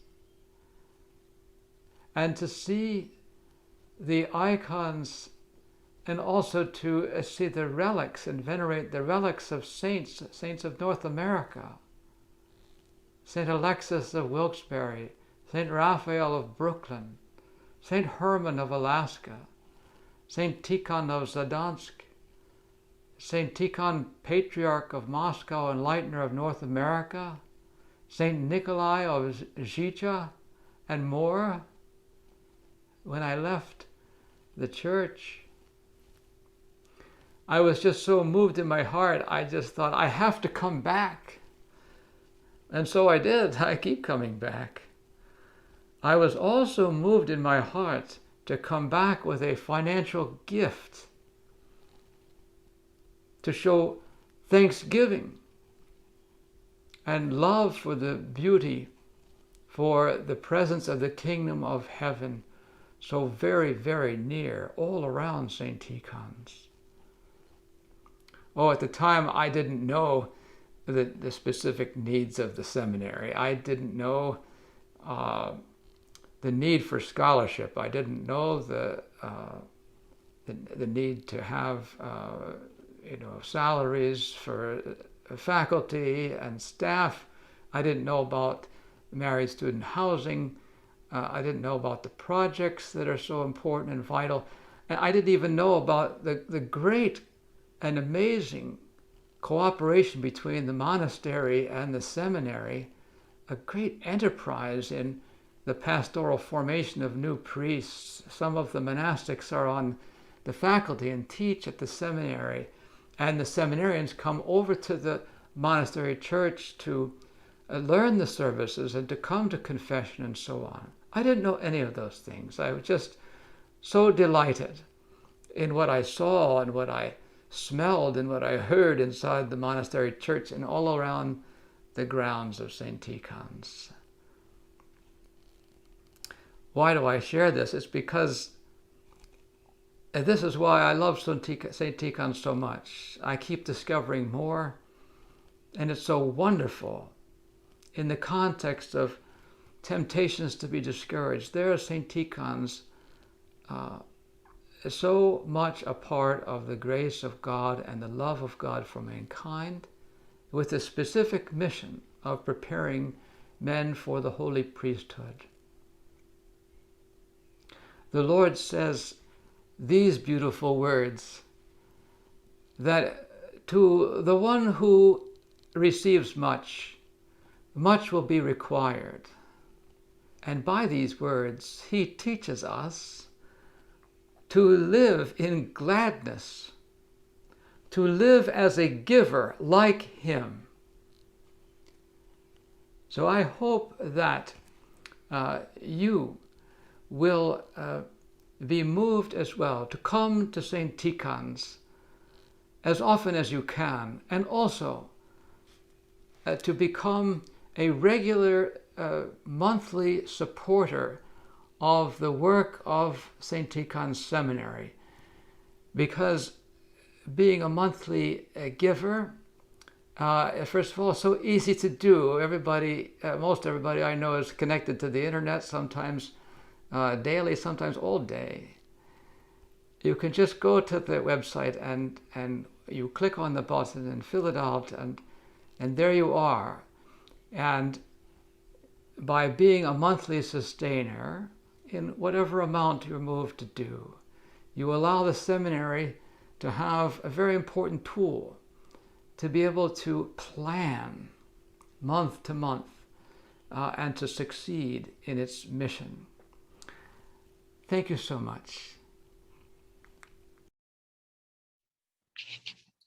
Hello, friends, and welcome back. Father John Parker, the Dean of St. Tikhon's Orthodox Theological Seminary.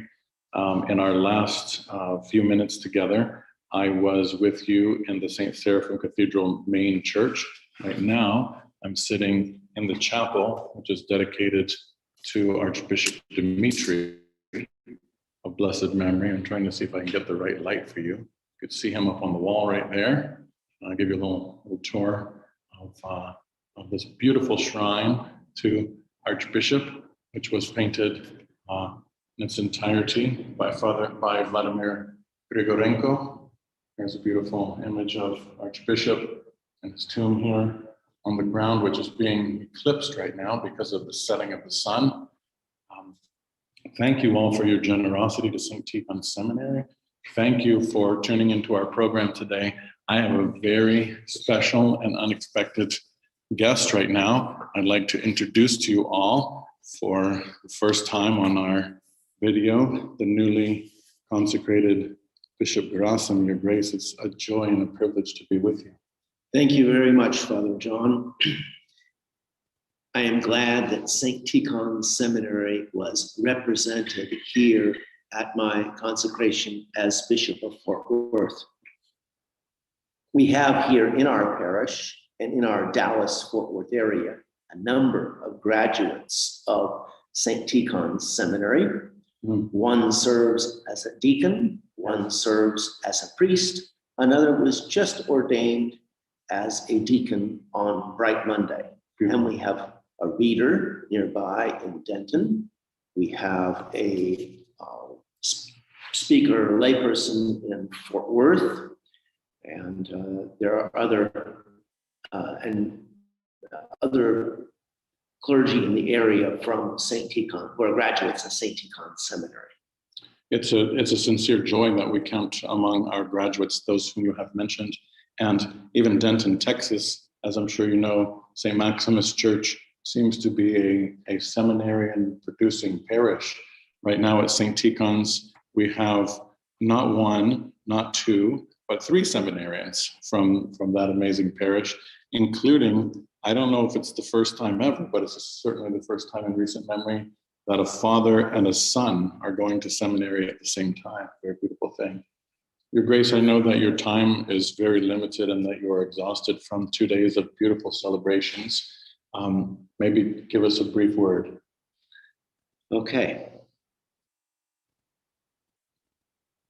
Seminary education was absolutely vital in my formation and in my preparation for my ministry here in Dallas and in Fort Worth. We had a good friend of our diocese, the South, that passed away earlier this year, Frank Kulik, who I know has been a lifelong supporter of St. Tikhon's Seminary. Yes. One of his close friends was just here yesterday and came to pray at St. Seraphim Cathedral and to visit Archbishop Dimitri's sepulcher. So yes, we have a number of seminarians from Texas now at St. Tikhon's. And without seminary education, we have priests who ultimately are not equipped to proclaim the gospel. And it is our loss when that happens. Well, we sincerely appreciate the encouragement that you give us, not only in general about seminary education, Your Grace, but also for the support. I thank you for the support that you've given me personally, especially over these 3 years as I've served at St. Tikhon's. And we certainly look forward to a long and fruitful relationship, not only with the cathedral, but with the broader Diocese of the South in general, as we do our best to continue to shape the future clergy leaders and lay leaders as well at St. Tikhon's. Thank you so much for taking You're a few most minutes of time. welcome. God bless you, and God bless all those who are active in encouraging the educational development at St. Tikhon Seminary and in supporting St. Tikhon Seminary. Please come and visit us as soon as you can. Thank you. Thank you very much. Thank you. I am so humbled and glad that we could share just a few minutes together with you, the newly consecrated Bishop Gerasim, who served his first hierarchical liturgy this morning at St. Barbara's with a great amount of joy and grace. Anyhow, thank you all for supporting St. Tikhon's. Thank you for taking this time with us. Visit stots.edu/donate to become a generous supporter of the seminary in a monthly capacity as a sustainer. We turn our attention in this hour to introducing you to another new friend of mine. I met him on 2 occasions, one at a conference in Crete sponsored by Pempousia and the Vatopedi Monastery, the Holy Monastery of Vatopedi in Mount Athos, and again a little while later at the IOTA inaugural conference in Iași, Romania. In this case, I would like to introduce you to Abuna Bassam Nassif, who teaches at the seminary Balamand near Beirut in Lebanon. What's totally amazing about this dear man, among so many other things as you will come to see, imagine for a moment that your family comes from Nazareth. So Abuna Basam's family is from Nazareth. I'm sure that word and that place means something to you. We do know that our Lord said that he could raise up faithful from stones. And so the question of who's your daddy and where you're from are a little bit immaterial in the Christian life, because our fidelity is more important than our origins. However, what an amazing thing to have a family whose Christianity dates back to the very beginning. Please enjoy this interview with Abuna Bassam Nassif, speaking from Balamand in Lebanon.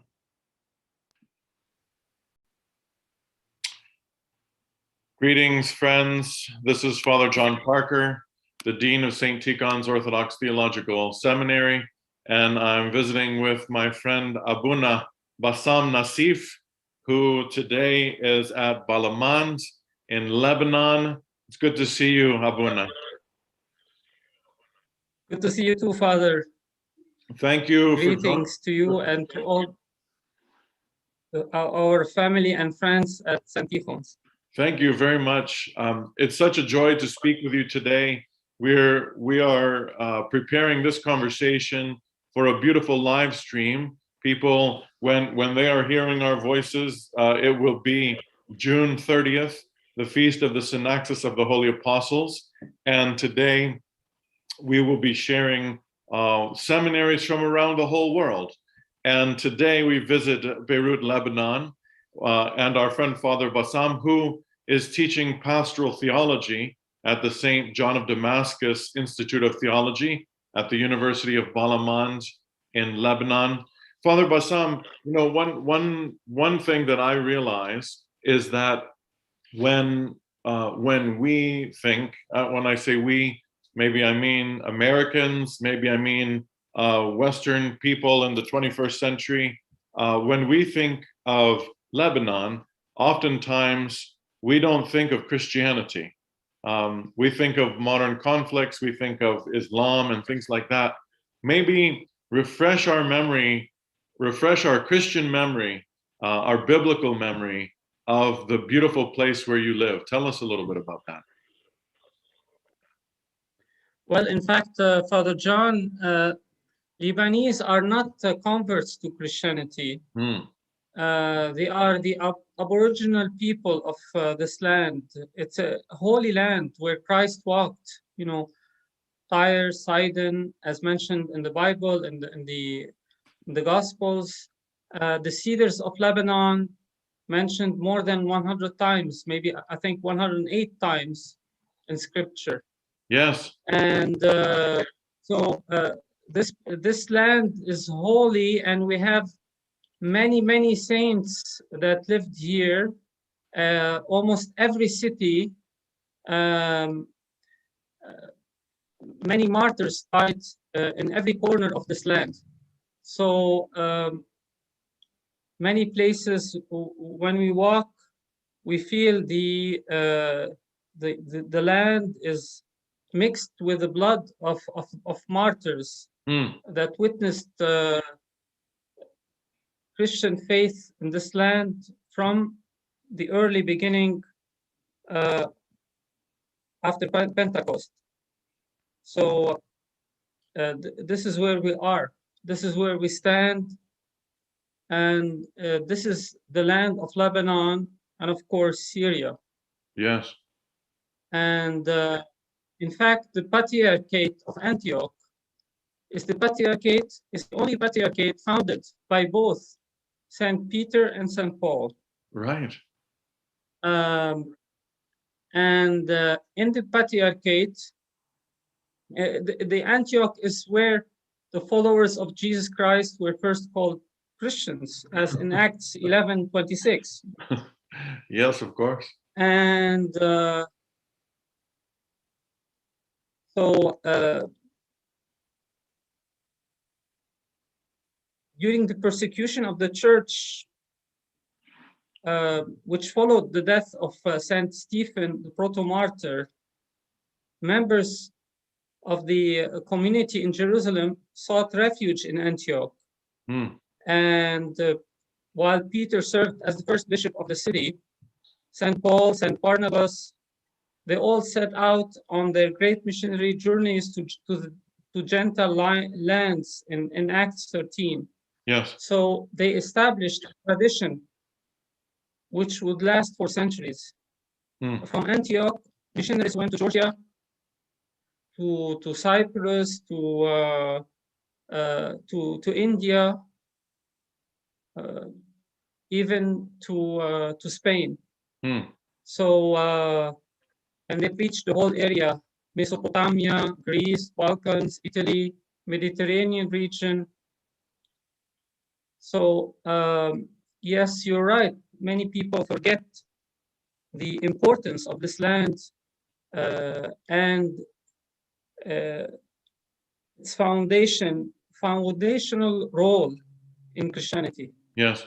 For Abuna, one of the things when I would speak in the parish to those who were inquiring about our Orthodox faith, or when I would speak with those who were not inquiring, but maybe were forceful against Orthodox Christianity, even a little bit, I would try to remind them, as I try to remind myself. I would say, in silly terms, I am a mutt. I am a little bit French Canadian. I'm a little bit German. I'm a little bit Russian. I'm a little bit English, and I know part of my family came from Judaism in Russia. I know other parts of my family came from some Christianity in England. Perhaps that went way back. But at the end of the day, when we read the Bible, especially as those of us who came out from the Protestant world, we read it almost from the outside. We're on the outside and we're looking in. But the book of Acts, from what you just described, this is what I would try to tell people, though it's so fascinating to hear it from someone like yourself who's there. The book of Acts is like your family history book. I mean, it's an internal book. and perhaps exactly. Yeah. Father John, my father, God give rest to his soul, he made the family tree. Yes. And he went back 400 years and he discovered that we originally came from Nazareth. Really? So as a family, yes. So exactly, I mean, we are born here. We are our grandparents, our great-grandparents, our ancestors, they are all, we are still witnessing the faith in this land by God's grace. Yes. Even though it's becoming very, very challenging. You know, the situation in Lebanon today, as I'm talking to you, is, it's not enough to say very bad. It is awful, terrible, as never before. It is the worst economic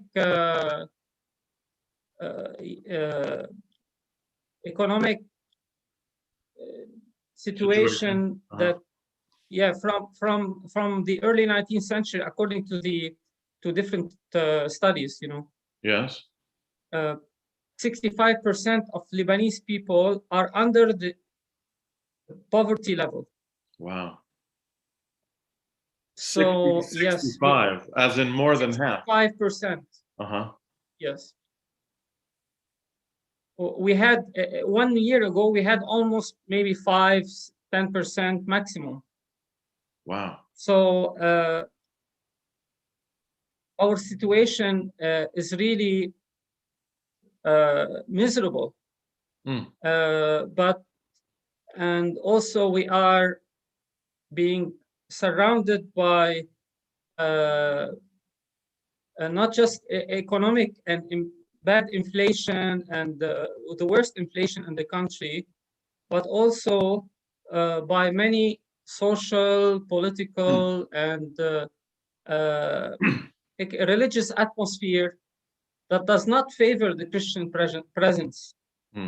And you notice that from the high immigration that we have outside, you know, in the world, Many Lebanese and Syrians are now in America, Australia, Europe, different places. So it seems that history repeats itself as I'm talking to you. Yes. When following the death of Stephen, the proto-martyr, they spread to Antioch, then disciples went outside, and here things are repeated again and again. One understands what one understands, perhaps I should say, what poverty may look like, or being below the poverty line, but how does one, what does it look like or feel like, the question of the difficulty of the religious conflict? How do you experience as a Christian being in a place that is ever more hostile to the Christian presence? Yes, you know, the extremist and extremism and extremist tendencies that exist, and they are fueled by ideologies that are spread here and there to make people fight each other. Yes. And exterminate each other in order for the outside to rule, you know. And so this is our situation. We were born, let's say, with a multicultural, multi-ethnic, multi-religious society. Yes. But nowadays it's more, there is more and more, let's say, division and also conflict in terms of the vision for the future. Yes. And the vision of life and how things need to be set up as politically and sociologically. You mentioned, when we first began our conversation, you mentioned how the very soil where you live is bathed in the blood of the martyrs. The early Christians went after that great and holy day of Pentecost, which we just celebrated with great joy. I'm sure likewise you did there as well. But they went out fearlessly and proclaimed the good news of the cross and the resurrection and repentance and the forgiveness of sins all over the place. You mentioned all of those cities where they went. What is that like today, where you are? One wonders sometimes.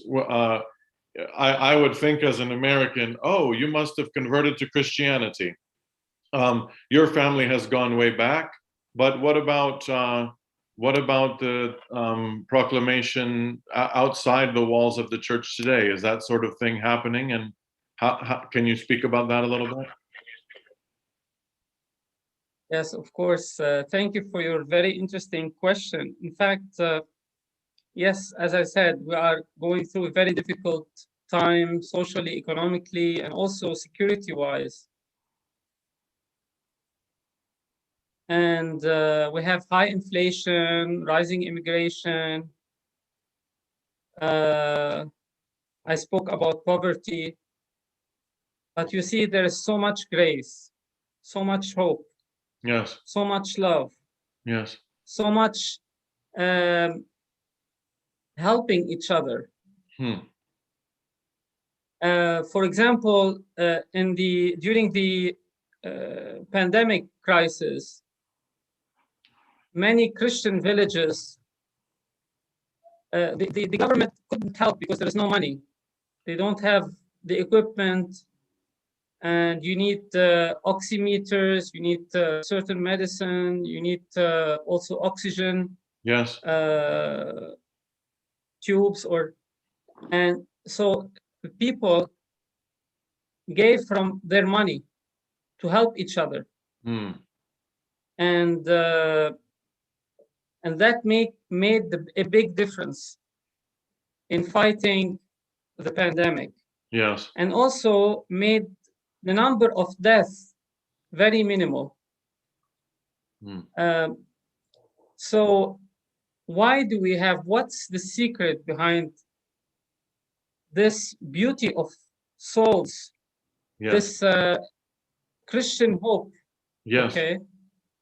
The strength of this is comes from the vigor of spiritual life in many parishes, in many monasteries, all over Lebanon and Syria. I live in a place in Balamant, near Balamant, with my family, with my wife and 3 children. And around us, there are 6 monasteries consecrated to the Theotokos, to the Dormition of the Theotokos, to the Annunciation, different feasts, mainly to the Dormition. And most of them were built by Emperor Justinian in the 4th century. Rebuilt again. So, and all of them have nuns and monks. And our best journey and our best time together as a family, we spent in one of these monasteries. Yes. You see, and this is the way we live. Yeah. This is where we. This is the water of hope, the spring of water that gives us hope. Yes. Now, as you said, you're talking about Christian witness. Nowadays, with the makeup of our society, our evangelism is witnessed in 2 levels. First, through living our faith, not just as in theoria, but also in praxis. Yes. Let your light so shine before man that they may see your good works. Yes. And glorify your Father in heaven. Yes. So you see, for example, many priests going to poor neighborhood, Muslim neighborhood, and distributing food. Yes. To this Muslim neighborhood. Yes. See? Yes. You will see that also through social support, regardless of ethnic or religious background. By the way, we have a very important department of development and ecumenical relations at the Greek Orthodox Patriarchate of Antioch. Yes. And this department, it empowers interreligious dialogue, but also it contributes to the socio-economic development process for communities across the country. Right.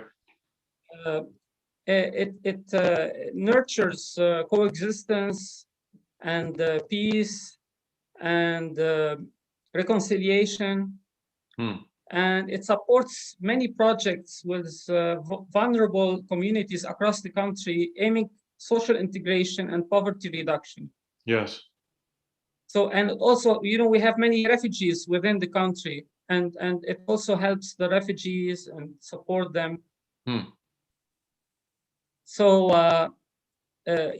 so we witnessed the faith through Christian dealing with others. Yes.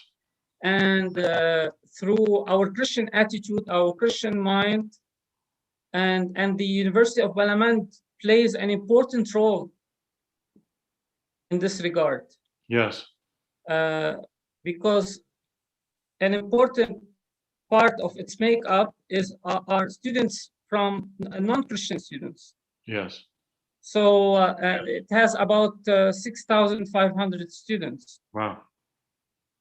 And it's highly respected center of education, and it's very well known now. It's established by the Patriarchate of Antioch. Okay. So through we have these missionary tools to present the faith. Yes. Come and see. come and see, and you will glorify God. That's our motto, I think. Yes. So talk a little bit, if you will, Abuna, about the university and how, I mean, we here would use the term seminary. So here we are being formed at St. Tikhon's. We form the future clergy of our churches and the future lay leaders. I imagine that the St. John of Damascus Institute of Theology is like a school inside the University of Balaman. Maybe talk a little bit about, just a little about that structure, but then tell us about the life of a student who is preparing to be ordained. Yes, the St. John of Damascus Institute of Theology, as you mentioned, Father John, it's part of the University of Balamand, but it formed University of Balamand in 1988, along with another faculty which called ALBA, Académie Libanaise de Beaux-Arts. So Faculty of Arts, which is a very famous institute as well of arts and science. So they both together established University of Balaman, and it grew. It has now 10 faculties, including a faculty of medicine, a very famous faculty of medicine, and a faculty of engineering. So the Institute of Theology is a faculty also of theology, but it kept its old name as Institut de Théologie in French, according to the French system. Okay. But so it is part of the university, but it was established at the monastery of Balamand in 1861, long before the university. So now it's about 150 years that has been established and more. Right. And on a hill, which is called Balamand in French, called Belmont, the beautiful hill. It overlooks the coast of Lebanon and the seaside and the city of Tripoli. So maybe I could interrupt you just for a second Balamand, to help people picture in their minds, in case their internal GPS is not working. So you can picture the Mediterranean Sea. You can see Lebanon. If you're looking at the Mediterranean Sea, on the top right side of the Mediterranean, beneath Lebanon is Israel, almost east of Balamand. East and maybe a little, east and a little bit south is Damascus, Syria. Just to keep everyone, so we know where we're thinking about. Yes, yes. We have Lebanon is surrounded in the north and the east by Syria, and the south by Palestine. Right. So this is where we are, and across the sea we have Cyprus. Yes. Which is about 20 minutes by plane. It's very close. It's a very small country, Lebanon. Yes. Very small country. But it has a rich history, as I said. Yes. And so the Institute of Theology grew out of the monastery of Balamand. And this is the main idea. And there is a similarity here between Balamand and St. Tikhon, which I appreciate very much. I see it, yes. Yes. So the monastery of Balamand was the center of education. And it was a center for writing manuscripts. It was a center for iconography, a center for culture and education. And later on, it was established as a theological center as well. Right. Taught by monks, theology taught by monks and lay people. And And of course, there was World War I, World War II, Lebanese War, and all the incidents that interrupted the sequence of education. Yes. Now, it took a very, let's say, a high academic accreditation from the government in 1971. It became an institute of higher education in 1971. But in 1988, it became under the umbrella of the University of Balamand. Right. So this is these are the stages of development. And this holy hill, Balamand Hill. Excuse me. Yes. Yes. This holy hill now have a large university with, I told you, 6,500 students, along with the Institute of Theology, and also a high school, a very large high school. Wow. So it's an educational center which surrounds the monastery. And so the University of Balamand, as I said,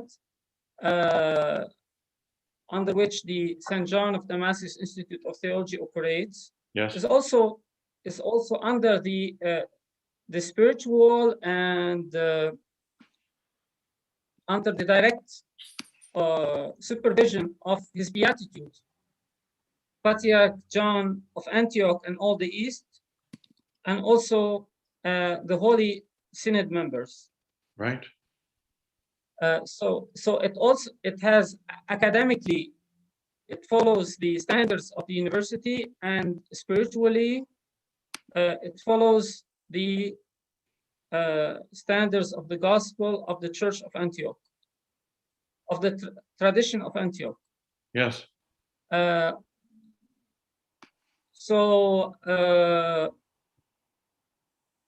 are, your second question was, how are the students formed and trained, right? Yes. Maybe talk a little bit about their theological formation. That is, what kinds of courses, what's the course of study for such a program, but also what's the relationship to the monastery there in terms of liturgical formation? That would be of interest also to us. Yes. So we consider ourselves, all of us, as a community, Balamandian community and family. We consider ourselves being protected and under the wings of the Theotokos. Yes. Because Balamand is Our Lady of Balamand Patriarchal Monastery. So, why I'm saying this? Because we are internally and deeply and existentially linked to this church, to this temple. Yes. Okay. And from there, theology starts, from the temple. As you know, we have, as regular, the students in the bachelor, we have 3 cycles: bachelor, master, and PhD. Okay. And also we have online programs in Arabic and Spanish. Wow. A theology program. Yes. So ¿Habla the students in the usted bachelor, español también? ¿Usted habla español? Do you speak Spanish? Not really. You yourself Not know. really. Okay. French. Okay. And we have the students in the Bachelor of Theology actually reside in the institute, all of them. And so they follow the regular program of the day, which starts with matins or matins and divine liturgy. Depends on the feast and the festal days, and also there is breakfast and regular classes till midday, 1 o'clock. Then also after lunch, there's also some classes given. Then we have in the evening vespers, and sometimes we have vigils, all night vigils. Yes. Okay. And so especially on the weekend, we have almost always some kind of festivities and spiritual, let's say spiritual activities and action. Yes. So the students are trained internally on this internal level.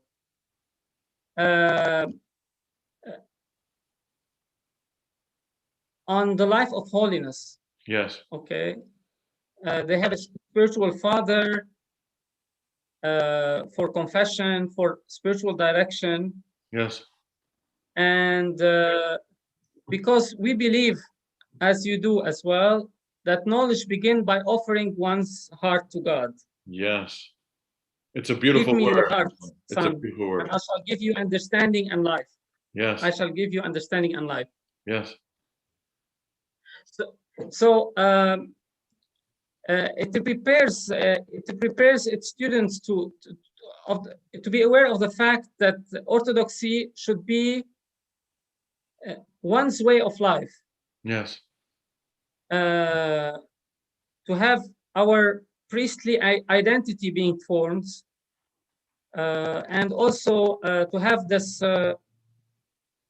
missionary-minded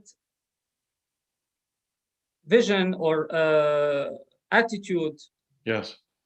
Especially that you are, as I said, you are living in a very mixed society. Yes. Okay. So we have various denominations. We have about 18 different denominations in Lebanon, Christians and Muslims. Wow. And you know how the political makeup of the country is according to these denominations. It's it's very challenging. Yes. So the main role of the University of Balaman, as well as the Institute of Theology, is to spread this Antiochian tradition and Antiochian way of life, of openness and of mission, of witness, Christian witness, to be like salt in food. Yes. I just gave a talk. I just gave a talk yes. 2 Saturdays ago to the Antiochian Archdiocese here, the family conference, and the title was "Be the Salt." Exactly what you're saying. You understand well. Yes. You understand very well. Yes. So, also, in addition to this training that we have, this internal training, we have also the field education program. Please talk about that. This is a pastoral training, accompaniment of priests. Yes. And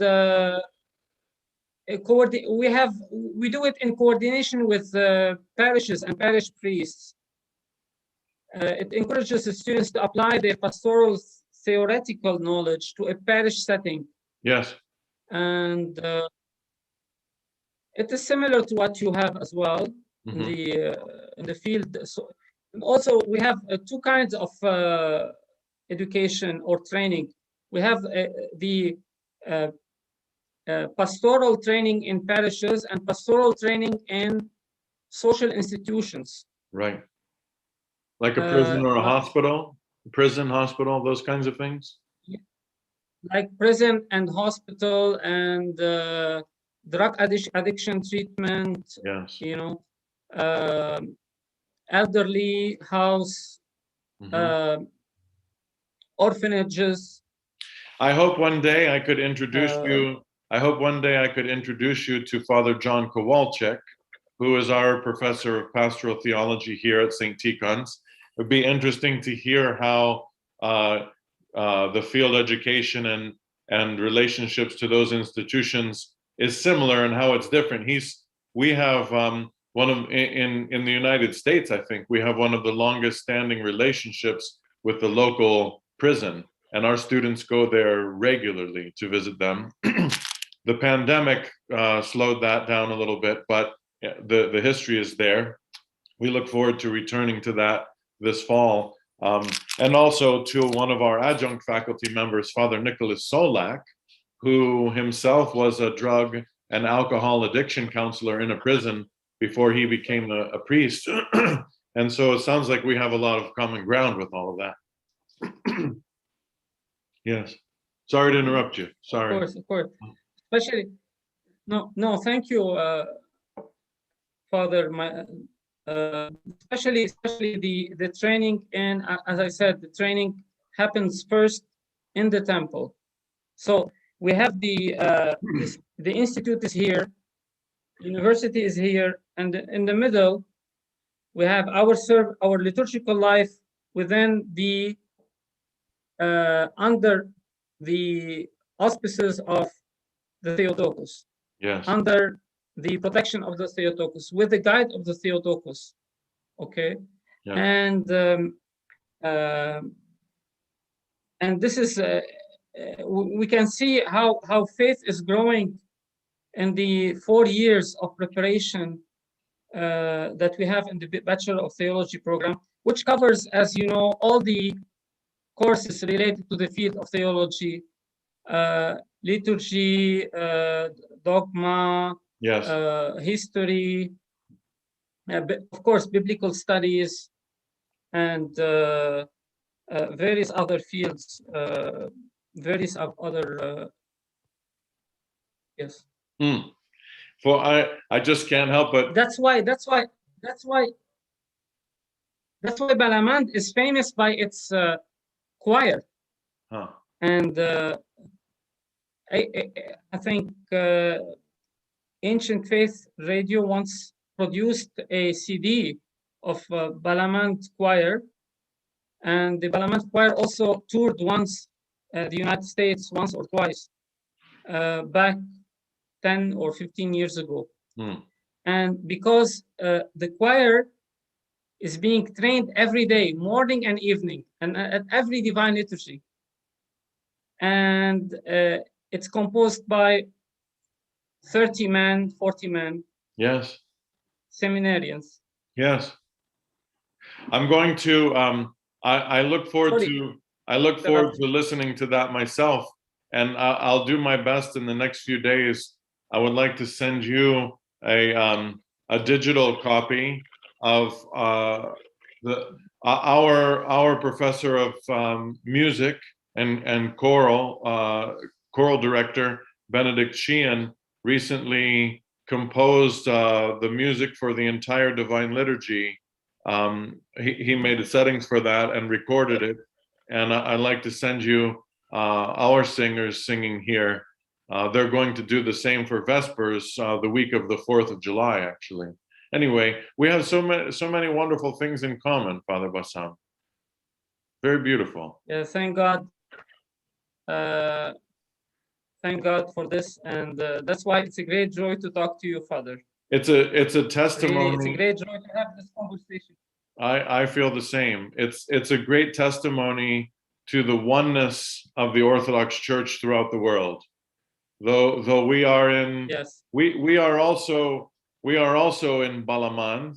We here are on a little mountain, but it's a beautiful mountain, and our monastery, which is right through the window, right there, and our seminary, which is right next to that, just 100 feet across the street, where morning and evening we are likewise singing the praises of our Lord and thanking the Mother of God for her watching over us. And so from different sides of the world, we're sharing the same faith and uniting with that same beautiful liturgy in heaven. It's so beautiful. It is very cool, and we need your prayers always, and also we are very glad to have this communication today for the glory of God and to get to know each other more and more. Amen. Abuna, one thing that I neglected to ask you at the very beginning, but it's so important for us. Tell us about you and your family. I suspect if I drew my family tree, as I mentioned earlier, some came from England, some came from Russia. One part of the family was Jewish, one part of the family was Christian, and we were mixed up all in that. And now my wife and I, with our sons, are Orthodox Christians and their wives. But I imagine Orthodox Christianity goes just a little bit further back in your household than ours. Tell us about your life and your family in Christ. Yes, yeah, you have a different background, but we can all the time glorify God. Amen. Amen. And we have I come from Beirut. Yes. And as you know, the port of Beirut was hit by a very bad explosion that killed many people. Yes. And we're still trying to cover and construct again what was demolished by this explosion. And the perpetrators are still free. And it's a big issue. Anyway, mercy. From Beirut, where my father and my mother are both Orthodox Christians from very old families in Beirut, and we have the Orthodox youth movement that started in the 1940s by Patriarch Ignatius and Metropolitan George Chodor, which fired the Holy Spirit in men and women, young men and women, university students that wanted to know more about their Orthodox faith. Yes. After 400 years of Ottoman occupation and attempts to subdue Christianity and attempts to make education, let's say, minimal. So in the faith, I'm saying. So this youth movement has a great impact in Lebanon and Syria. Yes. And it led to the formation to many young men and women entering as nuns and monks in many monasteries that were deserted in Lebanon and Syria. And also it led to many bishops and priests. So we were part of this youth movement and always visiting monasteries, church activities. And during the Lebanese war,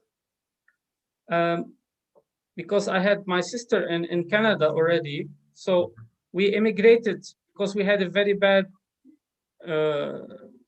events in our incidents, in our family life. Many people died. Mercy. Because of bombs and the war. My family is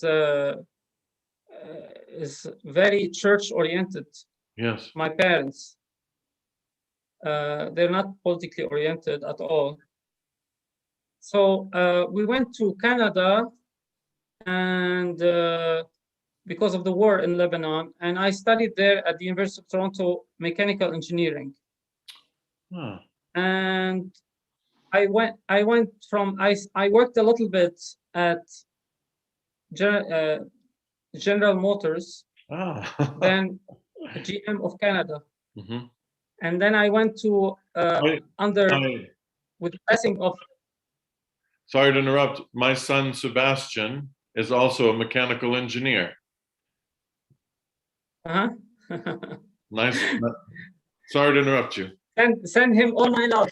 I will. Send him all my love. I will indeed. God bless him. Yes. God bless him. And also under the blessing of His Eminence, Metropolitan Philip, God give rest to his soul. I went to Holy Cross. Yes. And then circumstances led me back to Lebanon. I got married, and I was ordained to serve a very small parish close to Balamand. Okay. And because I worked full-time in Balamand, then I took my Doctor of Ministry from Pittsburgh. I used to commute, and then a PhD. I finished my PhD from University of Balamand, PhD in Theology. Mm-hmm. I just, which is about... just yesterday, yes. Day before yesterday, Monday, whenever Monday was, a few days ago, I was meeting with one of the professors from the Pittsburgh Theological Seminary, a man named John, whose last name I'm afraid I don't know, but he teaches, he taught in the D-Min program there maybe 4 or 5 years ago, and was in the church history department. Small world, that's all. Yes, So, it is a small world. So you came back and did your PhD at Balamand. Yes, and I've been teaching in Balamand for the last 14 years. Beautiful. In pastoral theology. Yes. And we held several conferences on pastoral issues in Balamand. Uh-huh. And also we have many pastoral activities in addition to the things that I mentioned. Yes. To you. Thank God for this opportunity to talk to you. I really appreciate your invitation, dear Father John, and we always look highly at St. Tikhon's, and we hope to visit you one day and to also face-to-face live our Orthodox witness, not just through Zoom. Yes. Well, Abuna, the feeling is entirely mutual. I am so humbled and grateful to meet you today, and I trust and hope that those who are watching our live stream today are greatly edified by this trip to a beautiful mountain, Balamand, and by learning about the Orthodox faith, not only now that is there through you, but also through all these years, both difficult years and beautiful years. It's for us. Yes. For us here, I surely can speak for myself, but I believe that it would be a common sentiment here. We don't really know as American Christians what it means to suffer, or what it means to be a minority religion, or what it means to be persecuted, what it means to have the kind of violence that happens unfortunately too regularly in the streets where you live, and the things that your family have seen. So for us, it's first of all, we are humbled and grateful for the witness that you give and that your family has given, and indeed all of the Orthodox Christians in Lebanon and all around there. For us, it's very inspiring to see. I mean, I'm looking at your face right now, though it's on Zoom on a little screen, you radiate with joy, and that is an encouragement to us. Thank you. Thank you. I always believe that we can help each other, and our exchange is so essential. Yes. It makes us very rich, and it enriches your experience as well. Yes. By the way, we are not minority, and we don't like to think about ourselves as majority and minority. we speak of ourselves as the Christians and the people of this land. So we can talk a lot. No, I appreciate But, I appreciate that, and I'm sorry if I don't mean to mischaracterize that. I see we for sure, especially as Orthodox Christians, we are not the people of this land. So we have so much to learn. We have so much to learn from you, and I'm glad that we have this, even if it's a little bit of time today. Yes, yes. Abuna, and we have also to learn from you many things. Yes. Abuna, I'm so grateful for this time. I look forward to the next opportunity that we have to speak. I'm eager to see the ways that St. Tikhon's and the St. John of Damascus Institute of Theology may have to work together, sometimes through Zoom like this, because in one moment we can be together. But I agree with you that meeting face to face, whether you're coming here or we're coming to see you, we will show you our beautiful mountain. You show us your beautiful mountain there, and we can pray to God together in the church, the monastery church. Thank you so much. Glory be to God. Thank you. Thank you.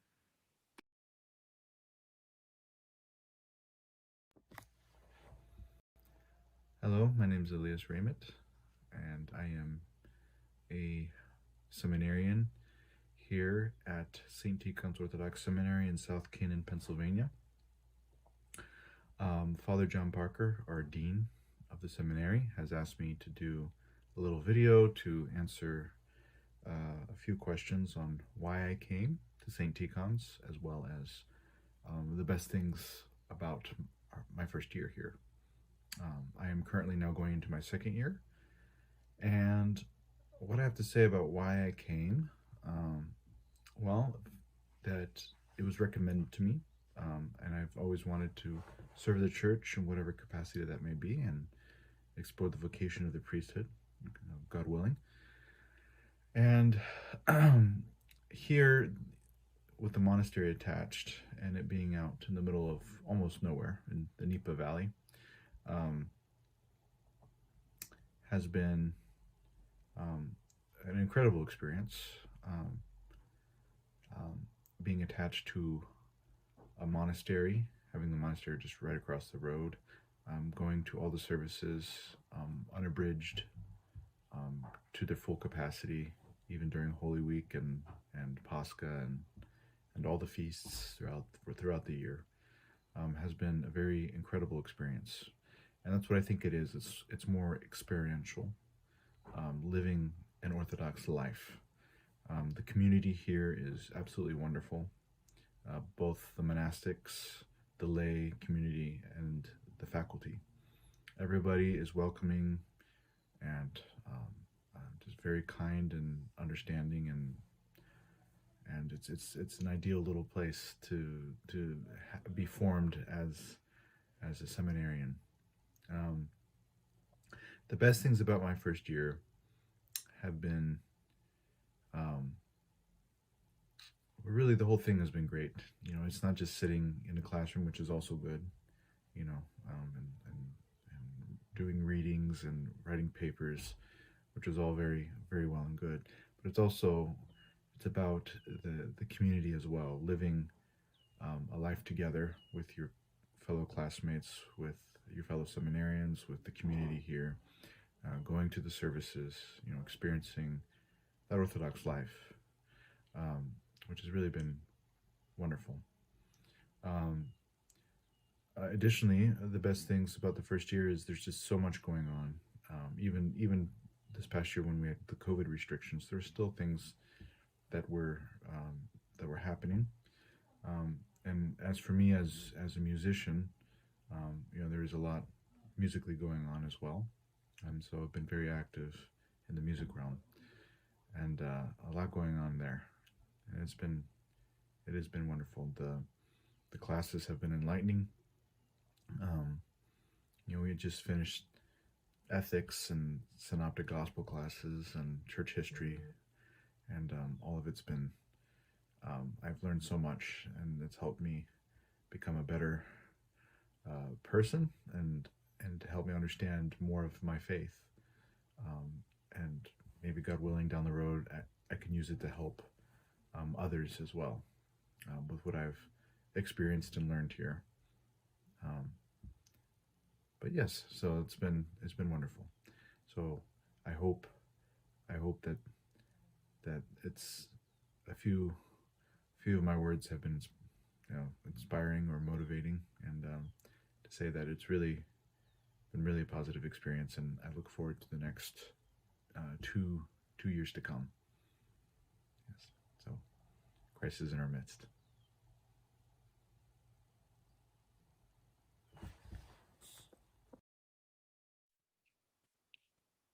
I thank you, Elias, for that delightful word about your experience at St. Tikhon's. Welcome back, friends, near and far. Father John Parker, once again, the Dean of St. Tikhon's Orthodox Theological Seminary.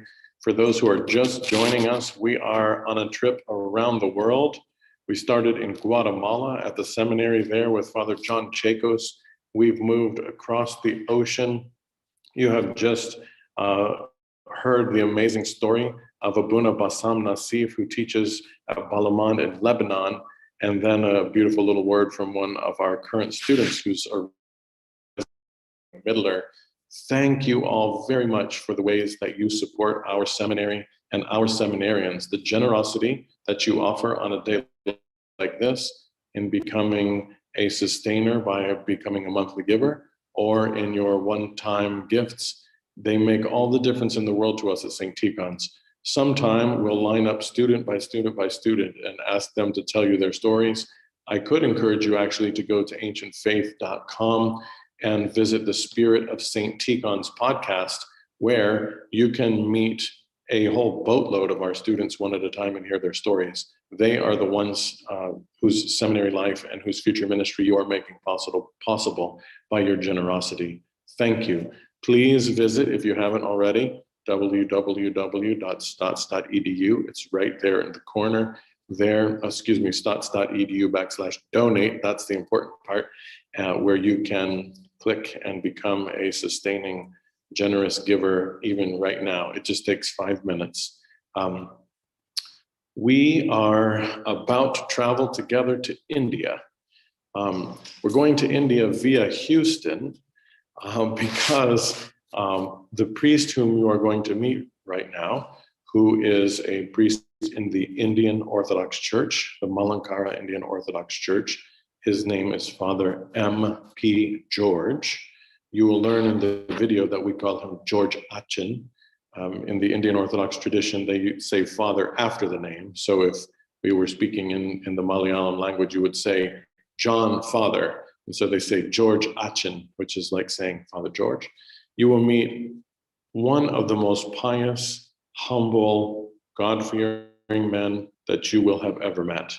I sincerely ask you, hang in there with us and meet Father M.P. George, who teaches at the seminary in India, and likewise, and especially during this past year and a half, has taught the Indian Orthodox students at St. Tikhon's, who, including the 4 who graduated just last month, numbered 9 in the seminary. Please meet this wonderful and amazing man who is a talented church historian, who is an amazing musician, and who has an incredible story. You're going to learn about the history of Christianity in India through a beautiful little church history tour that he will give us right now. Please meet Father M.P. George, and please visit stots.edu/donate and become a generous sustainer today. We're continuing our trip around the world. Hang in there with us and meet Father M.P. George. God bless you. Hello, my friends. Father John Parker, Dean of St. Tikhon's Orthodox Theological Seminary, and it's my joy to introduce to you a new friend, Father M.P. George from the Malankara Indian Orthodox Church. Father George Achin, it's so nice to be with you. Thank you. Good morning to you. Good morning, Father John. Today, it's a pleasure for me to speak with you. And I just wish to share a little bit in advance, a little bit according to what I know, so that our listeners and our viewers will understand a little bit in the Malayalam language, the church language for the Indian Orthodox Church. Achan is the word for father, and so and it's customary to put father on the end of the name. Instead of saying Father John or Father George, we say George Achan. So if you hear me say George Achan today, I'm doing my best to honor my friend and use the way of introducing him that would be customary in the Indian Orthodox tradition. So George Achan, tell us a little bit today. First, we're going to take a trip around the world, although today you're in Houston, Texas, trying to get your way back to India. But tell us a little bit about your life as a Christian as we begin to discuss the Indian Orthodox Church and move towards talking about the seminary life. Tell us about your Christian life, Achan. Christ is risen. Indeed, he is risen. I'm very glad to be here to be a part of this interview, to share my mind with the highly esteemed St. Tikhon Seminary, especially Father John, whom I love, the only one whom I know there personally. I met there. Thank you. So I'm just going back my spiritual life, to back my life. I was a boy. I never thought I would be a priest. My intention was to be a government official or to get a government job, to be a clerical post. That's it. More than any higher thinking I never had. But my father was a great devotee, as a believer. Yes. I am very grateful to God that I was born in a Christian family. And I was born in Pampakuda, the village, a small place in Kerala, Ernakulam district. That small village, my father was a farmer. A farmer? We have some farms there.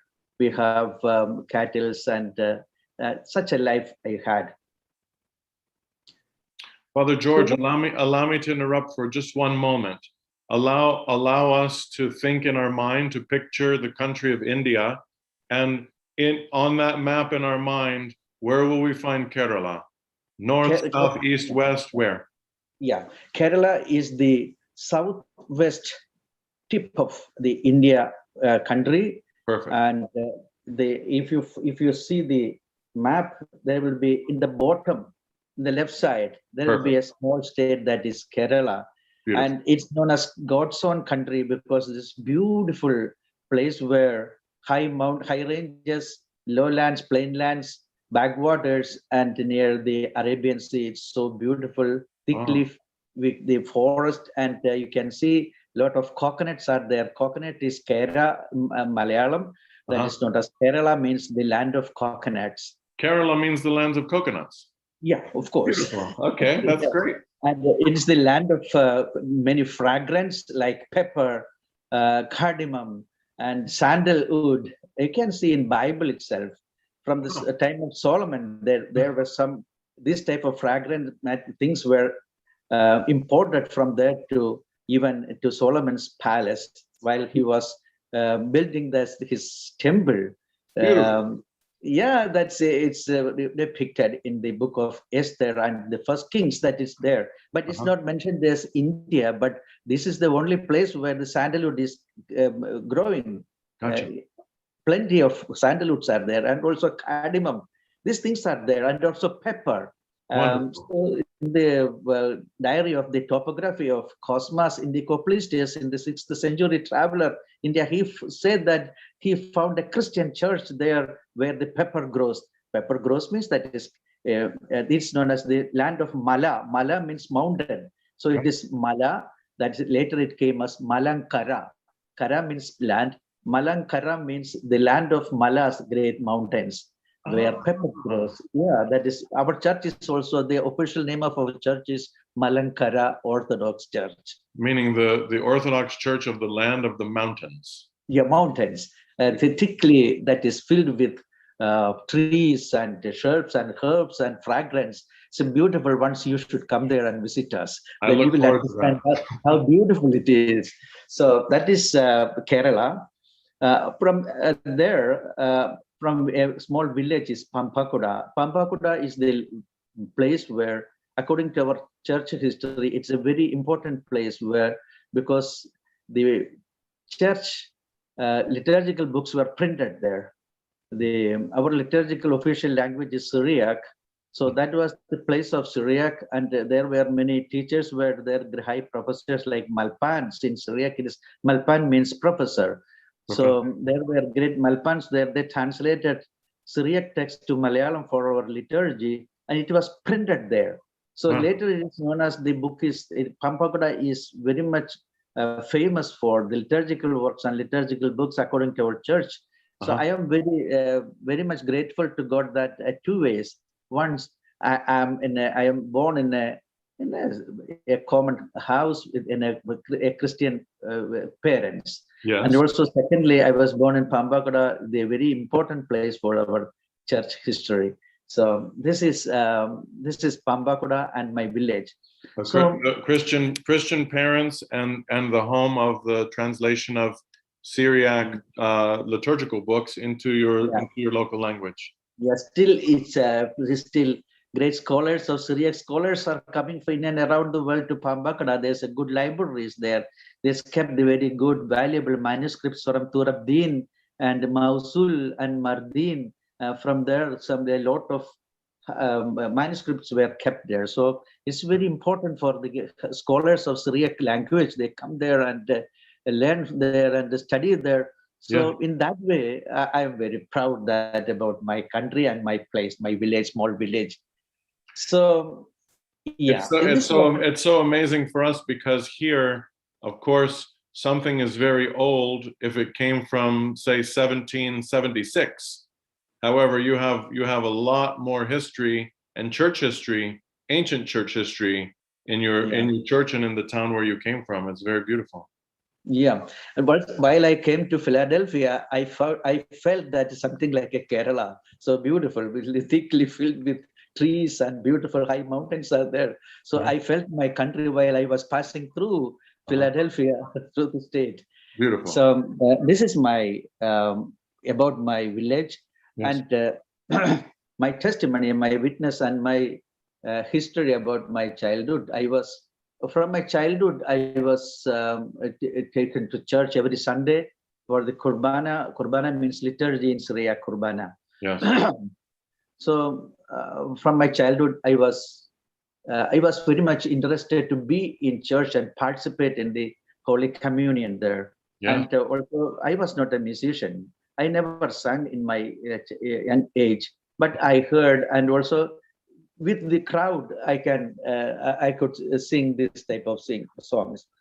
And after that, while I completed my +2, we had a great Malpan, and so a Syriac scholar of our vicar of our church was a great scholar in Syriac, and he advised me to learn Syriac. So from him, I learned a little bit of the basics of Syriac language and also how to translate and very important hymns from him.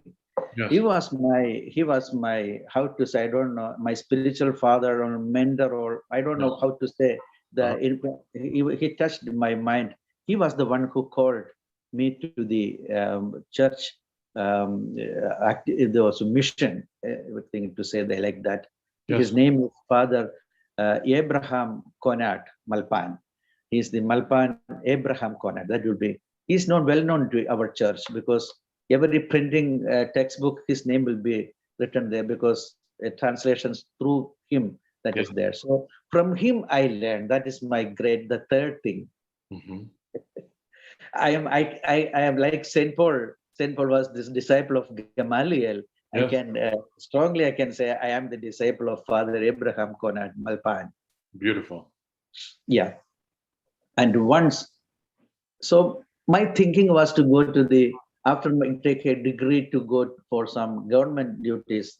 I was not, because I thought that I'm not able to be a priest in the church, because physically and mentally and economically or politically, psychologically, I think that it is not a complex, but it was like that.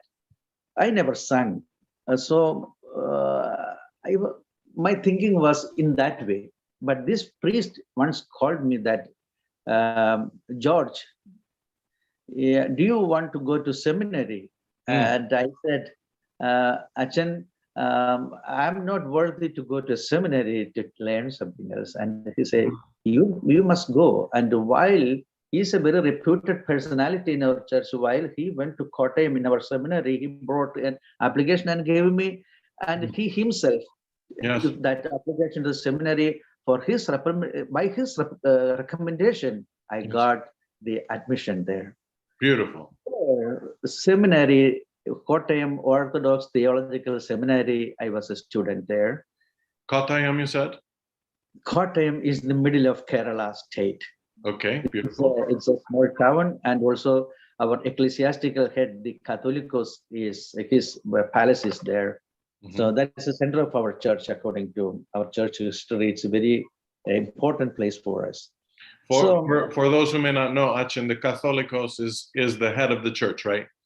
He is the head of our church. We might, for example, in the OCA, Metropolitan Tikhon, with the title Metropolitan, is the head of our church. In the Indian Orthodox Church, the Catholicos is the head of the church. Of course, yeah, Catholicos. Okay. Now is His Holiness Basilios Paulus II is the Catholicos of our church. So I got the admission. So I think it is a call of God. I was somehow attracted to the liturgical singing there. Yes. So every morning and the evening, midnight, this canonical prayers, it is known as Shihimo. Shihimo means a common prayer, canonical prayer. It's all our hymns. Yes. I like that. So I was singing with the other students, but I could better because I knew the Syriac language well. At that time, there were many Malayalam in the liturgical worship there. So only was in Syriac at that time. Then only the translations came. So I sang the Syriac text early morning and in the evening. Thus, I was a little bit interested to sing. My voice was just coming much better for a musical throat I got. I think this is by God. So Seminary Chapel, Orthodox Theological Seminary, Kottayam Chapel is my first school for singing. From there I grew. So at that time, our principal was Dr. Paulus Mar Gregorios. You might have heard his name is well-known theologian. I was the president of this Geneva ecumenical programs and everything else. Paulus Mar Gregorios. He was very poor in singing, but he was very great in thinking. So yeah, I am very, very small in thinking. I can sing now. And I'm very poor in singing and very poor in thinking. So, so he noted me. So after my course, it was the time to. There is a post of a music teacher. So because our Malpan who was teaching there he was a little bit too old. Yes. So it was the need of the time to assist him. So our principal, Dr. Paulus Mar Gregorios, he told me to be there to assist this Malpan, this professor. That was in 1982. Wow. So I just started. I could sing. And he again advised me to George Chamashan. Chamashan means deacon. Oh, right. You must go and learn some Carnatic Indian classical music. Would you want to go there?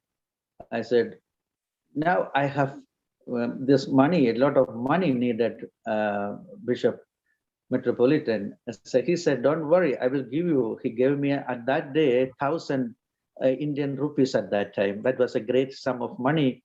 So I got it and I started my Carnatic Indian classical music studies. So in 1984, and that was my first performance of Indian classical concert. He was very much pleased, and he advised me, George, you must go to Russia. In Leningrad, you will get an admission there. I've already arranged there to learn the ecclesiastical, the Byzantine chant, and also the Western classical musical theories. So in 1984, you said you went to Leningrad to study classical Western music at Byzantine. This Slavonic. It was an amazing time. So I could learn the Vasmoglasovnia Pesna Pienia, that is in the Slavonic, Vasmoglasovnia, that is the 8 modes of the church music. Tones, sure. I can sing, and still that is in my mind, the 8 tones of Byzantine. Yeah. So first learned the Russian language, and then started the musical studies.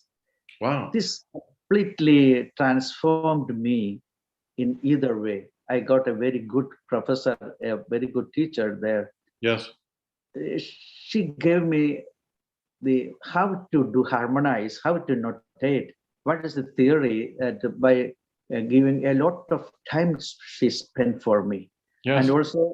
And also notated most of all the Syriac melodies in Western notation, and also harmonized. So I can never, so most of the books I have been notated, because up to that time we never had any notations in our church.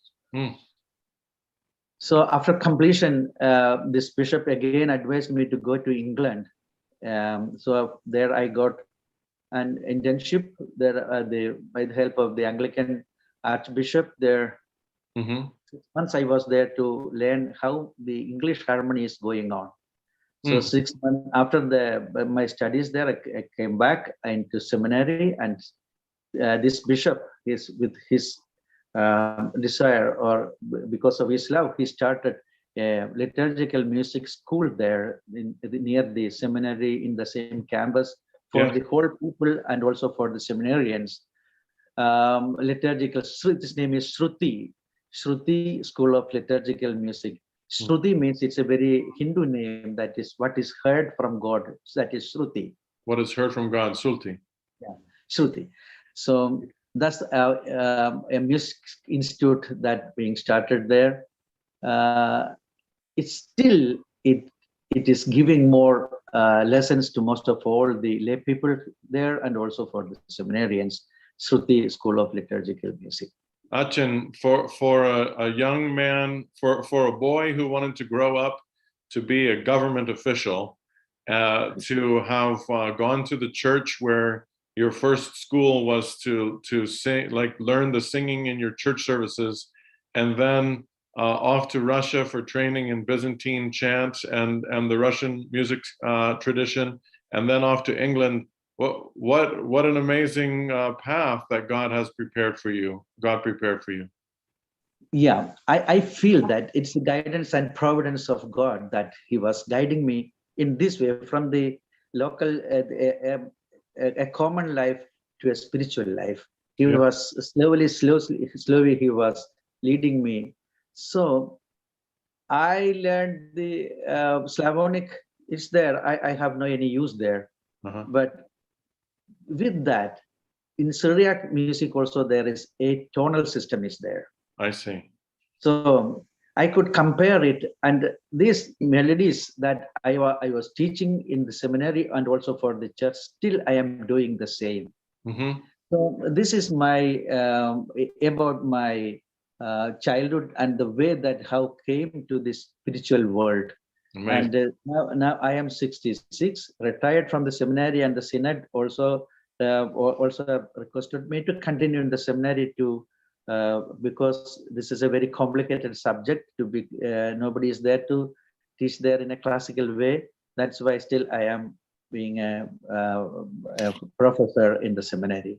One thing I have learned recently, George Achin, is that the word retired, you mentioned you retired from the seminary, but you're still teaching. So even here, you and I had a chance to meet on the feast of St. George. I learned after the feast of St. George for us on April 23rd was moved this year because it fell in Holy Week, and so it was in the following week when we had a chance to meet one another on the day your patron saint's name. What a blessing that was! But it's retired. I find it means tired 2 times or tired again, retired. But God bless you. You have so much strength and energy and joy to continue to teach, which we're grateful that you do that for our students here at St. Tikhon's from the Indian Orthodox tradition. Yeah, I heard while we were traveling with your students who were in the Tikhon Seminary, that Melvin and Robin, we were traveling from Chicago to New York by their car. Right. Yeah. We were just, I requested him, I want to see the villages here in the US. So we were coming to this car, by their car. So I heard you were singing the Tikhon Seminary choir, the wonderful singing. So it was this nostalgic. I felt that I was in that time in Leningrad. It was not St. Petersburg at that time, it was Leningrad. Right. My spirituality and that my vision and my mission, that what changed in my spiritual life is my life in Russia. Yes. Your liturgy is superb. And also I could visit some monasteries here and there in and around Russia and some other places there.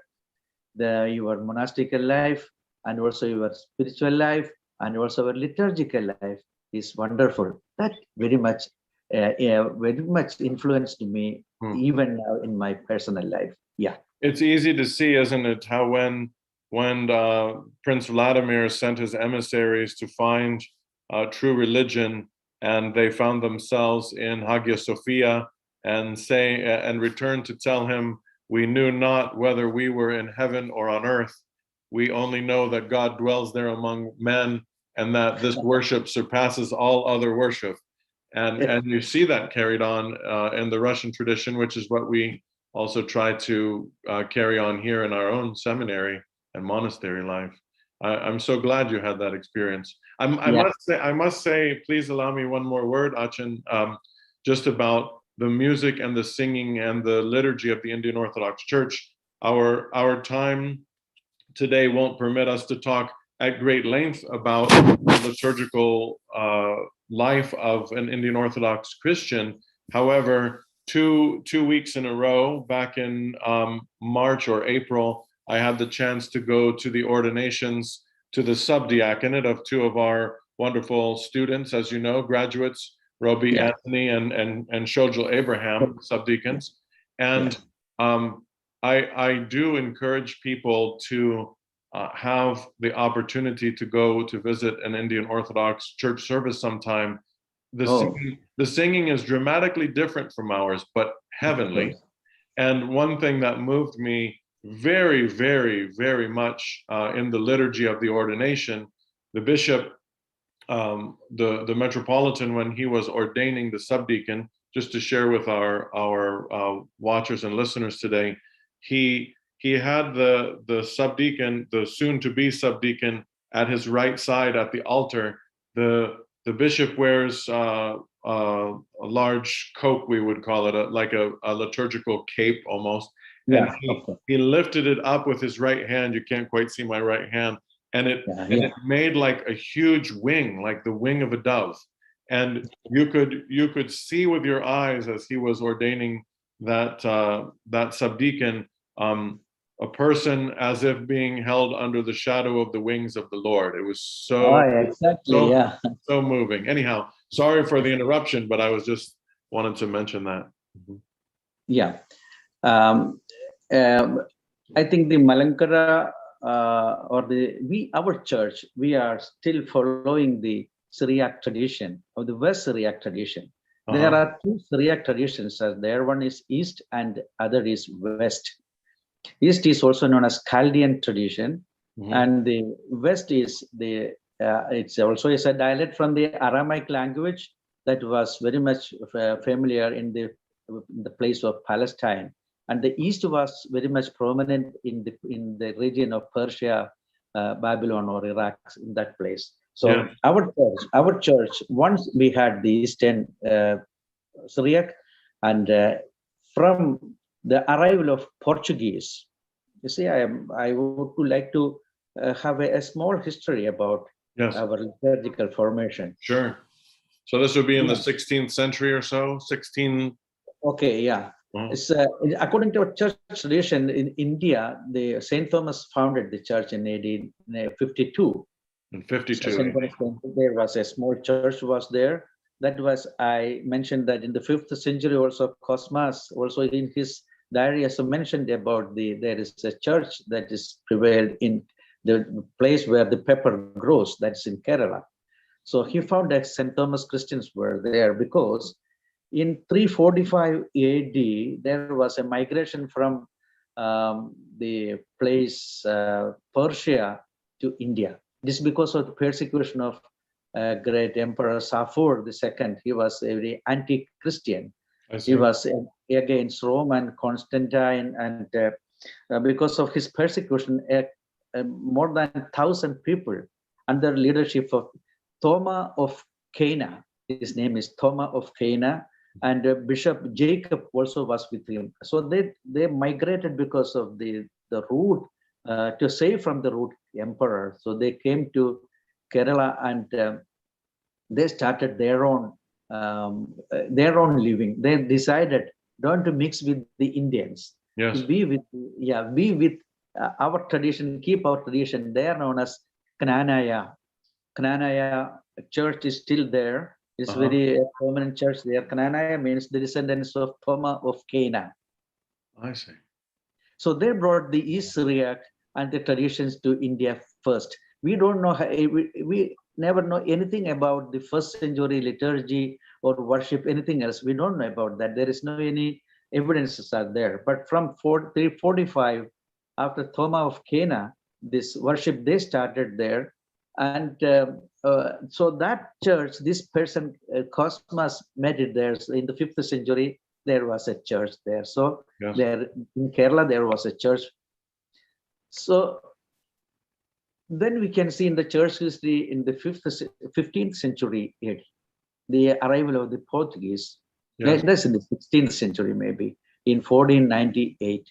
Right. Maybe 15th century, 16th century, maybe. Okay. Vasco da Gama, the person, the leader who with some men came there in India. So he began an eparchy or a diocese there. So converted people there. So he found that India is the best place. For at that time, it was not India. There were no India at that time. It was more small, petty kingdoms were there. So this place was a fertile land for Christianity. Not only for Christianity, his main aim was to bring the Catholic Church there, to bring everything under the Pope of Rome. So that was his mission. So there was a new Archbishop, Albert de Menezes, was there. So he was a great person.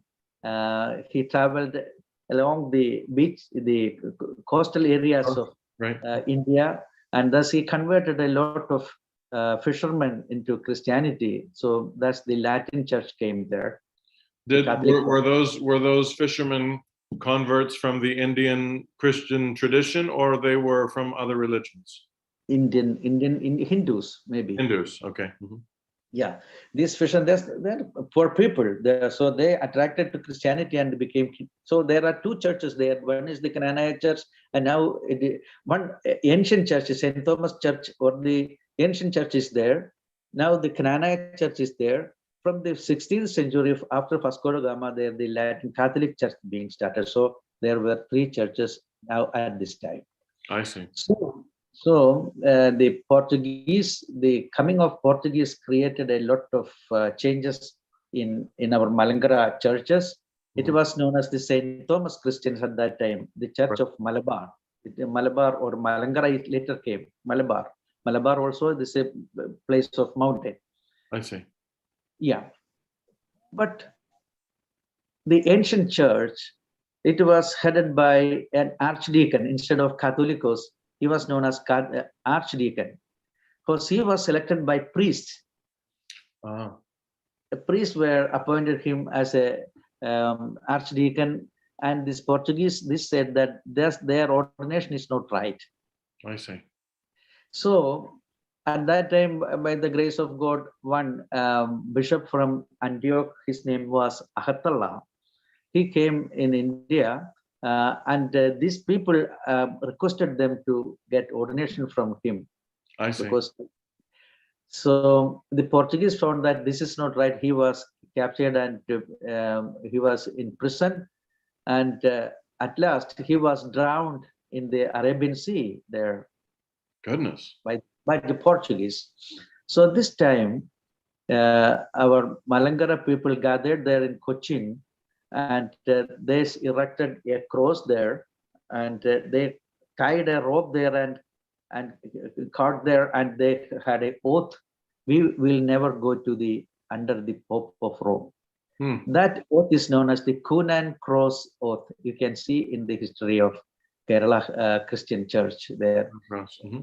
Yeah, and there were the Catholic Church and the Malangara Church. They were separated into two factions. One is Syro-Malabar, that is the Catholic Church, and the Malangara means the church that we are including. So the divisions were that happened in 1653. That happened, the Cunan Cross. 1653. So these divisions were going on. At that time, one other bishop came there from Jerusalem, that his name was Gregorios Abdul Jalil. He came there as a leader of the Malankara people, and he brought the West Syriac liturgical books, and he started there, but it was not much flourished. It was going on there, some disputes between this Malankara and Syro-Malabar were going on at that time. Yes. And at last, in 1815, one of our bishop, the Metropolitan Makarios, his name was Joseph Pulikotel, with his effort that we started our seminary in Kottayam in 1815. In 18, what year? 1815, the seminary was started in Kottayam. Yeah, by the help of the British Queen Victoria, and also the missionaries were there. But it was a very fantastic seminary that is still, it is known as the old seminary there, because this is the first education institution to teach English in Kerala. It was founded for a clergy and also for the people. It was not the seminary at that, it was the Kottayam College. I see. And so it had an ecclesiastical, you could say, devotion, and also just a secular one. Yeah, both integrated. But the problem was that the English missionaries, we are the people, those who were many times we are not in exiles, but we are under this type of foreign regimes or powers. So once we were under the British. So they taught there, the missionaries taught there the Protestantism, or that faith, the Anglican faith. Right. You know that we people, we cannot ignore the faith of our forefathers taught us in Trinity, about the church, and in baptism, as the creed, nation creed, and also beyond. With that, we have the intercession to Saint Mary Theotokos. Yes, it's very important. Without that, we have no any prayer, any canon with that, the communion of saints. Right. And also for the prayer for the departed. Yes. Without this, we have no any prayer there. We can't accept, or we won't go for any prayer for that, because these three are in our blood. Right. So they say they taught there it is false teaching and this type of Protestantism here. That problem were there, dispute were there, and they were quit from this seminary, and they started another place there in Kottayam for their own teaching. Right. So they're free from the Protestant faith, and we started our Orthodox teaching there in our seminary from 1817. It became a free seminary for our church. And that From continues. That continues to this day, the Kottayam Seminary. Yeah, of course. Till this time, we are Orthodox. There is no any type of other teachings are there. So it's a beautiful place. I think, according to our church and also in the history of Kerala, this institution is a very important institution for ecclesiastical as well as the first educational institution for teaching English language. So about this church history, this seminary that gave more importance to our church. The impact of these Britishers that was much influenced a Malpan, a teacher who was teaching in the seminary. His name was Abraham. He was much influenced the Protestant faith, and then he went out from the seminary. So he thought the Protestant faith, with the help of the Britishers, will be much better. So he was very much interested to, urged his nephew to become a priest and to become a metropolitan. So separated from the seminary, and his nephew Matthews, he was sent to Jerusalem, and he was ordained as priest, then Ramban and bishop, and his name was Matthews More Athanasius, and he came to Kerala with a special permission from Victoria. He can act there anything else. So he was a powerful person there. So the church is going to a Protestant faith. So our fathers, they were very much depressed about this type of moving of our Orthodox faith to a Protestant faith. So at that time, they invited a Syrian patriarch to come to India. The one who gave ordination, they invited them come to India and make a solution here.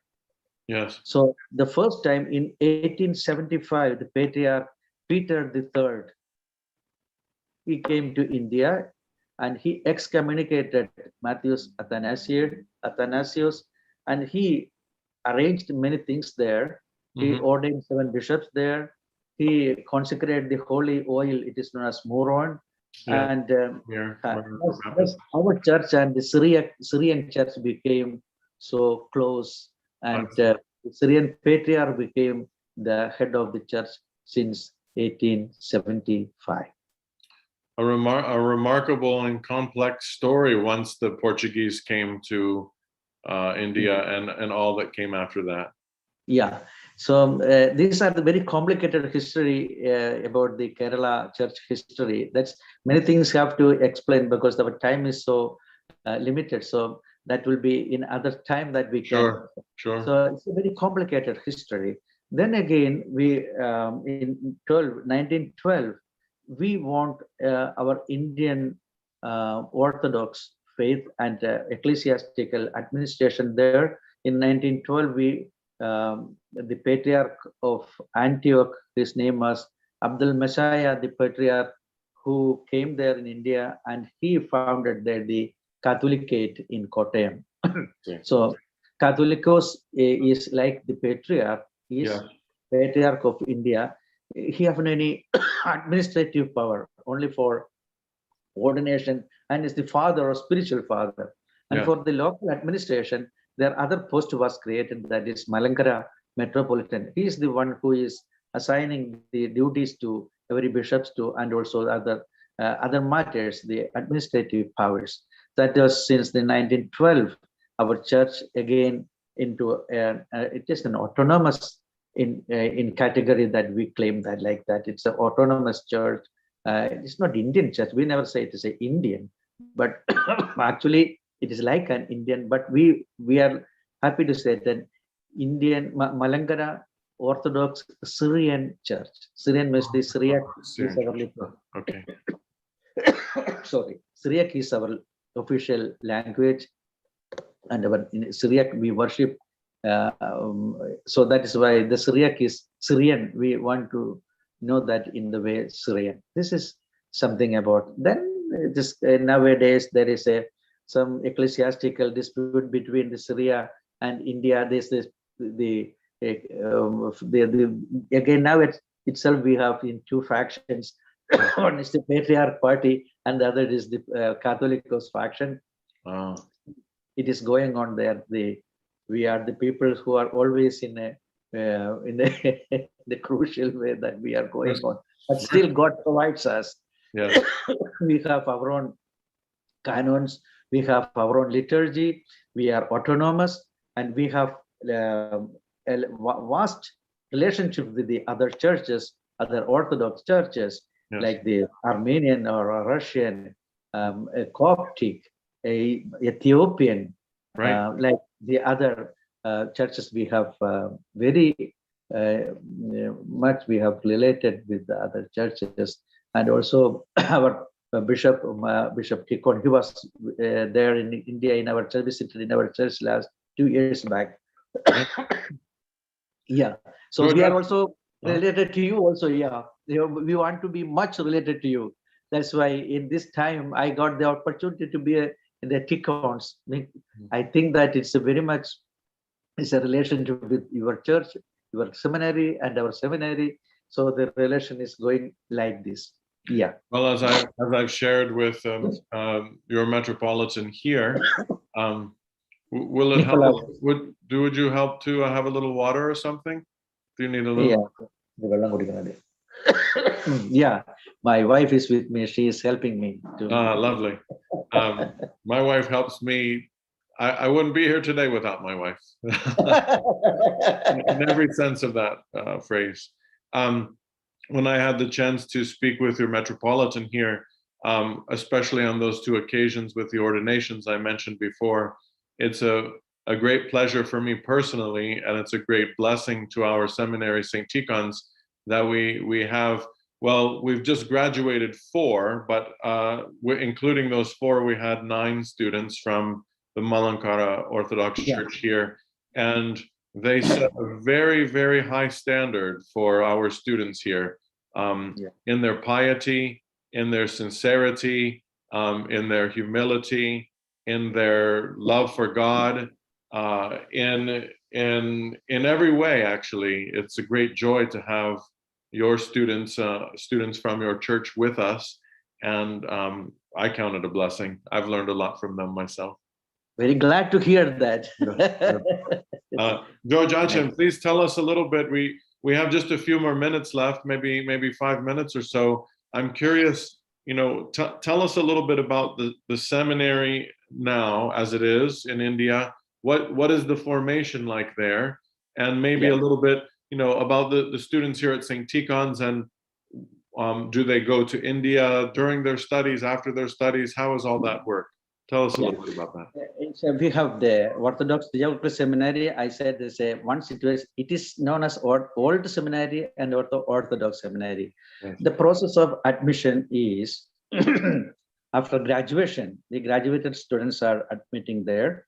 Yes. So the admission will be, it should be as Metropolitan of each diocese should sponsor him, and there will be a written test in biblical and also general knowledge. In both, he have to get a minimum marks. Yes. Yeah, he have to pass in both this examination. The one who passed in this examination will be the interview with. These are the students in order to go to the seminary. Yeah. On the next day, we will interview, and we will ask him to read, to sing, and we will ask some questions about this background in church, his in his parish, how much he involved in spiritual activities. So if we find if it is good, we will give admission. Around 30 students they will be admitted. That is the average, because we have the residential project is there, so we can't admit more than that. It's 30 students per class, or 30 students total in the seminary? Per class for the degree process. Then after that, we have post-graduation and doctoral studies are there. It's going on there. So the first, that spiritual guidance and the spiritual growth that is in our church, in the chapel. So every day our canonical prayers and meditations, very important. Early morning, 5 o'clock, they have to go to the chapel, worship there. Yeah, and also our canonical prayer is must there. And also meditation is important, is that we are utilizing the intellectual studies is second part, but the spiritual guidance is the first part. So we give more importance to the church worship and this chapel worship and meditation. Then only that we are going to the classes. So the classes, we are affiliated to the Serampore University in Calcutta, in North India. I see. Yeah, and according to the syllabus we are teaching Old Testament biblical studies. That will much better. Both biblical studies, theology, psychology, then pastoral ministry, and liturgy, liturgical studies, Greek, Syriac, Hebrew, such type of ancient languages, such type of a vast curriculum is there, and they have examination each year. 4-year courses will be there. So if they complete the 3rd year, they are giving eligible to become a diaconate, a subdeacon. Right. So in the 4th year, they have to complete their theological study, and as a bachelor student, they can go out from the seminary and they can get ordained as a priest if the bishop is ready. I see. Is it your custom in the Malankara Church that at the time one is a deacon or a priest, he if he's married, but if he's celibate, he stays celibate after that? Yeah. While he is a subdeacon, he can take the decision. Yes. If you want to marry, he can marry. If you want to be a celibate, he can be. But after you have to become a full deacon. You also have the deacon there. Yes. The proto-deacon may be there. Before that, he have to get decided whether he's a celibate or he's a married person. Right. I see. If he marry after this ordination as a deacon or priest, he will be excommunicated from the church. Right. Yeah. So this is the process there.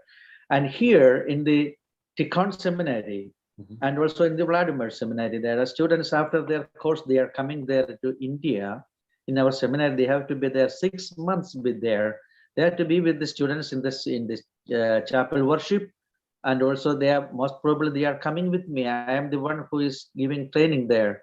Up to last year, Corona was there, so I came here to teach them. Right. So I'm giving them the picture of how to conduct services, how the rubrics of our liturgy, everything else.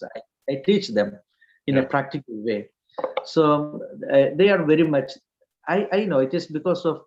I feel that they got training from your seminary. They are more obedient, and they are more calm and cool and more spiritual. I felt like that. I felt they are very good students are there. They will be there 6 months, and they are coming back here and become a priest, and they will be in their parishes. Serve the church here in America. Yeah. So it's a wonderful training that you are giving. So I'm glad that I don't know how it will be in the next year, whether how much people are coming there, here or there. I don't know, but the corona is absolutely swallowing us, our Christian church completely. I think things are going to change. Yeah. Yes. Well, I hope and trust on the one hand that as the summertime progresses, things are opening up a little bit more.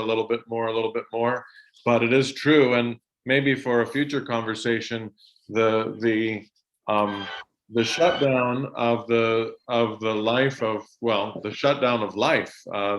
Add to that the shutdown of the churches in various places because of Corona. It's going to require a tremendous pastoral effort to. There will need to be a resurrection of various sorts in our churches to help people come back to life. Let's say, yeah. George Achin, it's a joy to speak with you today. I would sit here all day and continue to listen. Today we have limited time. Just an introduction of the Malankara Orthodox Church, and I'm so grateful for your time with us and I've learned a tremendous amount. I hope that our viewers and listeners today have been edified as well. It's a great joy to have welcomed you here to St. Tikhon's, where I got to meet you in person a few weeks ago. I express my gratitude on behalf of our rector and on behalf of our students that you have devoted so much time and energy to helping them, especially during this time of the pandemic.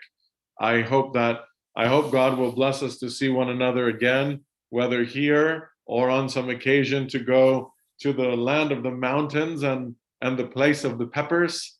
That would be my joy. Thank you so much, George Achin. Thank you. Thank you, Father John. Thank you very much. Please keep us in your prayers. Thank you. Thank you very much. Bye. Oh.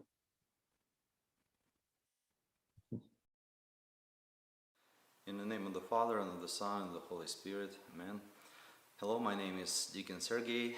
I would like to share briefly my story of coming here to St. Tikhon's and some of the aspects of my student experience here at the seminary. I would like to say that, well, first of all, I am the first generation immigrant. We arrived in the United States in 1998, and my family was received at the Orthodox Church in America on August 13th of 2000. Interesting thing, it occurred to us later that this is a day when church commemorates Saint Tikhon of Zadonsk, who is also a patron saint of the monastery here. This connection was very interesting. We actually understood that this connection exists already being here, and it kind of reinforced a little our sense of purpose here. And my way to the seminary was kind of long. After becoming Orthodox here in the United States, it took me a while to adjust, to change, and to fully accept everything that Orthodoxy offers to a Christian, to a family, to every individual. And after coming here, I would like to emphasize one very important aspect of my seminary experience here. Besides being in an isolated environment where people are formed in a way that would help them serve, would help them be pastors, be ministers of the church in future. This is the place where influence of the outside world is limited to the degree that a person himself or herself allow this influence to affect their soul, their mind. And another important aspect of my seminary experience here is the sheer amount of help and support that every student receives while studying at the seminary. And this support has multiple sources, and it also has multiple levels. We were in touch with people who we never met, people who go to the parishes in different states, here on the East Coast mostly. We received emotional support from these people, from pretty much everybody who works here, teachers, pastors, priests, monks, and also prayerful support. I have to mention that every service at the monastery includes petitions that address the needs of the seminarians, alumni, the families, the staff, and administration. Monastery prays for us every day. Every service that is conducted at the monastery church includes these petitions. And they pray to God for the seminarians. This is very important. And last but not least, financial support. I must say that many students, many seminarians who come here come with their families. They basically uproot themselves, take them out of their normal environment and bring their families here. And they have to adapt, survive, and it's not easy, it's very difficult because at the same time we had to study, we had to participate in the services at the monastery church, and this financial support is what made it possible for many of us to succeed, to finish our education, graduate. I must say that this support is also multi-level and multi-source support. We received help from the seminary, from parishes, from dioceses, and also from individual donors. This generosity for many of us, for me personally, made it possible to go through the seminary and to graduate and be ordained, and made it possible for me to fulfill the goal which I had before coming here. I was ordained deacon by His Beatitude Metropolitan Tikhon right after graduation, basically in 2 days after graduation. And Lord willing, Bishop Alexis will ordain me a priest this coming July 4th. And I would like to thank you all for watching this program, listening to me, and I would like to offer and ask you to become a sustainer of St. Tikhon Seminary.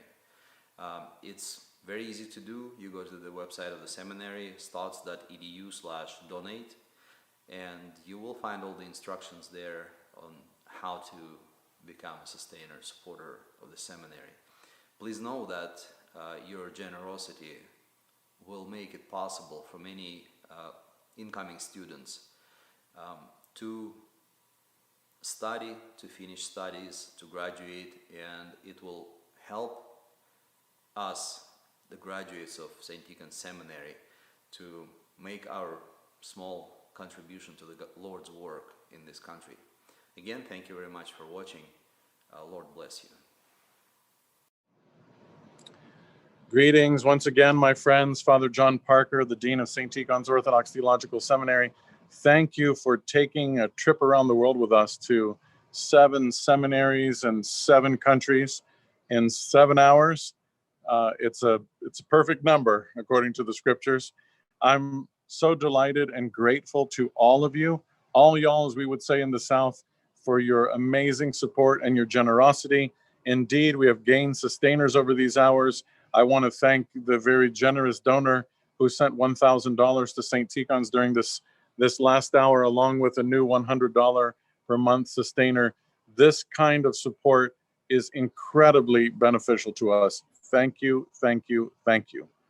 We are coming to the end of our trip around the world, and in this next hour, I assure you, though the first 6 visits were amazing and are amazing, we have definitely saved an amazing story for last.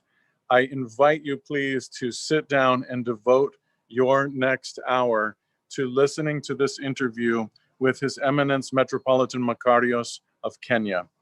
His Eminence is a most amazing missionary man with a story which I assure you, at least those of you who are out there listening and watching who are like me, you won't believe until you hear it. You won't believe until you see it. You won't believe until the words come out of his mouth. Just to give you a sneak peek, Metropolitan Makarios has been serving in Kenya for decades and decades and decades. Though he is a Greek Cypriot by birth, he found himself in London, and at 20 years old, where he was studying music. He's a professional quality pianist and wanted to be a conductor of orchestras when he grew up.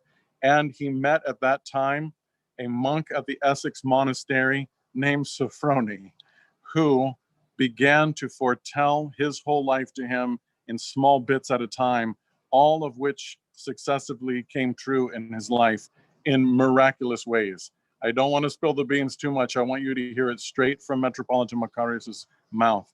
I had the privilege to sit for an hour with him via Zoom, which I now share with you.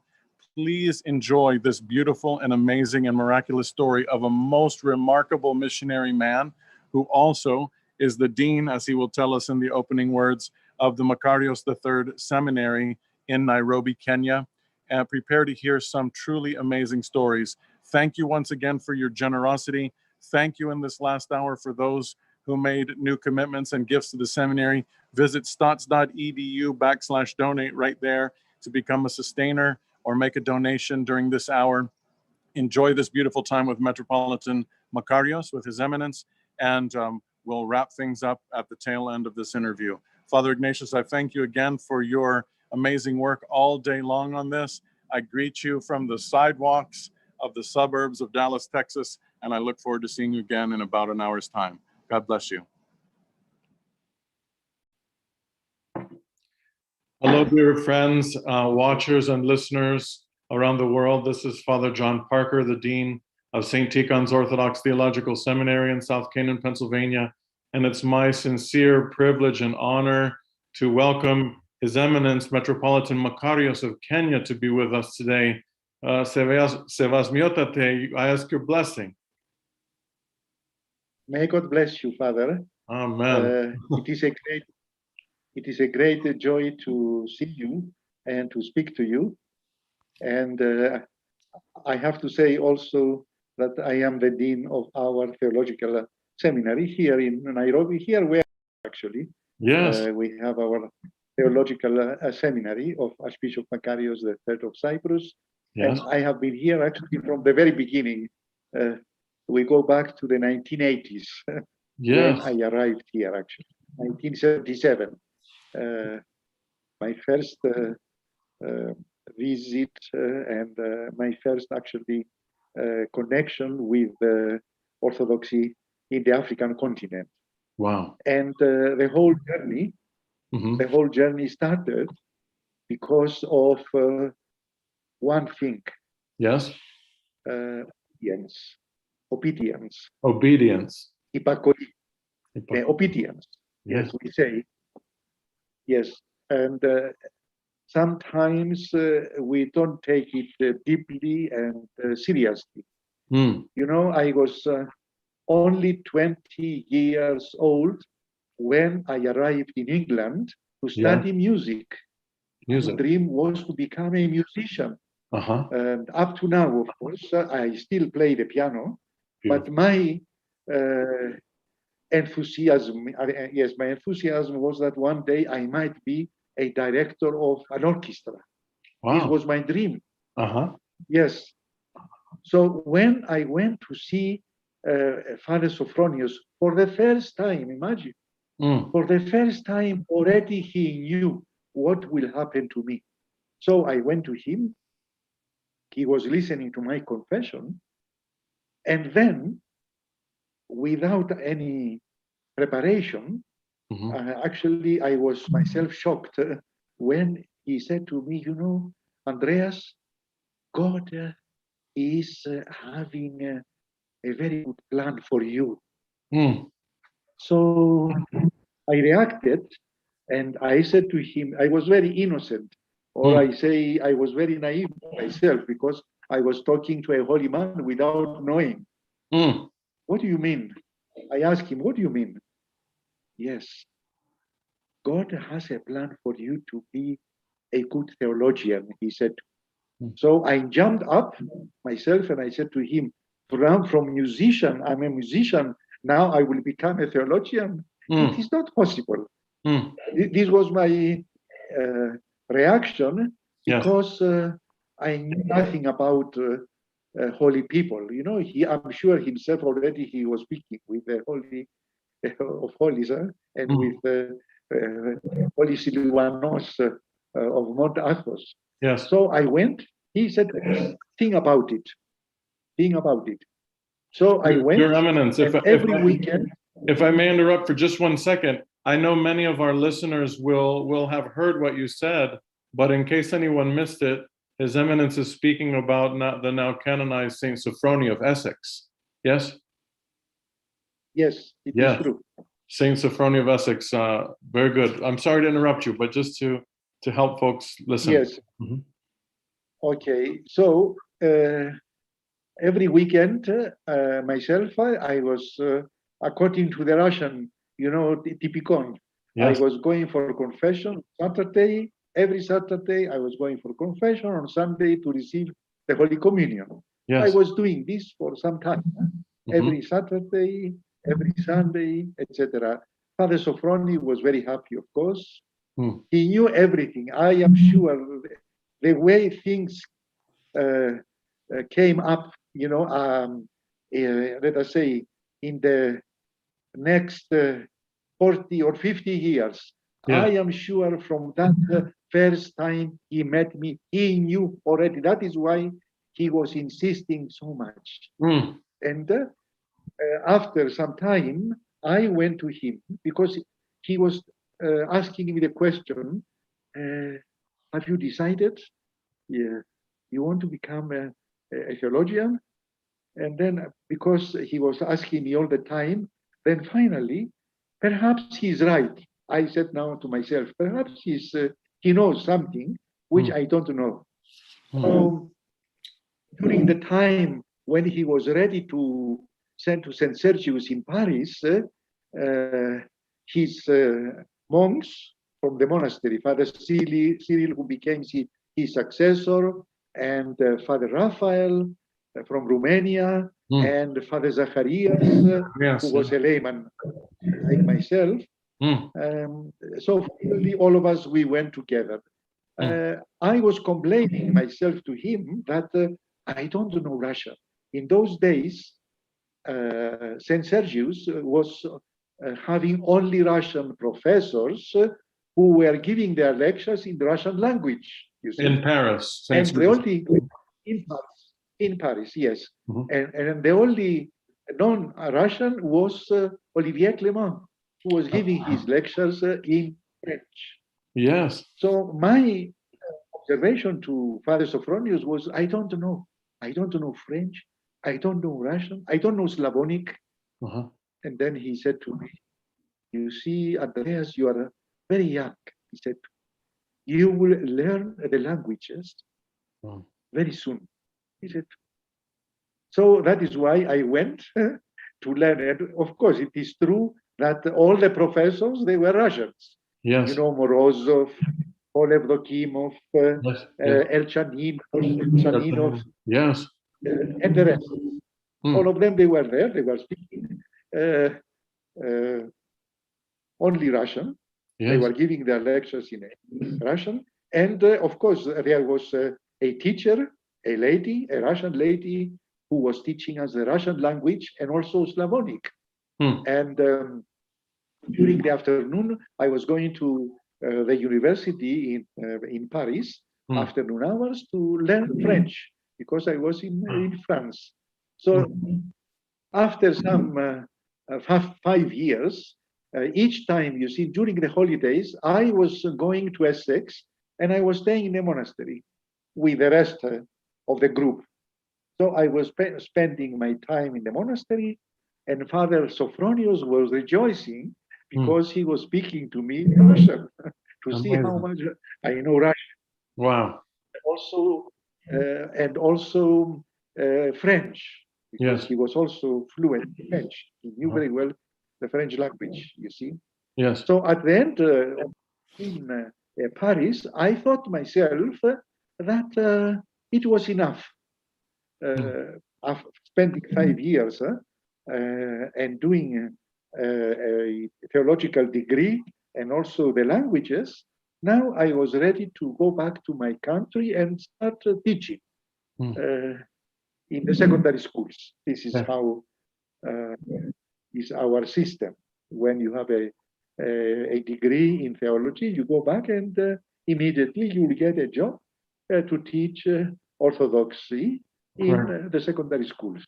Yes. So when I went to the monastery to meet Father Sophronius, so I said to him, now, thank you very much for everything. Thank you for your hospitality, for your love. Now it is time for me to go back. And Father Sophronius turned to me and he said to me, Andreas, you have still a long way to go. Oh no. You're not going back home. I asked him then, what do you mean I have to do something else? Yes. This one is not enough. Right. Did already. He told me it's not enough.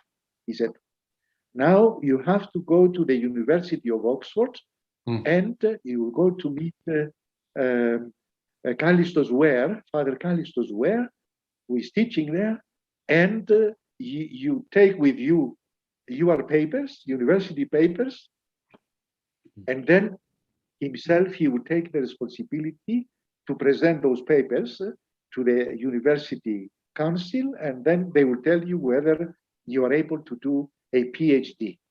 So I went. I met Callistos there. It is true. He went through my papers, and he said to me immediately that you are already accepted. You have all the qualifications for a PhD. But there is one problem, he said to me, because you are a foreigner, you have to present to the university authorities that you have the money for the time you will spend here in Oxford in advance. Yes. So you can imagine now it was a lot of money in those days. It was 1,500 British pounds. A lot of money for a young person like myself. I was now 25 years old. Yes. By then. So I went to Father Sophronius and I gave him the news that according to Father Callistos, I have to present to the university authorities a testimony that I have the money for my studies to have the PhD, etc. So immediately, Father Sophronius told me, you will go and meet the Archbishop of Cyprus, Makarios. So there is a connection between this story and with the rest, which will come after. I see it coming. Yes. So I went, really, I flew to Cyprus, I met the Archbishop, and before I opened my mouth to tell him what I want from him, the purpose of my visit, himself, he said to me, now you see, Andreas, I have seen your papers. It means that you can be really a very wonderful professor one day. So what about a PhD? He asked me now, the Archbishop. So you can imagine now, I asked the Archbishop, do you know Father Sophronius? I thought that perhaps they communicated. Right. You see? I don't. Okay. And I am ready, he said to me, to take all the responsibility to pay all your expenses in Oxford. So I went back to Father Sophronius with the news that the Archbishop accepted. And Father smiling, and he was laughing, and he told me, I knew about it before I sent you. Oh my. I knew already. So I don't know. I was still very innocent to understand all this.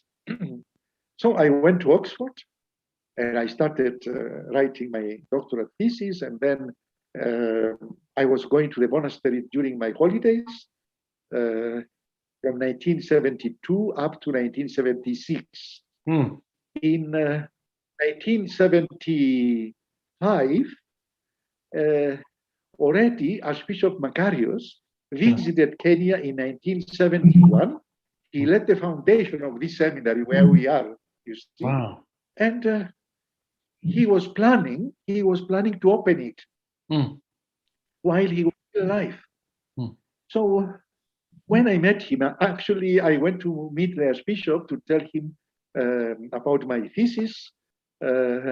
how much time I need to complete my PhD. And the Archbishop responded to me that, you know something, Andreas, in Nairobi, Kenya, I have constructed a theological seminary, and I want you to go there and open the seminary. So you can imagine now, I felt now myself already a distinguished scholar to go to Africa. My reaction, see? And I said to the Archbishop, you know, I'm still writing my thesis. I have still 1 year to finish. Yes. And the Archbishop, anyway, my comment was, there are no other people to go from Cyprus. We have so many theologians. Right. Why do you want me to go? Why me? I Yes. asked this question to him. Yes. And he said to me, I have my reason. So I never asked the reasons. I never asked the reasons. I went to Father Sophronius. I went back to Father Sophronius, and I narrated to him the conversation. And immediately Father Sophronius asked me to kneel down.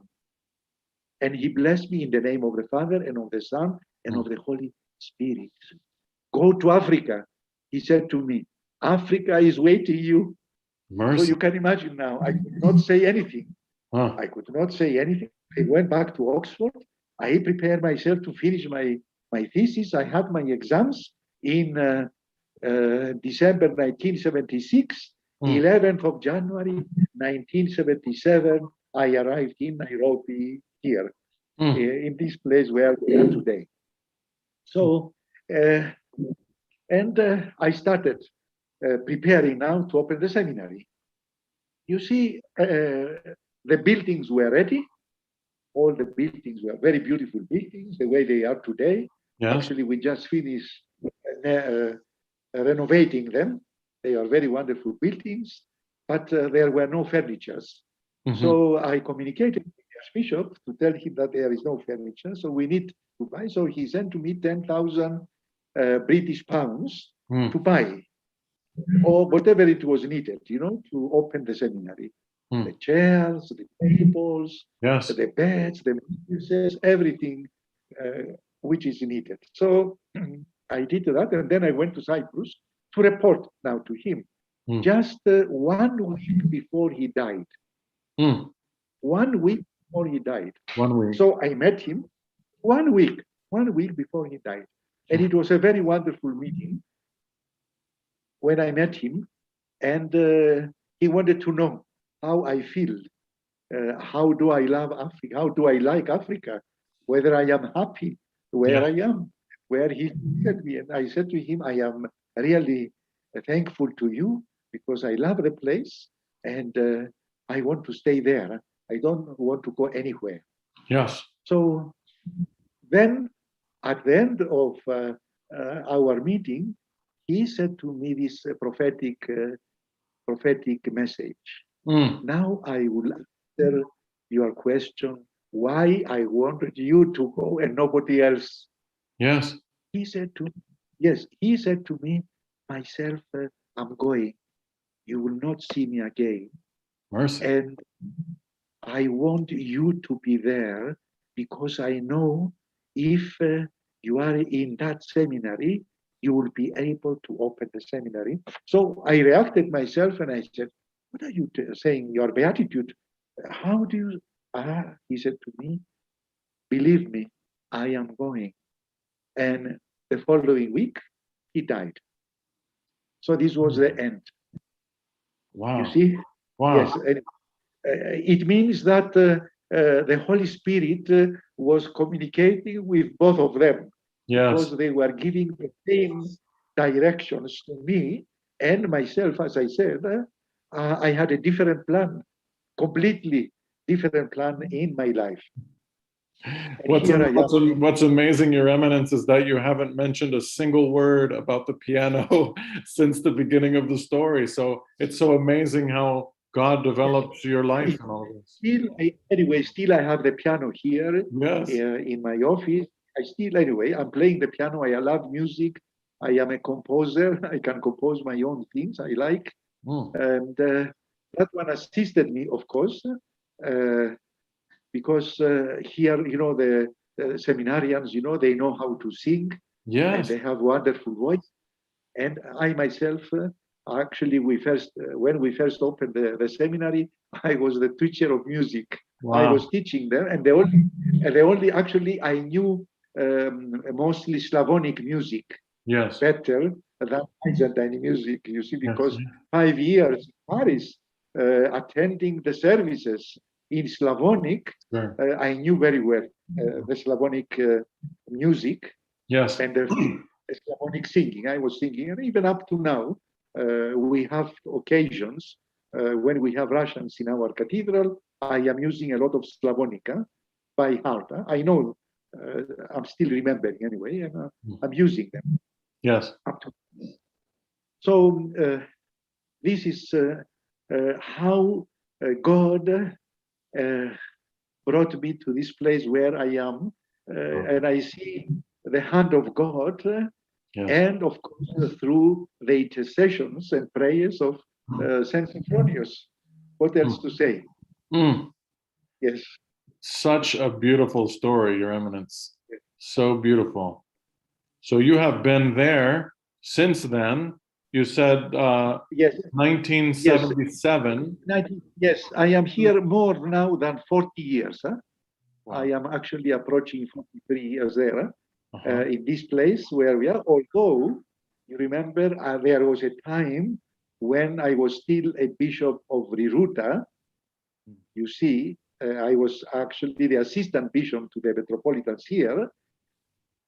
I was serving as the assistant bishop, and the Holy Synod elected me as Bishop of Zimbabwe.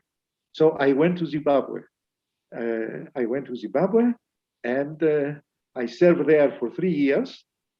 I was having Zimbabwe, Botswana, Mozambique, Angola, Malawi, and Zambia. For 3 years, I was the Archbishop there. And then the Holy Synod elected me to come back to Kenya as the Archbishop since 2001. But there is, again, an interesting story. My last confession to Father Sophronius before he died. Yes. And for myself, you know, I was a layman. I was a layman all the years. Yes. I was not ordained, even as a deacon, you know, from until 1992.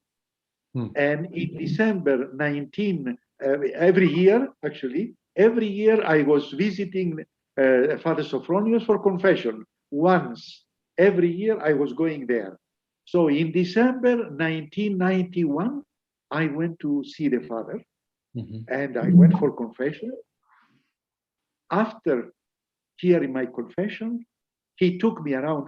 Father Sophronius now was somehow sick.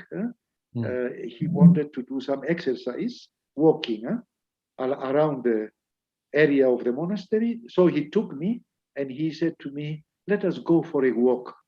And as we were walking along the way there, he said to me, "Andreas, now listen very carefully what I'm going to tell you. God now has another plan for you." Imagine, now I was a layman myself, but still I was a layman. "Soon you will be a bishop," he said to me. Mercy. Yes. I said to the Father, "Father, I am not a deacon. I'm only a layman. How am I going to be elected a bishop?"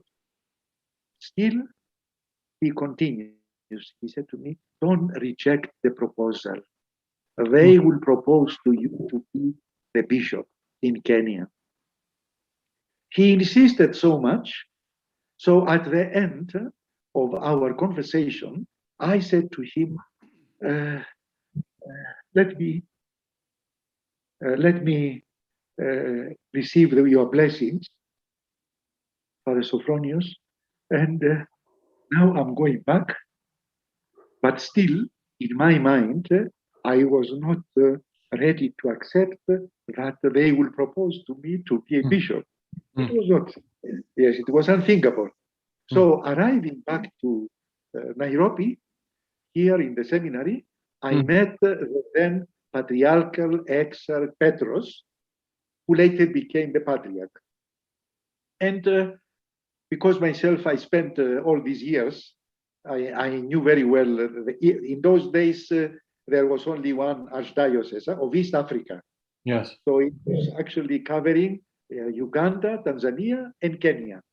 So I was taking the Metropolitan around to see the places, to visit the parishes, to meet the people, to meet the priests, etc.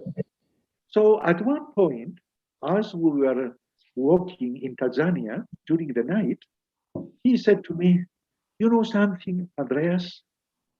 I think the best solution for this archdiocese of East Africa, it is for you to be a bishop," he said to me. "What are you saying, Your Eminence? I am not yet ordained even as a Tikhon. You will think anybody in the Holy Synod will accept somebody to become a bishop, and he's still a layman. You yourself, you will accept, it will be possible," he said. So then I was remembering the words of Father Sophronius, who emphasized to me when they will propose to me not to reject, to accept the proposal. So I said to him, "Your Eminence, as you wish, if you think it is possible, I will accept if they elect me to be a bishop." Although in my heart, I was not really believing that they will accept somebody who's he's still a layman, and now he will become the bishop. So the patriarch went to Alexandria. There was a meeting of the Holy Synod, and Patriarch Parthenios, by then, he called me in the morning at, it was around 6 in the morning when I received a call from Patriarch Parthenios. And he said to me, "Andreas, listen to me very carefully. Today, the Patriarchal Exarch, Archbishop Petros, will propose to the Holy Synod your name, you to become a bishop." So immediately I responded to the Patriarch, "Your beatitude, whatever you decide, I will accept."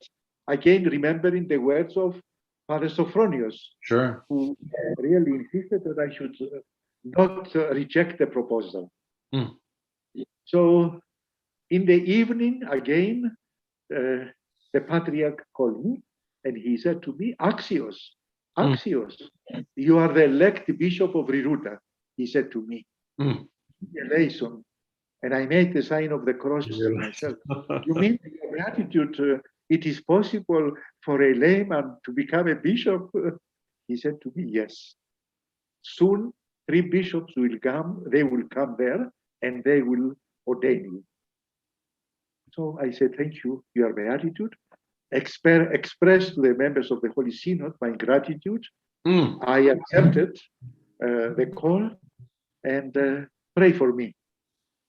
So after a month, really, the 3 bishops arrived here. One day, Archbishop Petros ordained me as a deacon. The second day, ordained me as a priest. And the 5th day, ordained me with the 3 bishops now as a bishop. And this is, and I was not having, of course, peers. I was not having a peer. Oh, no. I was very young. I was only 45 years old, anyway. And this was the end, anyway, of the whole story. So I started then my mission work now as a bishop. Of course, because already as a layman, I spent 15 years working here as a teacher, as a catechist, as a preacher. So I knew very well the situation of East Africa. So here we are, by the grace of God. Today I'm here, and even myself, when I close my eyes, I always think of Father Sophronius, Saint Sophronius now, of course, how he was communicating with the Holy Spirit And whatever he was telling me, he knew that it was a reality.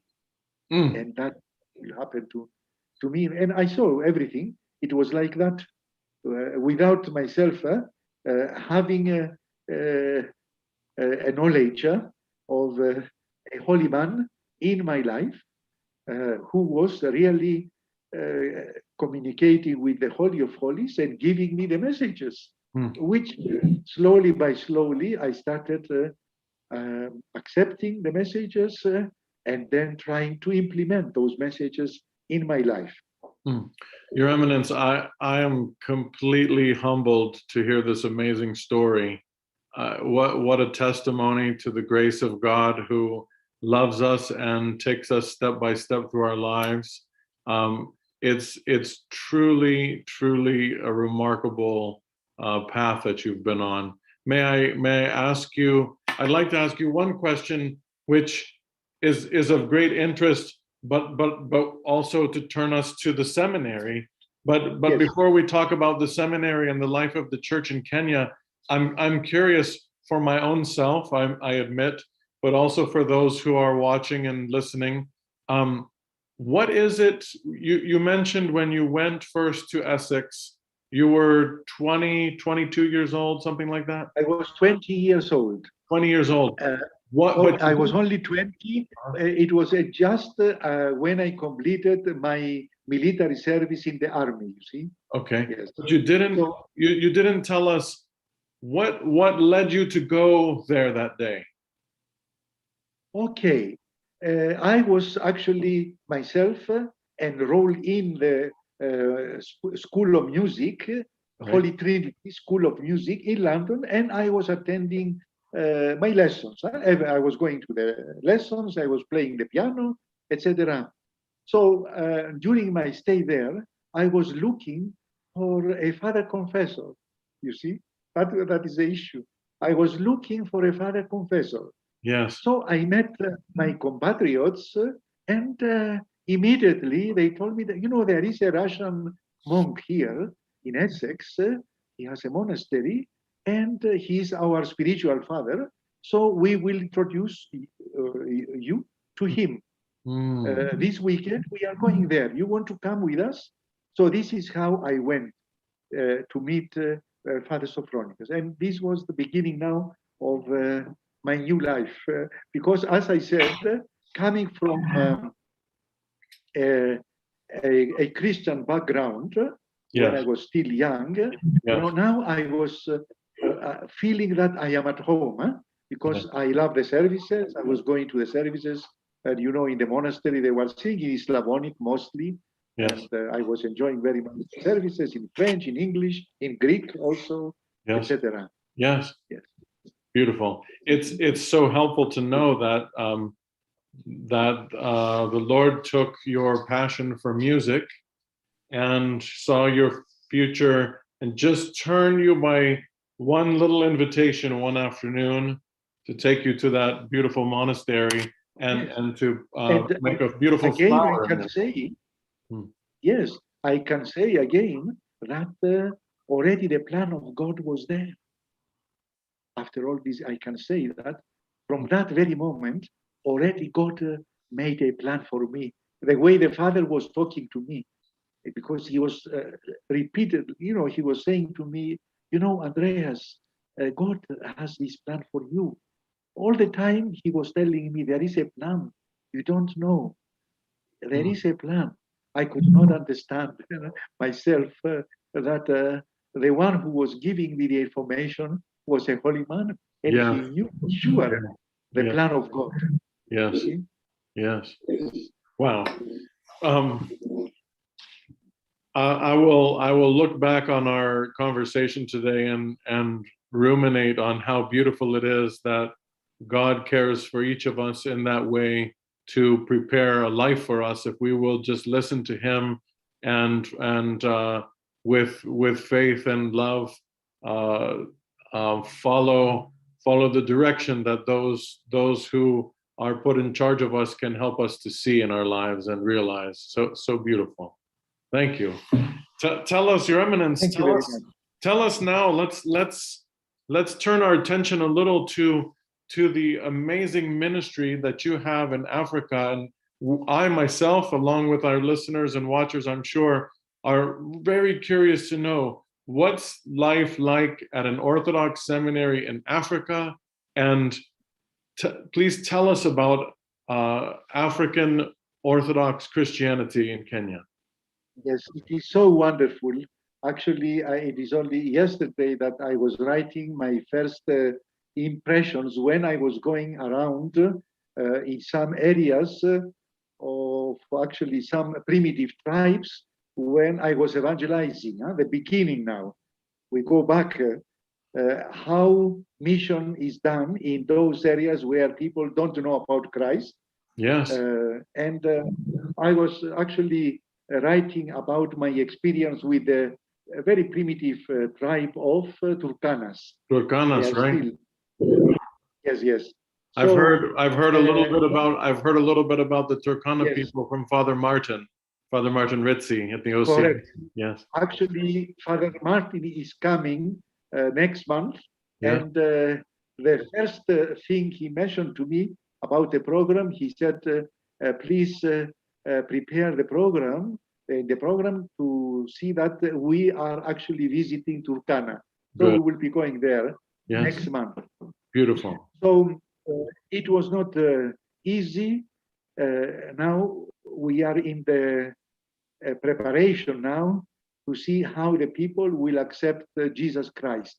Yes. They knew nothing about Jesus. And I was reading yesterday the diary, Yes. which was actually taken by one of the seminarians. Oh. When I went there for the first time, he was taking notes. What messages I was giving, how I was catechizing the Turkanas, and then the questions, and then my answers.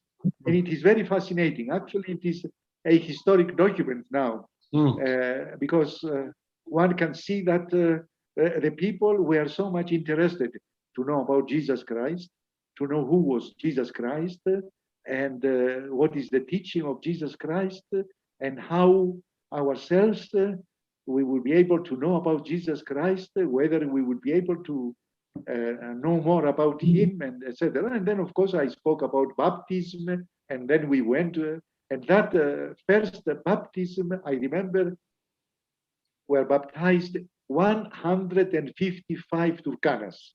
The first baptism we did in that area of the Turkanas. And of course, Your Eminence, the seminary. Please forgive me for interrupting. I can't help but remember the gospel lesson that we just heard in the church when Jesus said to put the net on the other side of the boat where they caught 153 fish, in your case 155. Wonderful. Yes. Wonderful. Yes. Yeah. Fascinating. Yes. It is interesting. I'm sorry to interrupt and you. I cannot forget. Yes, I cannot forget anyway that moment. Now, about the seminary, this is actually the theological seminary where we have students from different African nations. Yes. They are coming here. It is 3 years course. We have 3 years course. And definitely we are having services every day, morning and evening, and classes during the day, from morning up to afternoon. And then we have some other activities in the library, in the field, and Sunday schools, etc. So Your Eminence, one question. Please forgive me if I interrupt. Yes. With students that come there from many African nations, is there what is the common language, or in what language or languages are they instructed? No, the instruction actually is in English. The official language of the seminary is English. Wow. We have actually in the past students who were coming from French-speaking countries. Yes. For example, from Madagascar. Yes. From Cameroon. Yes. You see, so but they were able to learn English, and finally they were able to follow the classes.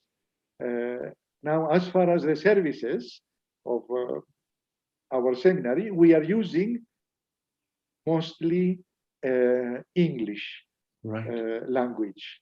Okay, when myself I'm celebrating, I am using a number of African dialects during the liturgy. Yes. Because we have translated, for your information, the Orthodox services in 35 dialects. Wow. 35 dialects they are celebrating in their own dialect.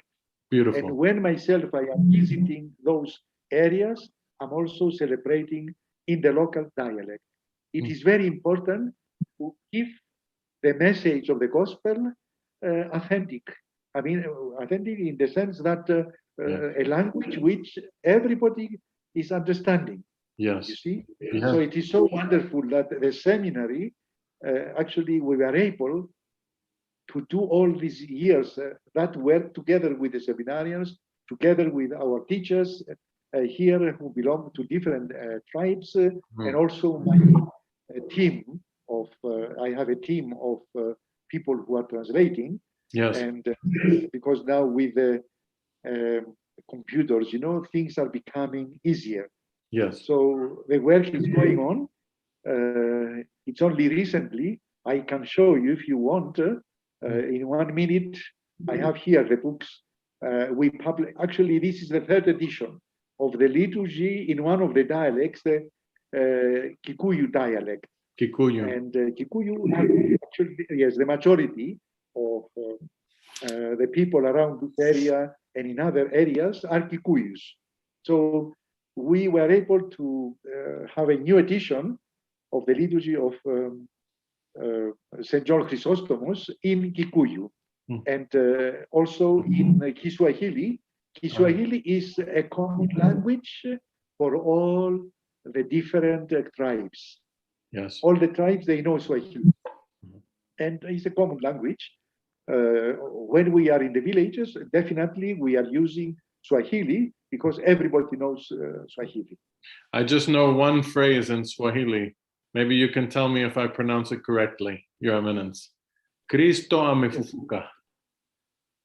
Yes, Cristo amefufuka. Yes. Is Christ is risen. Yes. And then the response is Kweli amefufuka. Kweli amefufuka. Is risen indeed. Yes. Kweli amefufuka. Yes. I had a classmate. I had a classmate. I wonder. I imagine that maybe he's a priest in your diocese, Father Philip Mugaditsi. Of course, he's here. He's my assistant. He was my classmate in seminary. Yes. And he's the one who taught me how to say Cristo amefufuka. Wonderful. Yes. Yeah. So please say more about this. So the common language is Swahili in the villages. So it is actually a place where future priests, future preachers, future catechists are coming out from this theological seminary. And I am very happy and humble myself. I don't want to use the word I'm proud, because all my students actually are serving in so many different African nations, those who graduated from this theological seminary, and they are doing very well. And we thank God that we were able actually to assist them and to give them the light of Orthodoxy, and themselves now they are taking that light of Orthodoxy to their own people. Yes. And I remember I was telling them, if you keep that light for yourself, you see, you might lose it. But if you transmit that light to the others, they will take it everywhere. So this is the secret. And this is a miracle which is taking place today. That's a beautiful word. Your Eminence, are most of the seminarians single men? Are some of them married, and do their families come there? Oh, yes. Or tell us about yes, okay. Usually those who are coming to join the seminary, they are not yet married anyway. They don't have wives. But during their stay here, they might really find a wife, which is good because they will marry ecclesiastically, then I will ordain them, and then they will continue learning here in the seminary, because as I said before, we are celebrating daily the services, so they will know the services before they go for their mission work in their own areas. And this is so wonderful. So we thank God. I imagine we have seen the miracle. in your Episcopal ministry, how many priests have you ordained in Kenya or for the East African churches? Yes. Many, I imagine. More than 200. More than 200. Beautiful. More than 200. How beautiful. Perhaps more. And still on Sunday, this coming Sunday, actually, I will ordain one deacon, Deacon Bartholomeos, to the priesthood. I am going. Yes. He just had his name. He just had his name's day a few days ago. Yeah, Saint Bartholomew's Day last Friday. It was yes, it was Saint Bartholomew and Barnabas. Yes. It is true on the 12th. Yes. It is very correct. Please share our axios for the newly ordained priest on the weekend. I will, and he's a very dedicated deacon, and I hope I will be able to give him a good parish, because he's very humble. He's very humble, and he will, I think, be able to fulfill his mission as a priest. Yes. What maybe a story of a beautiful miracle that you've seen in the life of your diocese, and maybe a story by contrast of some of the difficulty that is normal in your ministry there. Okay, it is true that I have seen many miracles throughout my mission here in Africa. I will tell you, anyway, I have so many, but I will speak to you about one. Please. I was visiting Western Kenya. I was actually in Kakamega, and one of our priests came to me and requested me to visit a sick person in the hospital. So he took me. I went to the hospital. We went to the sick person. I did the holy unction to him with prayers. I anointed him.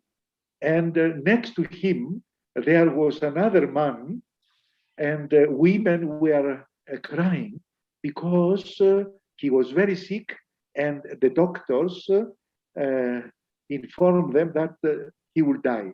There is no way that he will survive. So they were requesting me. They saw me, what I was doing to the patient next to him.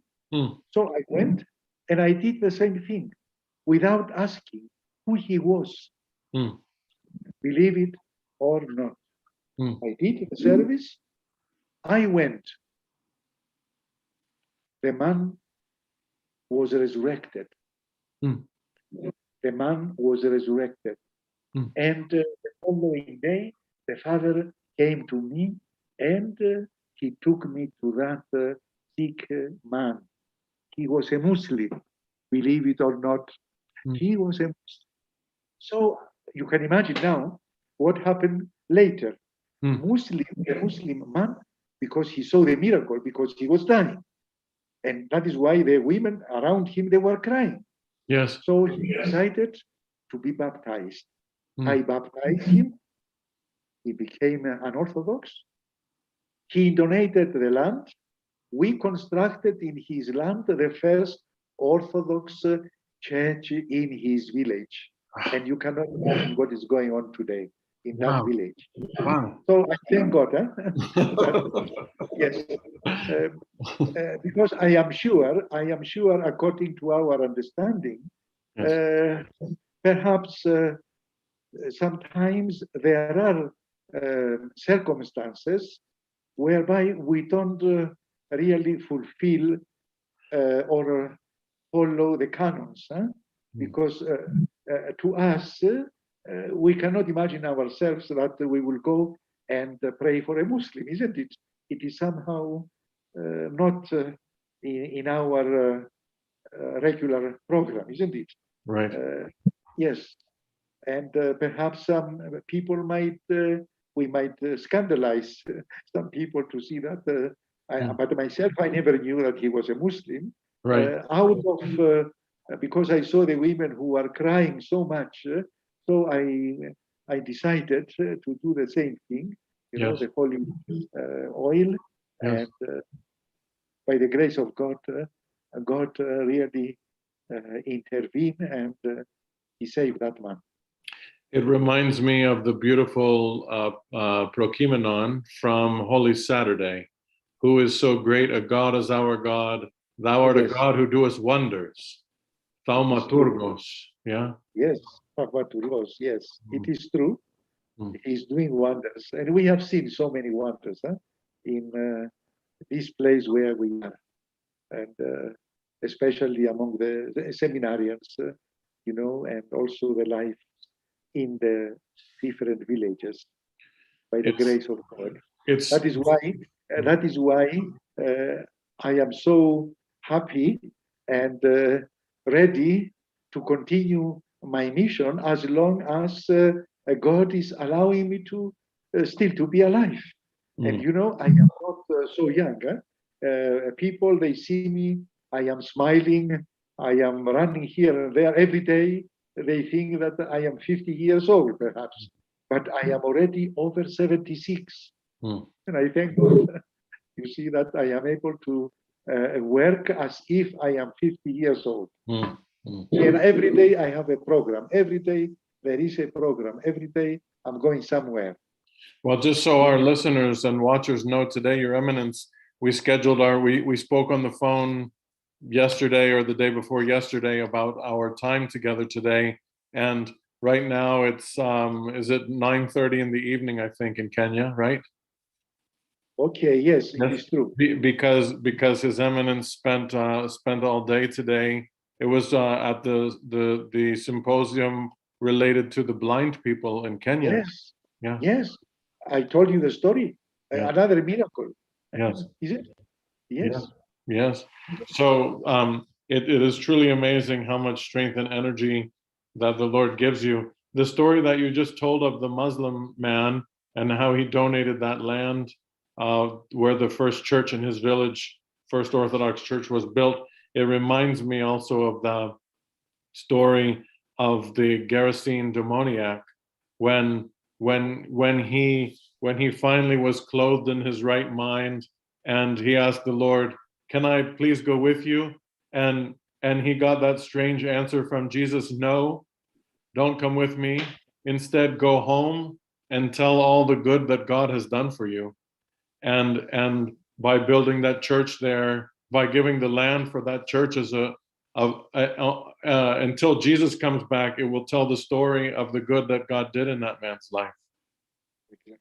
Beautiful. Okay, I have many stories about building churches in the same way, actually. In the same way, I have now one in my mind. It's coming just now. I was traveling once in the area of Nandi, the Nandi tribe, and I was taken to one sick woman. The woman was sick. She could not walk to go to the church. It was far, the church. But next to her house, she had a plot. And she said, "I give you my plot, please to construct a church so I can come from my room to go to the church and receive Holy Communion." So now it is one of the biggest cathedrals. And the old lady is there, and she's really receiving Holy Communion every Sunday. Imagine. Amazing. Really, it is wonderful. Beautiful. Your Eminence, is there anything that you would love to talk about that we haven't talked about yet? I know there are many stories which I would love to hear, but what there are many stories, of course. Yes, it is true that there are many stories. The reason why I decided to publish that book, let's show everybody here. Yes. His Eminence's book, Adventures in East Africa, published here at St. Tikhon Seminary. Yes, please. So the reason why I decided, because in the first volume, in the second volume, in the third volume, I have all the activities of the church through my teachings and through my messages Yes. and through my letters Yes. and encyclical letters, and also my sermons Yes. on different occasions. Yes. So it is history. Yes. So I decided to put them in such a way that future historians might want to know Yes. the history of Orthodoxy in East Africa. Yes. So if you have the 4 volumes, and now I am preparing the 5th and the 6th, Beautiful. I have already the books are ready, and I will communicate with Father Michel to Yes. see whether they will be able to publish them. We look forward to that chance.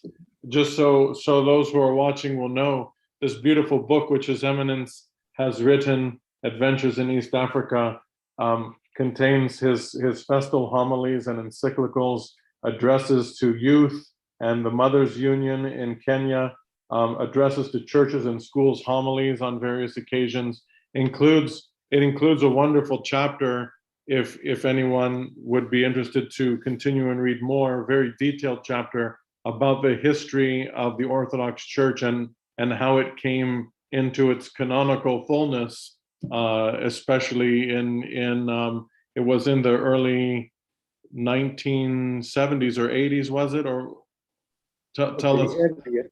Yes. The earlier. archdiocese, the archdiocese was created in 1958. Yes. The first metropolitan arrived here in 1958. Yes. For the official recognition of the Orthodox by the Patriarchate of Alexandria in all Africa. Yes. Yes, and from that time, Beautiful. that now there is this canonicity, Yes. under the Patriarchate of Alexandria. Yes, it's a very interesting story, which our time doesn't permit us to go into at the moment. But the story, as I was reading it, Your Eminence, in that beautiful chapter, and as I once heard from Metropolitan Jonah in Uganda one time, I had a chance to meet him. The stories of the churches in the two countries are similar with their own story, with some similarities, but also very similar, it turns out, to the story of the Evangelical Orthodox Church in the United States of America, which came from outside of Orthodoxy and tried to find the Orthodox faith and eventually found its way into the canonical church. Very interesting parallels and all of that. Very, very much. Yes. It is so wonderful, and it is again we see the hand of God. God is the one who is planning, really. Yes. It is amazing. Yes. How things happen here in East Africa, and because we see, and we are actually having a personal testimony about what is going on here for all these years. And I can say that by the grace of God, I was able to consecrate 150 cathedrals in Kenya, only in Kenya. Yes. 150. And I have another 50 for consecration. Yes. 50 more? 50 more? 50 more. Wow. Yes, 50 more for consecration. And we thank God, because this is really a miracle, and it is the grace of God. Yes. I'm sure working for expanding the Orthodox faith of the one Holy Catholic and Apostolic Church. Amen. Your Eminence, it's been such an edifying time together. I could spend the rest of the day here, which would take you into the middle of the night, so we'll have to do it again on another occasion, just to hear more of the beautiful stories of the way God has worked, not only in and through you, Your Eminence, but also in the beautiful church in Kenya, which I myself have not seen with my own eyes except through your words, but I hope one day especially between our seminaries, we'll have a way maybe to serve one another in love. But I thank you. You are welcome, and please speak to your seminarians. I'm sure after the pandemic, because the way we are today, it is somehow difficult. You know, myself, I cannot go out. I'm not traveling out from Kenya for the last 2 years. Yes. I am here because I feel that the people here, they need me to be with them during this period. Yes. And we hope that things might change very soon. Yes. And we will be able to visit even America. I had in my mind to come there, of course, but unfortunately, because of the pandemic, it was not possible. Well, I hope that the Lord will allow on one occasion for you to come visit St. Tikhon's Seminary and Monastery, where we didn't talk about this today, but we have a living connection in that way too, because the monastery in Essex, Saint Sophrony, is a large part of the spiritual life of our seminary. Our patristics professor, Dr. Christopher Benjamin, was a spiritual son of Saint Sophrony. You mean Christopher Benjamin is with you? He teaches here at St. Tikhon's all the last 30 years. Yes. Oh, because when myself, okay, he's I can say he's much younger than me, perhaps. But yes, I remember him as a young boy when he was coming to the monastery. Yes, I know him very well. Yes. And our dear teachers, Dr. David and Dr. Mary Ford, are very close with the monks there in Essex, and especially Mother Magdalene, who teaches about children, and our abbot here at the monastery, Father Sergius, is very, very close. In fact, I think his spiritual father is Elder Zacharias, who has come here to the monastery many times. So we have a great connection between your spiritual father and our seminary and monastery here. So such a beautiful link for us. Wonderful. Yes. Well, Your Eminence, we ask your blessing and your prayers. And once again, I thank you for this time together. And I sincerely look forward to the next opportunity we can have to learn from you and to hear the beautiful things that God is doing. Thank you so much. Thank you. Thank you also, and may God bless you. Hi, I'm Father Silouan Burns. And I'm Madre Emilia Burns. At the end of our first year of seminary, we shared on video what drew us to St. Tikhon's. Well, it's been 3 years since that video. I've been out of seminary a whole year, and now I'm a parish priest here at St. John's in Edwardsville, Pennsylvania. Looking back, one of the things that really stands out about St. Tikhon's is being able to form the relationships that we both did during our time there. Even now, just this morning, in fact, I was chatting with some of my brethren. We're sharing our experiences and what's going on in our days even. These are relationships that are going to last the rest of our lives so that we can lean on each other when the tough times come and also share the good times with one another too, through photos, sometimes video even. These relationships are so valuable, and especially for our brethren who are out in parishes that are miles and miles between other parishes. This is a formative time. Being able to come in person to St. Tikhon's is important, but it's also costly.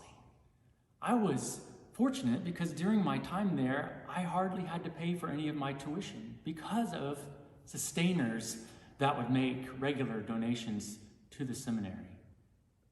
If you're willing to donate, please consider going to the STOTS, the St. Tikhon's website, stots.edu, and click on the donate button.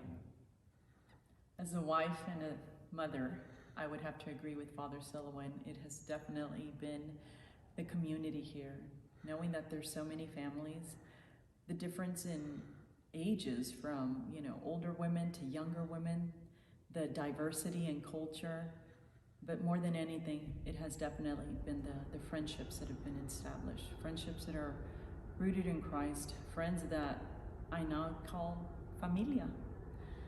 And this family is something that has been such a gift from God to me, especially when you're, far away from family, and God just, He knows what you need, and He gives you what you need. And God has given me such amazing friends, family, that I am so thankful for. These are women that I can call on, depend on, know that they will be there for me, hear me out. We hear each other out. We have our ups and downs together, and we still a year later after seminary, we still get together. Some of us do, and the rest of us, well, there's always Skype, and there's phone calls and texts, and there's just so much to take in from St. Tikhon's, from being there. And I'm so thankful for the opportunity that we are part of the St. Tikhon's family.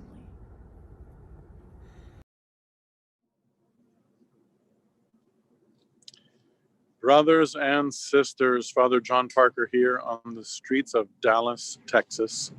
Thank you, thank you, thank you. It's been an amazing afternoon.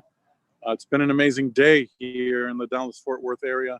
I shared with you all that we celebrated the consecration of Bishop Gerasim Eliel as the Bishop of Fort Worth earlier today. And we greeted you from St. Barbara's Church there.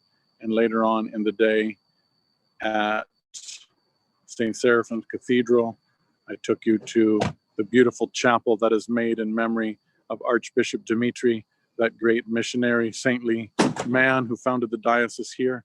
And we've gone around the world. We started in Guatemala, and we finished in Kenya. I hope you were deeply edified all throughout the day as we went all around the world, meeting leaders and professors, teachers, spiritual leaders in the seminaries all across the globe. And I sincerely offer my humble thanks to each of you who has made a commitment to be a sustainer of St. Tikhon Seminary, and to those of you who have made generous donations today. I am standing on a sidewalk, so you probably just heard a car start. Well, it's just part about being on the road. I ask you, please, if you haven't already, if you look on the screen right there, stots.edu/donate, you can still sign up to be a sustainer this evening. You can still make a generous gift. If you love Bishop Gerasim, if you love Dallas, Texas, if you love Fort Worth, Texas, if you love St. Tikhon's Seminary, if you love God, if you're grateful for your priest, if you have seminarians here, if you long to have seminarians here, be generous to St. Tikhon's today. Thank you. Please write to me at dean, D-E-A-N, at stots.edu. Happy to help you, serve you. As one of my friends at the OCMC, the Missionary Center, often said, the Mission Center exists for you. Likewise, the seminary is here to serve you. Let us know how we can help. Dean at stots.edu. We're going to close this evening out with a thank you to our dear friend, Mr. Jonathan Jackson, that talented actor, musician, artist, who prepared a recording for us that we would like to share with you this evening called The Coming Dawn. Jonathan, well, we're going to pause for half a second because can you hear the airplane that's now flying over us? It's just a part about being live and on the road. So we're gonna love it. Jonathan Jackson has been so generous to St. Tikhon Seminary with his time and talent and treasure. If you did not have a chance to listen to his amazing commencement address, I urge you to visit youtube.stots.edu, where you can watch that beautiful 45-minute talk. But we'll close this evening with a beautiful song, 5 minutes long, and a little set of photographs from the seminary, so you can see a little bit of the life at St. Tikhon's. Thank you once again. Thank you, Father Ignatius, for all of your technical help all day long. Thanks to everyone whom we interviewed, our dear seminary professors, deans, and co-laborers in the vineyard all across the world. Thanks to one and all. Thanks to everyone who is generous. God bless you all. Good night from Dallas, Texas. And until next time, adios. God bless you.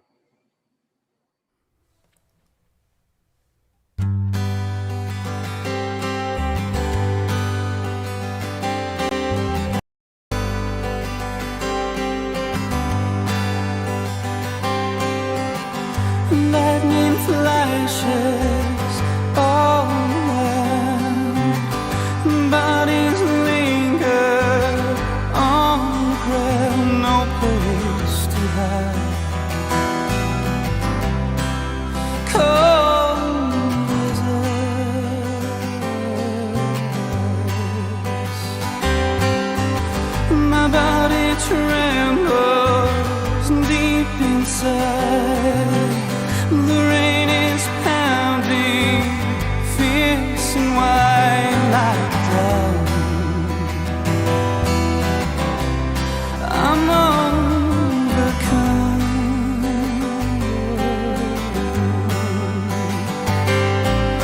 Cold dark nights rage on and on.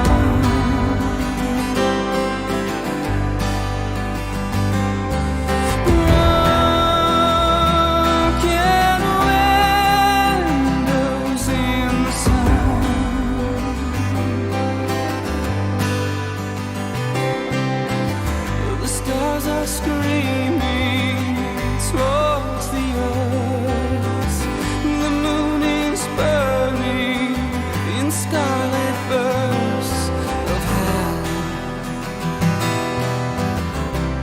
I'm overwhelmed.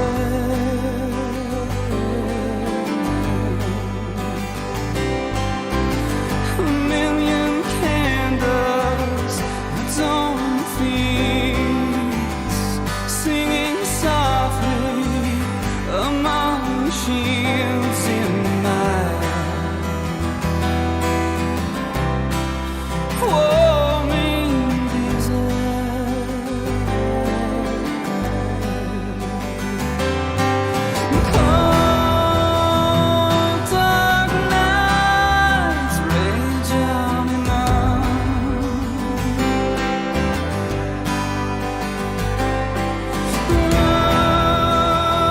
Broken windows in the sun,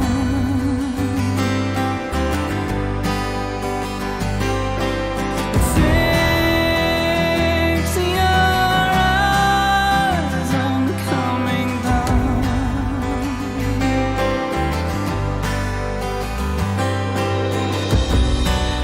Though you can't see the sun, the moon still shines its light of reflection.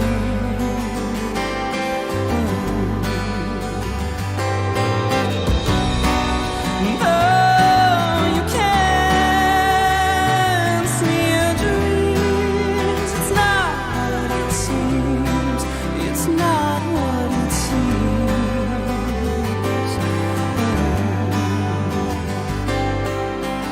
My soul is aching to feel you near. Eternal Father, it's you I hear.